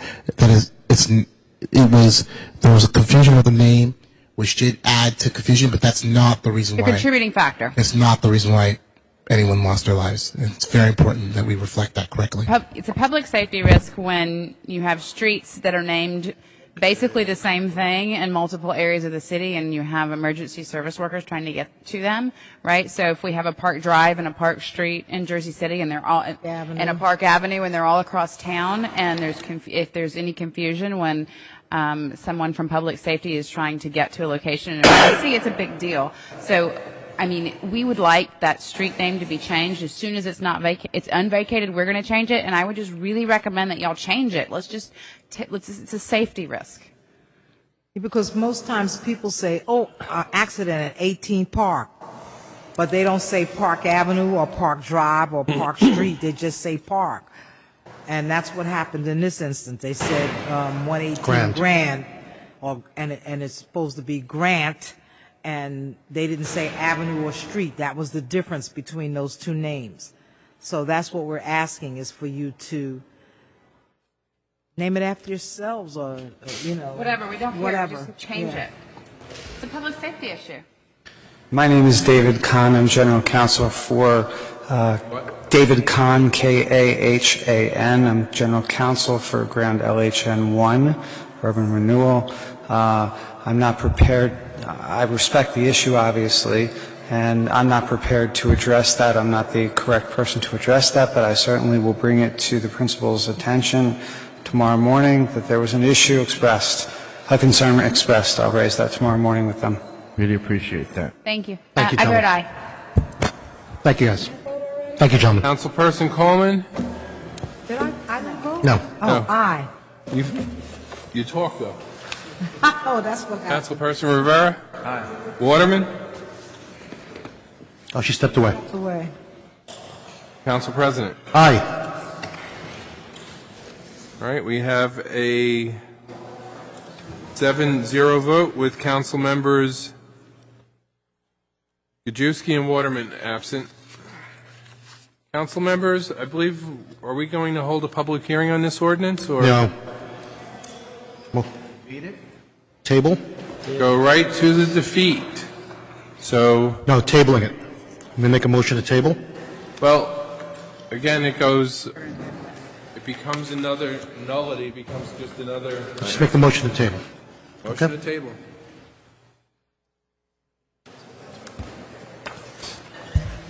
We have a motion to table Second.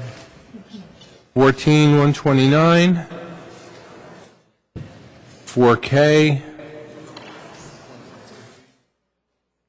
prior motion to the to table. close. Table. Oh, we did that one already. Yes. Hey, I'm sorry. Prior to the close of the public hearing. Councilperson Gajewski is absent. Councilperson Ramchal? Vagiano? Yun? Osborne? The table? Aye. Coleman? Aye. Rivera? No. Waterman? Lavaro? Aye. We have a 7-1 vote. Councilperson Rivera voting no to table. Now, could I add something, Rob? Jeremy, this will be at the next meeting, with the wording on this ordinance. Be a new ordinance. So, planning has to draft the new language, and then it's got to go to the planning board, I believe, and then comes back here. So I'm not exactly sure what the timeline they're able to get that done in, but, I've told them that you guys want to see it as quickly as possible. But that needs to get done as soon as possible. I've told them that you guys want it as quickly as possible. And Councilman Rivera, it won't get untabled until that's something, it would not get untabled. It can only get untabled if this body takes action to untable it. And it would have to be reintroduced and re-advertised because there was no hearing. I think I'm catching him. He's got my throat is starting. Okay, council members, that's it for second reading ordinances. Let's see how many brave souls endured. Jamie Vasquez? Jamie?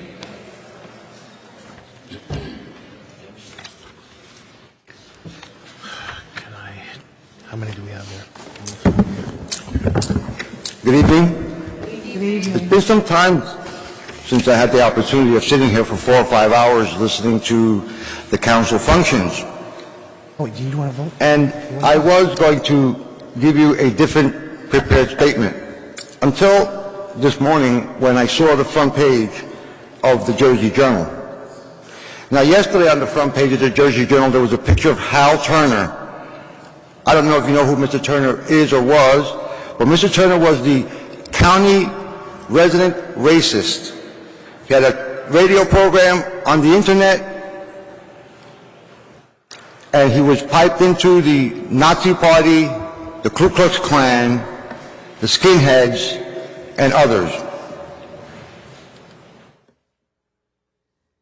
Mr. Turner spent 3 years in jail after threatening federal judges in the state of Illinois and urging his followers to reach out and touch these judges, giving them their home addresses, their telephones, and all kinds of other things. He did it in Connecticut, and he beat that case. But in Chicago, they gave him 3 years. Then we find out in Connecticut that Mr. Turner was being paid cash by then U.S. Attorney Christie. So current Governor Christie was paying Hal Turner cash under the table so he can keep up his racist front. Now, today, we have Mr. Akil. And I think it is a national disgrace that a person, a chief of staff of the second largest city in New Jersey, that he be allowed to continue in his position as chief of staff.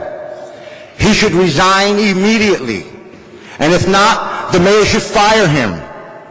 He claims here that this is not, in his words, this in no way reflects my current mindset.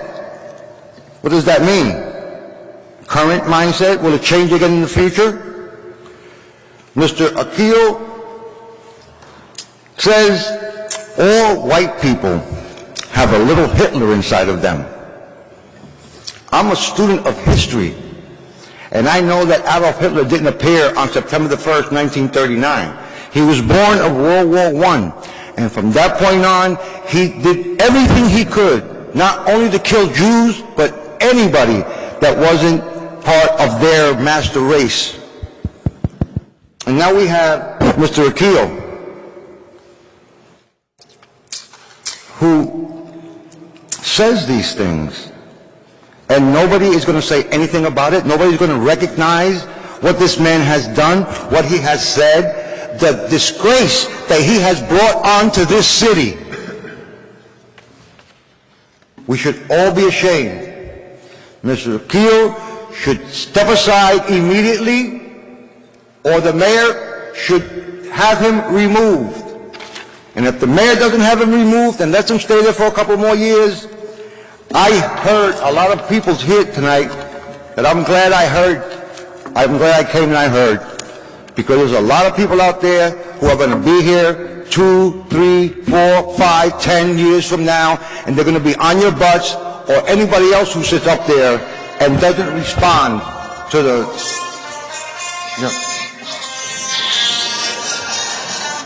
What can I say?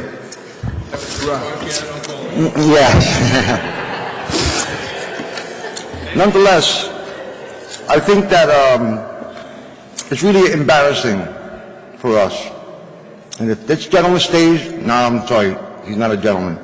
If this man stays where he is, and the mayor does nothing to remove him, then the mayor will have to bear the burden of his decision. Thank you very much. Good night. Jason Berg.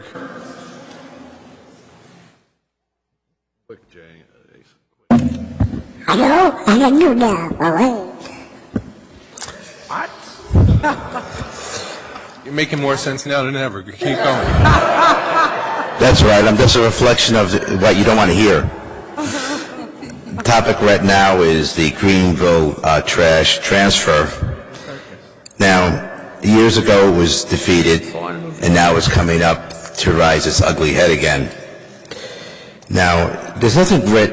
It's good to get $10 million, but are we going to be principleless not to look at the economic impact on the people of the city, and also where are the environmental studies for this? Where is the environmental commission on this? Money is good, but to lose your principles defrauds you. Please don't approve that trash transfer at this time unless we have those follow-up of the materials on those environmental issues to be addressed. And another thing, I am in the good fortune to now have a radio show on Shake and Wake Radio on Mondays and Fridays from 2 to 4 o'clock on my topic is liberty and liberation. And I am working with them also as part of the National Liberty Alliance organization. I'm the New Jersey chair of New Jersey, trying to spread the word of constitutionalism and taking back our common law grand juries. This coming Thursday, we're having a big meeting down in Long Branch for our law enforcement on the topic of sovereign citizens. Folks, you can either be a sovereign or a citizen. You cannot be both. When you're born, you're not born a citizen first, you're born a sovereign first. Yes, Lord God said that too. It's part of the Constitution. If you look at it, it is there. And the problem is with the 14th Amendment, they didn't know what to do with the former slaves. They turned them into private property, into public property. In the Constitution, you have a right to bear arms, but under a citizen, you have no right to bear anything. We are being violated daily. Our courts no longer recognize their oaths of office or the Bill of Rights, which actually is a form of bill of prohibition against the government officials working to their advantage to make us think that we must pay their bills. Code, statutes, and ordinances were created for civil servants. They weren't created for individuals. Taxes, where you can show me in the Constitution where taxes are legal, I'd like to see it. Now, it's very important that we all take care of what we say and what we do. And it's very important that we respond to what we say and take proper action. Now, we're sitting down and listening to everyone about tonight. 1 minute. And the thing that comes together is the 4 agreements. 1, your word needs to be impeccable. 2, don't take things personal. 3, don't make assumptions. And 4, do your best. And when it comes to government, is everyone really doing those 4 things? Thank you very much. God bless. Peace out. And enjoy. Thank you. All right, you had 25 seconds left. Laverne Washington. R.L. Williams. Charles Curtis. Yvonne. She needs a doctor's note next time she comes. Bill Carrington.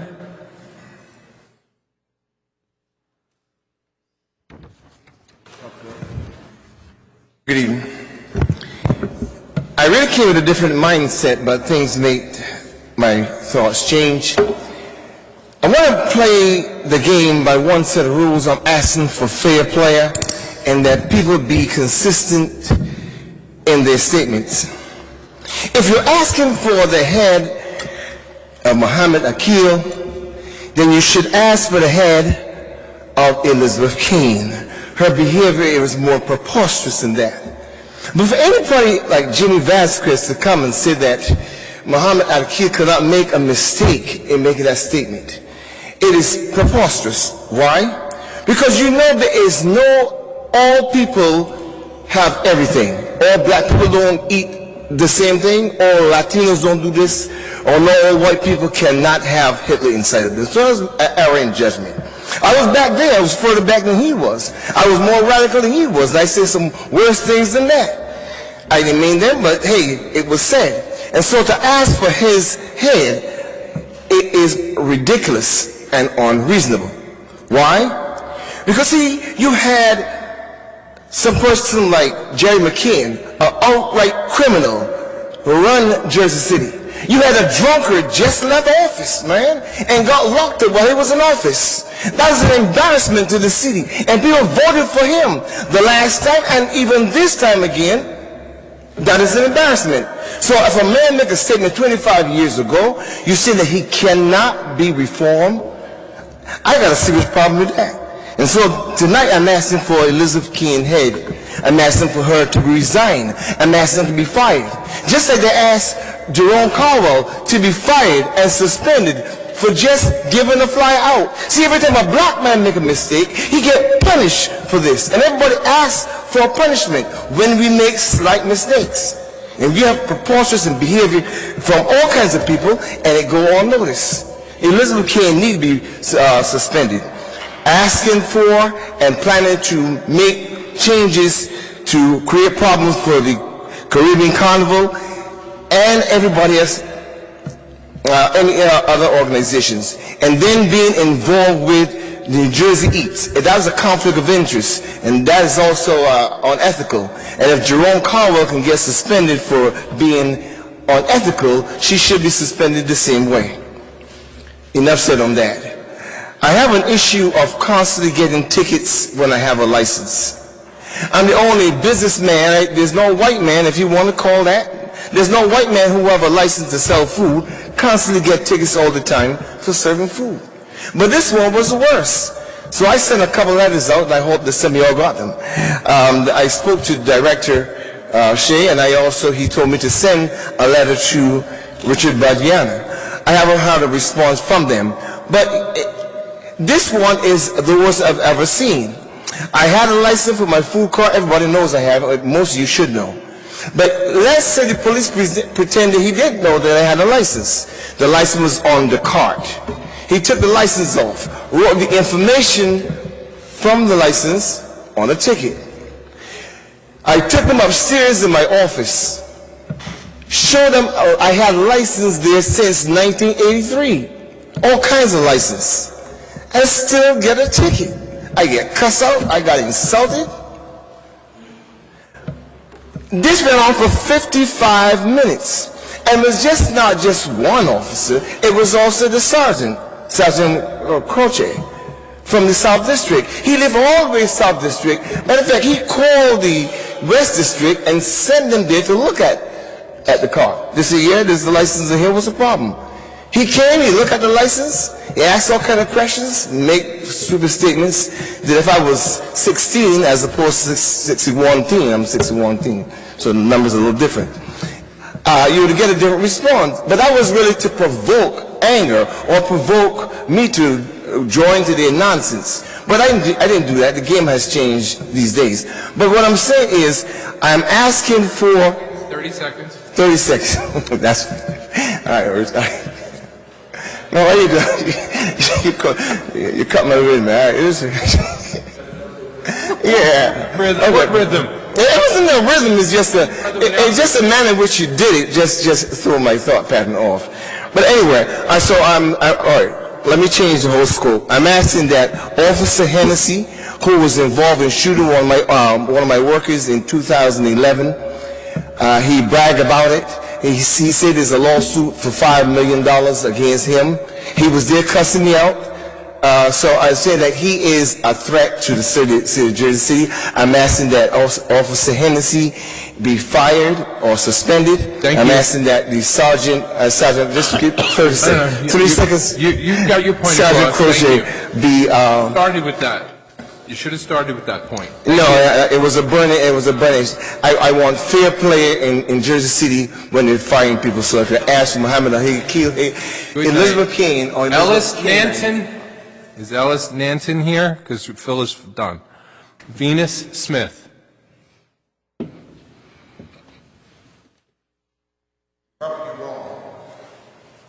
When I'm not right. Hello. Thank you for hearing me.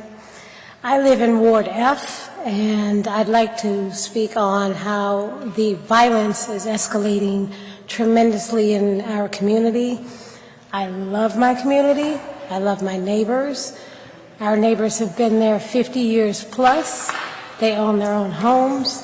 And we are now dealing with young men running up from MLK up Union Street, shooting at other young men on Union Street, running to the boulevard. My kids cannot ride their bikes on our street. This is ridiculous, and we need help. I don't know who to go to anymore. We have called the chief of police or whoever over in our West District every day. We are not getting any assistance. The building 205, 207 Union has become a real problem. Please help us. I'd also like to speak on, I believe there is a casino that is coming to our community in Liberty State Park. I believe there will be 25,000 jobs. I would like someone to fight for at least 10,000 jobs for our community. Please find jobs for the people in our community. We also need help with things such as garbage cans. I personally signed up at least 20 businesses for Stop the Drop, and they begged for garbage cans. Please, can we have some garbage cans? May we also have street closures. Our kids play football, basketball, everything they can on the streets, and cars are driving so fast that these kids are going to get killed. Somebody's going to get hurt. That is Boyd Street between the Boulevard and Bergen Avenue. We have currently seen speed bumps being installed in front of, I believe it's PS 14 on Union Street between the Boulevard, between MLK and Sackett. We also need speed bumps on the back side of the school between MLK and Sackett on Oak. It's a big problem. The speeding is terrible. We, in our community, are supporting the Jersey City EMS. We'd like to let you know that we do support the Jersey City EMS, and we do not support privatizing EMS. We'd like to also have zone parking. I've been to the RRC or RCC, whatever it is, for zone parking. We cannot park on our street in our neighborhood. I'm on Bergen between Union and Oak. When I go home tonight, I will not be able to park on my street. This is actually getting out of control. We have a great community. We just had a great block party. We would love for this to continue. Please help us. Somebody help us. We are in Ward F. We need help. Thank you. Thank you. Have a great evening. Kathleen Connolly. Mr. Singh, I'm not trying the first name. Roger Hajati is gone, as in Aaron Morrow. Eric Posted. Martha.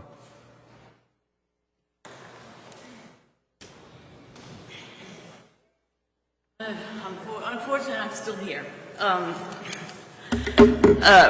And today this last couple of days were disappointing, and we're disgusted, and we have a sense of betrayal with the city.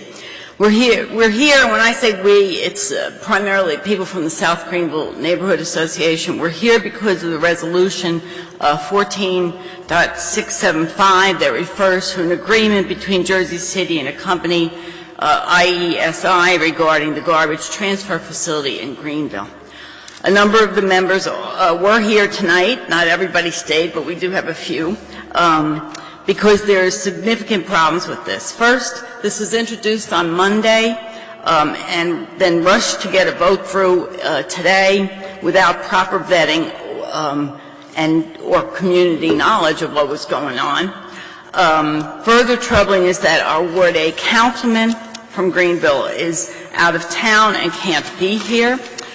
And basically, the gist of the issue is that the Greenville will be getting more garbage and sent through our area, and the city will be getting $10 million to compensate for the nuisance, for accepting this nuisance. And it's part of a community host agreement between the company and the city.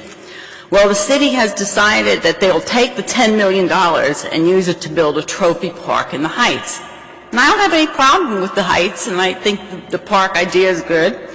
But we want some of that money for projects in our own area in Greenville, because after all, Greenville really is the host community, and we are experiencing the nuisance of it. We also have other issues. The attachment to the resolution was not available when we were trying to review it. There is also an agreement for the city to get $250,000 in the for the first 800,000 tons of garbage and 25 cents for each ton after that. But other cities we know that other cities get between $1.25 and $1.50 a ton after that. 5 minutes? Oh, okay. All right. We specifically asked for the vote to be postponed until Greenville could be represented. We asked for the resolution to be changed to add a project in Greenville. And we also asked some other questions, such as we wanted to see the environmental impact statement. We wanted to understand the disaster plans. So if there's a hurricane, if there are tornadoes, if there are fires, if there are train derailments, what happens to the garbage if there's floods? We wanted to know the specifications for the rail cars. How do they actually seal? We're told that they seal and they don't stink, but are they airtight? Are they waterproof? Will rotting garbage seep through them as they sit in the hot sun? We asked to know how long the garbage would be sitting there. There's one rail track, that services the area. You have to put it on and then put it back the same track. Other companies like Tropicana, Sims Metal Management, and BMW all use that same one track. If there's contention on the rail, what's going to sit and wait? It'll be the garbage. It won't be the orange juice as it decomposes. So what has been the study? And what happens then? Okay, I have 1 minute. We also want to know where there are similar facilities because we'd like to visit them and smell them. But we didn't get an answer to any of the questions. We did get an email from after we said to the mayor and to the council that we wanted to get an answer. We wanted them to postpone the vote. Mayor Fulop said, unfortunately, it can't be delayed based on the New York City timeline and the Port Authority for a replacement. The dollar's opportunity for Jersey City will be dead and the money will be lost. The sentence didn't even make sense. We're happy to answer any questions you have, yet in the meantime, his staff was not answering the questions, but delaying the vote is not an option. And I wrote back that you have to go back to whoever the deal is with and tell them that you need another couple of weeks. There are processes that need to be followed. This is not his personal business. This is city business. I can't have a party in a park without a month's notice. The only deal that needs to be made without proper vetting is when a hostage situation and somebody's pointing a gun to your head. Honest deals are not made in that way. I've been negotiating contracts. Me personally, my job is negotiating contracts for major firms on Wall Street for the past 30 years. I know how deals are done. Is it time? Martha, I just want to let you know, in 1999, an ordinance was passed. Do you remember the fight in 1999? No. Well, there was a big fight over this, and Tropicana, I believe, said they would move out of the city. Right, city. Tropicana didn't. This garbage transfer went through. Also, 4 or 5 other places have rejected this. We had the garbage trains coming through at the Waldorf Yards and parked there over the weekend, and the stink in sealed containers, the stink was unbelievable. I know. This here has to be brought to the South Greenville area. The people down, I got calls today because of the Hilltop from people in Greenville today that are furious over this. We are furious over it. It has to be postponed. It has to be brought out. It has to be postponed, and we're looking for the leadership here. Act like Steve Fulop did when he was councilman. Get on it. Just say no. Just say no. Martha, I don't believe there's no imminent process that has to be done tomorrow. That's I don't a lot either. of baloney, because everybody else is rejecting this. Stephanie Daniels. Thank you. Marie McClary. Barbara Camacho. Ms. Jones. Sylvia Jones. Mia, your turn.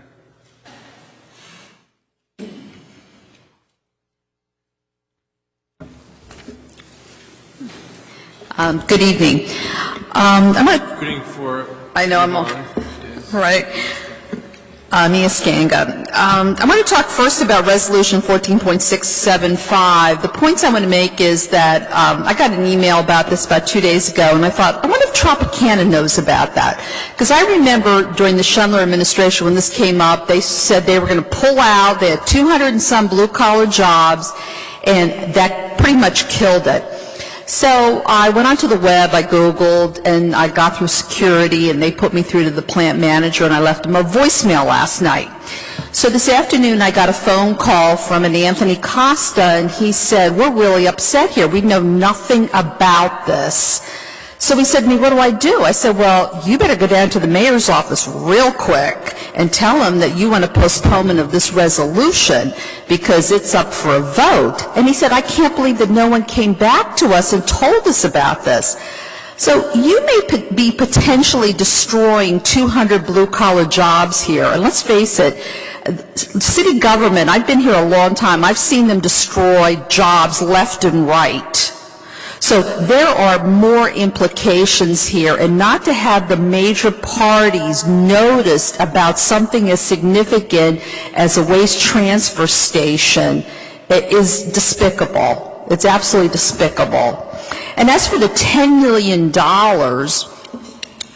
if the city votes for that MLK, which is Ordinance 14.136, for that office building, we will lose a lot more than $10 million. How anybody could even think to approve an office building where you just handed over everything to the developer to the tune where the city will be paying 100% of his adjustable rate mortgage when everybody knows rates are going up. And it's a 25-year term. Think about what interest rates were like 25 years ago. When I bought my house 30 years ago, my rate was 12% with 2 points for a 15-year mortgage, and that was considered a great rate. 25 years ago, I refinanced at 9%, and I was thrilled that was a great rate. Who's to say that we don't go from 4.75 to especially for commercial. Commercial is always higher than residential. And they don't go to 9%. So instead of spending $45 million, the building ends up costing us $55 or $60 million for a building that could easily be financed by the city, even with bond anticipation notes that you can roll over for up to 10 years, and the rate is less than 1%. I mean, you have an ordinance bonding for, I don't have it in front of me, like $36 million. That will include a bunch of SUVs, because SUVs are bondable, but police cars are not. That's how communities get around to increasing their fleet in police departments, by buying all these gas-guzzling SUVs that they can bond for. So you'll bond for that, but you give away the store on an office building where we could end up easily be paying 200 to 300% more than it's worth. So it goes hand in hand. So we're grabbing $10 million, destroying people's quality of life, possibly losing 200 blue-collar jobs in that area. Plus, I thought the Hackensack River, that whole area, was going to be redeveloped. I don't know who's going to be moving in there when there's a garbage transfer station. And this whole rush thing is just a game to rush it through with no thought process. And plenty of people here have been working. Like ask the embankment people, they've been spending 20 years fighting something that was poorly thought out 20 years ago under the Schindler administration. So there's no rush. New York City never moves that quickly. They think about all the alternatives. It's a bad deal for the taxpayers and residents of Greenville, and that MLK office building will come back to haunt the city as a huge waste of taxpayers' money. Thank you very much. Thank you. Real quick, were you involved in 1999 when this battle? Yeah, I was here. You remember all the problems? Well, that's why I called Tropicana, because I remember them coming to the council meeting saying, wait a second, we'll pull our jobs out of here. So I emailed a few people, do you think Tropicana knows? So I left a voicemail, and sure enough, they called me back and said they didn't know anything. Gilbert Moore. Gilbert Moore, Ryan Foster, Ashinia Johnson. That's it for the speakers list, council members. How many more speakers, Bob? That's it. That was it. No, she's here. Oh, I'm sorry. Hello. Ashinia. Good evening, everyone. I'm Ashina Johnson, and I'm a member of the South Greenville Neighborhood Association. I was very troubled to read the mayor's Facebook post about the garbage transfer station in Greenville. I have a few questions, and I also have some questions that Barbara Camacho left. Unfortunately, she couldn't stay. My first question is, who actually owns the property? I've been researching and seeing different information online. I've talked to different people and got varying accounts on who owns the property. Some people say that the Port Authority owns it. Some people say Jersey City owns it. Some people say it's a partnership. If the Port Authority, in fact, owns it, why is SAI making a deal with Jersey City? Why aren't they just going to the Port Authority? That's number one. Is the garbage already being handled or transported through the Greenville yards? If it is, how much, how often, and for how many years has it been occurring? Barbara also wanted to know how will this totally new business, which is municipal waste transferring, contribute to the community's environmental sustainability? She also wanted to know in the post. The article in the Jersey Journal, it said that the expansion of Greenville yards will remove 800,000 tons of waste. I'm just going to interrupt you briefly because you got a lot of questions there, and it's an important issue, so let's get them answered. Okay. So I think the first one, who owns the property? And yeah, and I'll let you know that I went there. I visited the site. I spoke to Global Terminal Vice President, and he informed me that he showed me a map of the area and pinpointed the area where the barge to the rail would take place, and that all of that property was owned by Port Authority. Was? Port Authority. That's correct. It's Port Authority property. Authority has no authority. And the Port on Jersey City. It's Port Authority property, and there's a terminal that's there, I believe, is operated by Global Terminal. Okay. The second question was, is garbage already being handled, transferred, or transported through Greenville yards? How much, how often, and for how many years has it been occurring? So many of those questions we wouldn't know the answer to. We don't regulate the Port Authority in that way. We don't monitor their activities. We're having a hard time hearing you. Actually, I didn't hear the question either. Is garbage already or currently being handled, transferred, transported through Greenville yards? If so, how much, how often, and for how many years has it been occurring? So we don't know the specific answers to a lot of those questions because we don't monitor the Port Authority's activities in that way. What we do know is there's the metal scrap facility that uses train through there. So that is, depending if that meets your definition of garbage, that is going through there. There's, all kinds of other commercial activity that goes through there. And so it's more likely than not that garbage does come through there. But what quantities and how often, we just don't know. Okay. Jeremy, if you can just clarify that there are trucks? Well, that's through Greenville. Also in Jersey City, a bunch of garbage trucks come through the tunnels and drive on our roads regularly, daily. Do you know exactly what route they take? Because I don't see a caravan of trucks coming through Greenville. They take several different routes. And not to mention... Through local residential streets? It depends on where they're coming from. Okay. Yeah. Not to mention our own garbage trucks, which come to our streets. Well, our own garbage trucks are one thing, but I really... don't appreciate us taking on New York City's trash. If New York City needs a place to transfer their trash, they should figure it out. To be clear, they're not transferring trash here. It's just coming through. Yeah. Sorry. My last 2 points are, number one, why wasn't this exciting and awesome plan unveiled to the residents of Greenville via a public meeting or community forum before we had to read about it on Facebook and scramble to be here tonight? And my last point is, to the council, I think it's extremely disingenuous to even vote on this proposal affecting Ward A largely when our council person is not here to represent us. I ask that you all either vote no or postpone this vote to a later time. And if you do postpone it, I would hope that we have community meetings in Greenville to address all of our questions so that our voices are heard. Thank you. That is the speaker's list, council members. Let's allude to communications. Items 6A through Y. We have no officers' communications, reports of directors 8A through G. We're now to the claims and addendum number 1. Councilperson Ramchal? Aye. Bajiano? Aye. Yun? Aye. Osborne? Aye. Coleman? What is it, 6A? What are we doing? Rivera?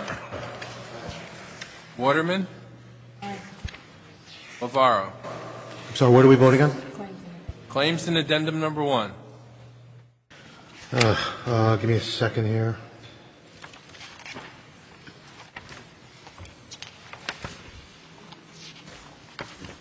I vote aye. Okay. Someone would just alert Councilwoman Coleman that we're going to vote. That would be terrific.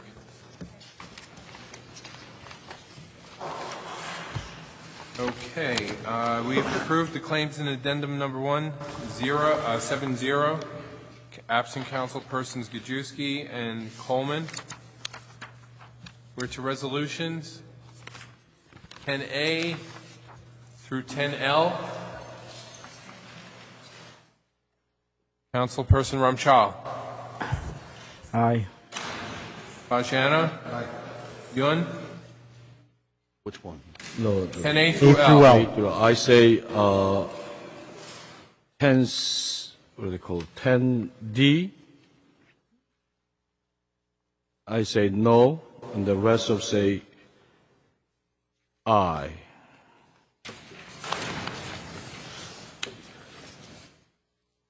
Councilperson Osborne. The police, the municipal. Councilperson Coleman. We're doing 10A. You missed a vote on the claims in addendum number 1. Aye. Okay, that's an 8-0 for the claims in addendum number 1. Bob? Now we're to 10A. Up. You want to change your vote Yeah, to no 10D. on D? I didn't realize it. 10D, no. Okay, that's consistent. Councilperson Coleman, 10A through L. Aye. Rivera. Aye. Waterman. Aye. Council President. So what are we voting on? A through L? A through L. Aye. We have unanimous on all except for D, which is 6-2. Council members Bajiano and Yun voting no. M through T, 10M through T. Councilperson Gajewski is absent. Councilperson Ramchal. Aye. Bajiano. Aye. Yun. Aye. Osborne. Aye. Coleman. Aye. Rivera. Councilperson Rivera. Up to I T. say aye on everything except. I'm sorry, I just passed it.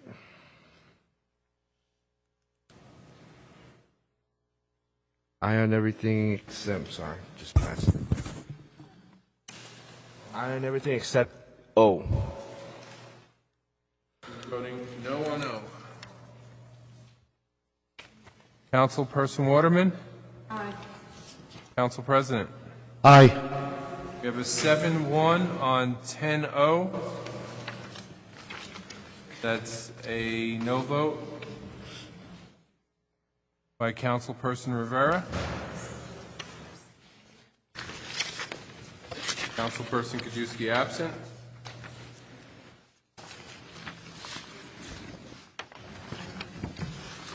10U through Z3. Councilperson Ramchal? Aye. Bajano? Yun? Aye. Osborne? I vote aye and just say thank you to the Health and Human Services, I guess it's Health and Human Services, for establishing healthy food and beverage goals for vending machines. Like personally, I think it's a shame when it's full of all horrible for you food, so I'm glad to see that we're putting something healthy in there. Thank you. Councilperson Coleman? Aye. Rivera? Waterman? Navarro? What are we voting through? U through Z3. Aye. We have an 8-0 vote on U through Z3. The balance of business, council members. Z4 through Z8. Councilperson Ramchal? Aye. Bajano? I make a motion that Z5 be pulled until we have public hearings and the council person from Ward A is here.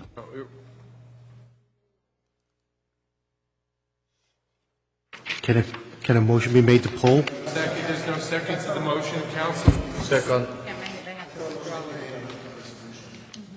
It's a resolution, it's not an order. The sponsor has to withdraw it. We have to vote on it. So, Jeremy, You have to vote on it. Jeremy? The sponsor has to withdraw let me ask you a it. quick question. This one have to be withdrawn by the sponsor. Okay, but let me ask you a quick question, Jeremy. Yeah, Reginald Jeremy. This is the problem, I guess. October 13, 1999, ordinance number is 99739. The actually City of Jersey City City Council passed a resolution. Whereas the City of Jersey City is concerned of the land use within the Greenville industrial area, such as a municipal garbage transfer facility, including waterborne and truck facility, may not first the continuation of what are they called economic. No. So this is the problem. Will not permitted use the within a Greenville industrial redevelopment area. That's the way actually City Council passed a resolution October 13. Now you're talking about I have the redevelopment plan. But it's a contradict to each other, you know. Yeah, you're talking one about resolution they say no. Right. And then now today we try to pass a resolution. Right. I don't know. Is it right? So what you're talking about is actually the redevelopment plan for the area, and we're well aware that the redevelopment. We cannot hear you. Actually. I can't understand you. What we're talking about, is that better? Yes. What we're talking about here is the redevelopment plan, and in the redevelopment plan, there was an attempt to carve out the use of the facility for waste transfer, and we were aware of that, and so that plan will have to be amended if we proceed with this, which will only take, this is one of several different things to actually effectuate this that'll have to come back to this body. One will have to be the actual agreement. This is just an MOU. And then two, we would actually have to come back, we'd go through planning, amend the redevelopment plan, and come back with a final redevelopment plan. Which is why, when I've explained to the council people that have asked me about this in advance, I explained that there's going to be several opportunities for this matter to have to come back before you guys. And this is just a first step. Jeremy, you weren't around in 1999. I was. And this was a big battle. And I'm telling you right now, Greenville is going to be truly upset, and there's going to be a lot of problems over this. Garbage doesn't belong in Jersey City. If all the other communities in New York don't want it, we're getting dumped on. And those garbage trains stink. I can tell you for a fact, I had to go up to CSX to get them the heck off on the Waldo Railroad yards. In the sealed containers, during the summer, the smell in the Hilltop area was unbelievable. So this should be pulled until the people of Greenville and Franny Kajewski gets back here and has the opportunity to talk on this. So first, Can I ask a question? Let me take the council. We have some Councilman, questions. can I have your vote, Councilman Bajano, on Z4 through Z8? well, I just wanted to explain to the council person that first, the garbage is not staying in Jersey City. So I don't want anyone to think that New York is dumping their garbage here. And secondly, and this is important, as I just said, there's going to be several different steps that are going to have to come back to this body. One is, as you correctly point out, will be amending the redevelopment plan, and two will be a vote on the actual agreement. And so Councilman Krajewski will get a chance to vote on this matter and be heard on this matter. Can I ask a question? Hold out. This shouldn't be. Can I just have a question? One at a time. Candace? Is this, to me, this is feeling very similar to kind of the Powerhouse, where it's like a letter of intent almost, but then, like, so for example, we did the letter, I don't know, the last council meeting or the council meeting before right. for the Powerhouse. Right. But under no circumstances does that mean that building can actually get built until we've gone through our whole redevelopment. Exactly. So I just want to ask a couple real specific questions. If this gets voted for, Yes. can trash go through the Greenville yards? Well, if we don't modify the redevelopment plan change. So just to be clear, trash can go through there now. What can't happen right now is a transfer from the boat onto the rail line. So that piece. and so without us coming and doing a formal agreement and making the amendment to the redevelopment plan, it's my interpretation that they can't do it. There are others who have different interpretations on that, including the Port Authority, but we would pursue the rights that we think Jersey City has should we decide to go down that road. But we could very well end up in a situation like Spectra, where an offer was made to try and help the residents of Jersey City, and when Jersey City rejected that offer and fought Spectra, we lost. We didn't get anything for the residents of Jersey City, and there's still a pipeline here. I agree. Jeremy, nobody's going to take this. I have garbage. another Nobody question wants it. too, Jeremy. I mean, we're a stepping stone for New York for the last 400 years. Like that and it's Spectra, about we time should have Jersey been City with said, that so and go made to heck demands. to New York. It's It's wrong, wrong, Jeremy. One at a time. Councilperson Coleman, Councilperson I have two Waterman. things to say, Jeremy. I agree with you about Spectra. We should have been on top of that and made sure we made demands for Jersey City, and we didn't. We lost, and they were able to do what they wanted to do, and we didn't benefit at all. So I agree with that. The second thing I want to say is, I was told that there would be no, these containers are sealed and they are hazard-free proof or whatever it is, that none of that stuff is going to affect our land. It is not even going to be on our land at all. And I need to be clear that that's the truth, what you said. That's what I was told as well, and those are the types of terms that have to be put in the actual long-form agreement. Those sealed containers if I may, stink. Wait. If we We're in can the all middle have of an a opportunity vote. to speak. We're in the Folks. middle of a vote. Yeah. So the host community agreement, which says in the resolution, outlines the operations of this facility in that sense. So all of that should be detailed directly in there. And we would still have to approve the host community agreement. Is that That's correct? great. That's correct. That's great. Councilperson Waterman and then Councilman Boggiano. Going back, I'm going to call the vote. Can I ask a question? Yes. Yes. Jeremy, are they transporting garbage now? So, as I said before, yes or no? That's what. Yes or no? ISI is not transporting garbage right now. The company that we are making this arrangement with, we don't know for sure whether garbage is coming through or not. We don't have that kind of authority to supervise what the Port Authority is doing on their property and facility.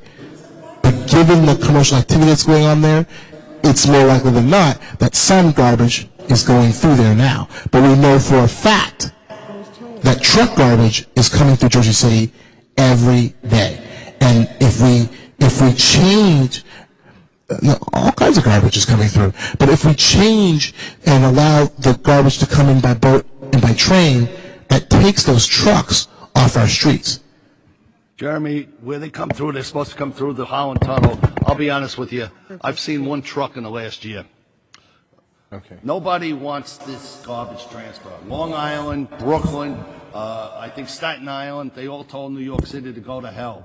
And we're going to take it. for $10 million and we're going to betray Greenville and the stink down there. I'm telling you, the stink in the Waldo Railroad yards in these sealed containers during the summer was unbelievable. Okay. And I had some fight with CSX to get them the heck out of there and move them over to Kearney.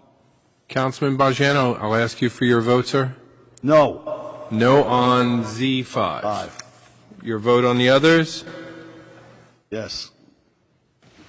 Councilman Yun? You know, I say yes, except the Z5. I think we have to understand, you know, when they $10 million come to the, you know, Ward C, you know, we have to understand Reservoir 3 is Ward C, but it's a height. But we always, I believe that we are same boat.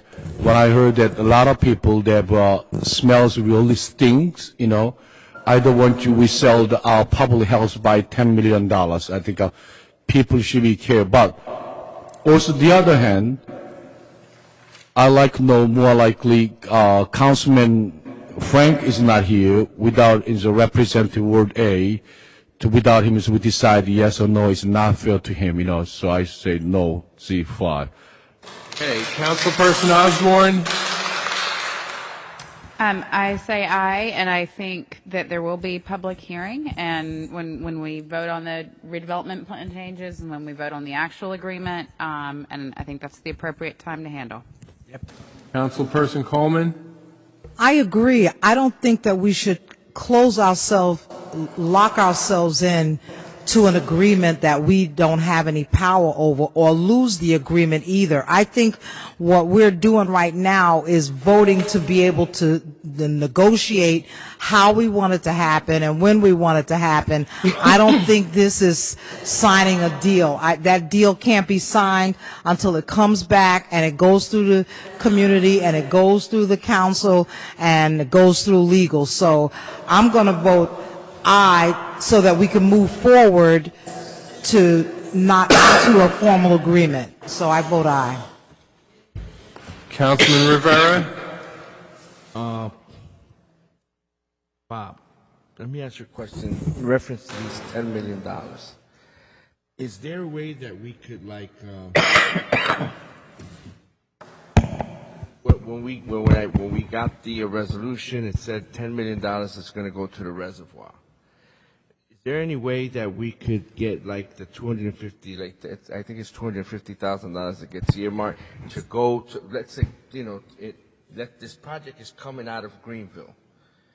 Is there a way where we could just money as opposed for it to come, you know, to an area that doesn't even. So to answer the question, yes. When we go through the budget process, you know, there'll now be an anticipated revenue in the budget, $250,000 with this name. If the council chooses, you can set up an appropriation on the other side of the budget, you know, an expenditure, let's say it's for parks, you know, Greenville Parks, and dedicate it for that if you choose to. Another option is if the project comes in under budget, you know, you can also talk about the proceeds or the balance of the funds being allocated to another purpose, to Greenville. So the reason why I say that is because out of the maybe 35, 40 emails that I received today, it seemed like the concern was more where this money was being applied out of the emails that I received. And, you know, I wanted to get some feedback on that. And Councilman, I would only add to that if there are projects that folks in Ward A and this council want to see get funded, we don't need to wait for this revenue to pursue those projects. We can talk about different ways to do that, either using this sources or the capital plan. You know. Can the whole $10 million go to Greenville? I vote It would have to be a project to Thank you, apply it to. Councilman. I got you. I got you. Councilperson Waterman. I asked the question concerning the How did you garbage vote? being transferred, and I had asked the question concerning the garbage being transferred. Is it being transferred now? Based on your answer, we're really not sure. It could and it could not be. Right. No trucks. Right. We know trucks are coming. I live in Greenville section. I live by the water. It stinks. It really does stink. There is you know. truck transfer It does stink. So Frank is not here. And out of respect for Frank, I'm going to sustain from this one because I think there should be more conversation here. I really do. I believe there should be more conversation. We live there. Right. Okay. To my point, there will be. Because Frank is not here. All right. And I would rather have a conversation or dialogue with him concerning it because I know Port Authority has a way of bullying us. You know, but I still think we should have been at the table. So with that in mind, I'm abstaining from because I'm just not clear. And you're voting yes on the balance? So yes on everything else, but Thank you. I abstain. All right, Council President. So, I won't belabor things. I'm gonna vote yes, and I'm gonna explain why, and try to explain why I'm voting yes, which is that look, I know people has a long history in Greenville. This Martha, I hope you people if I in can Greenville finish, remember Councilman Roggiano, if I can finish my vote.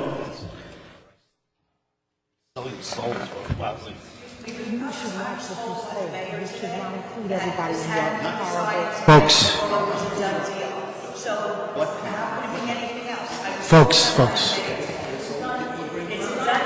Please, you're out of order. Stand up. We had no choice that it has to be decided tonight. So why does it have to be decided tonight?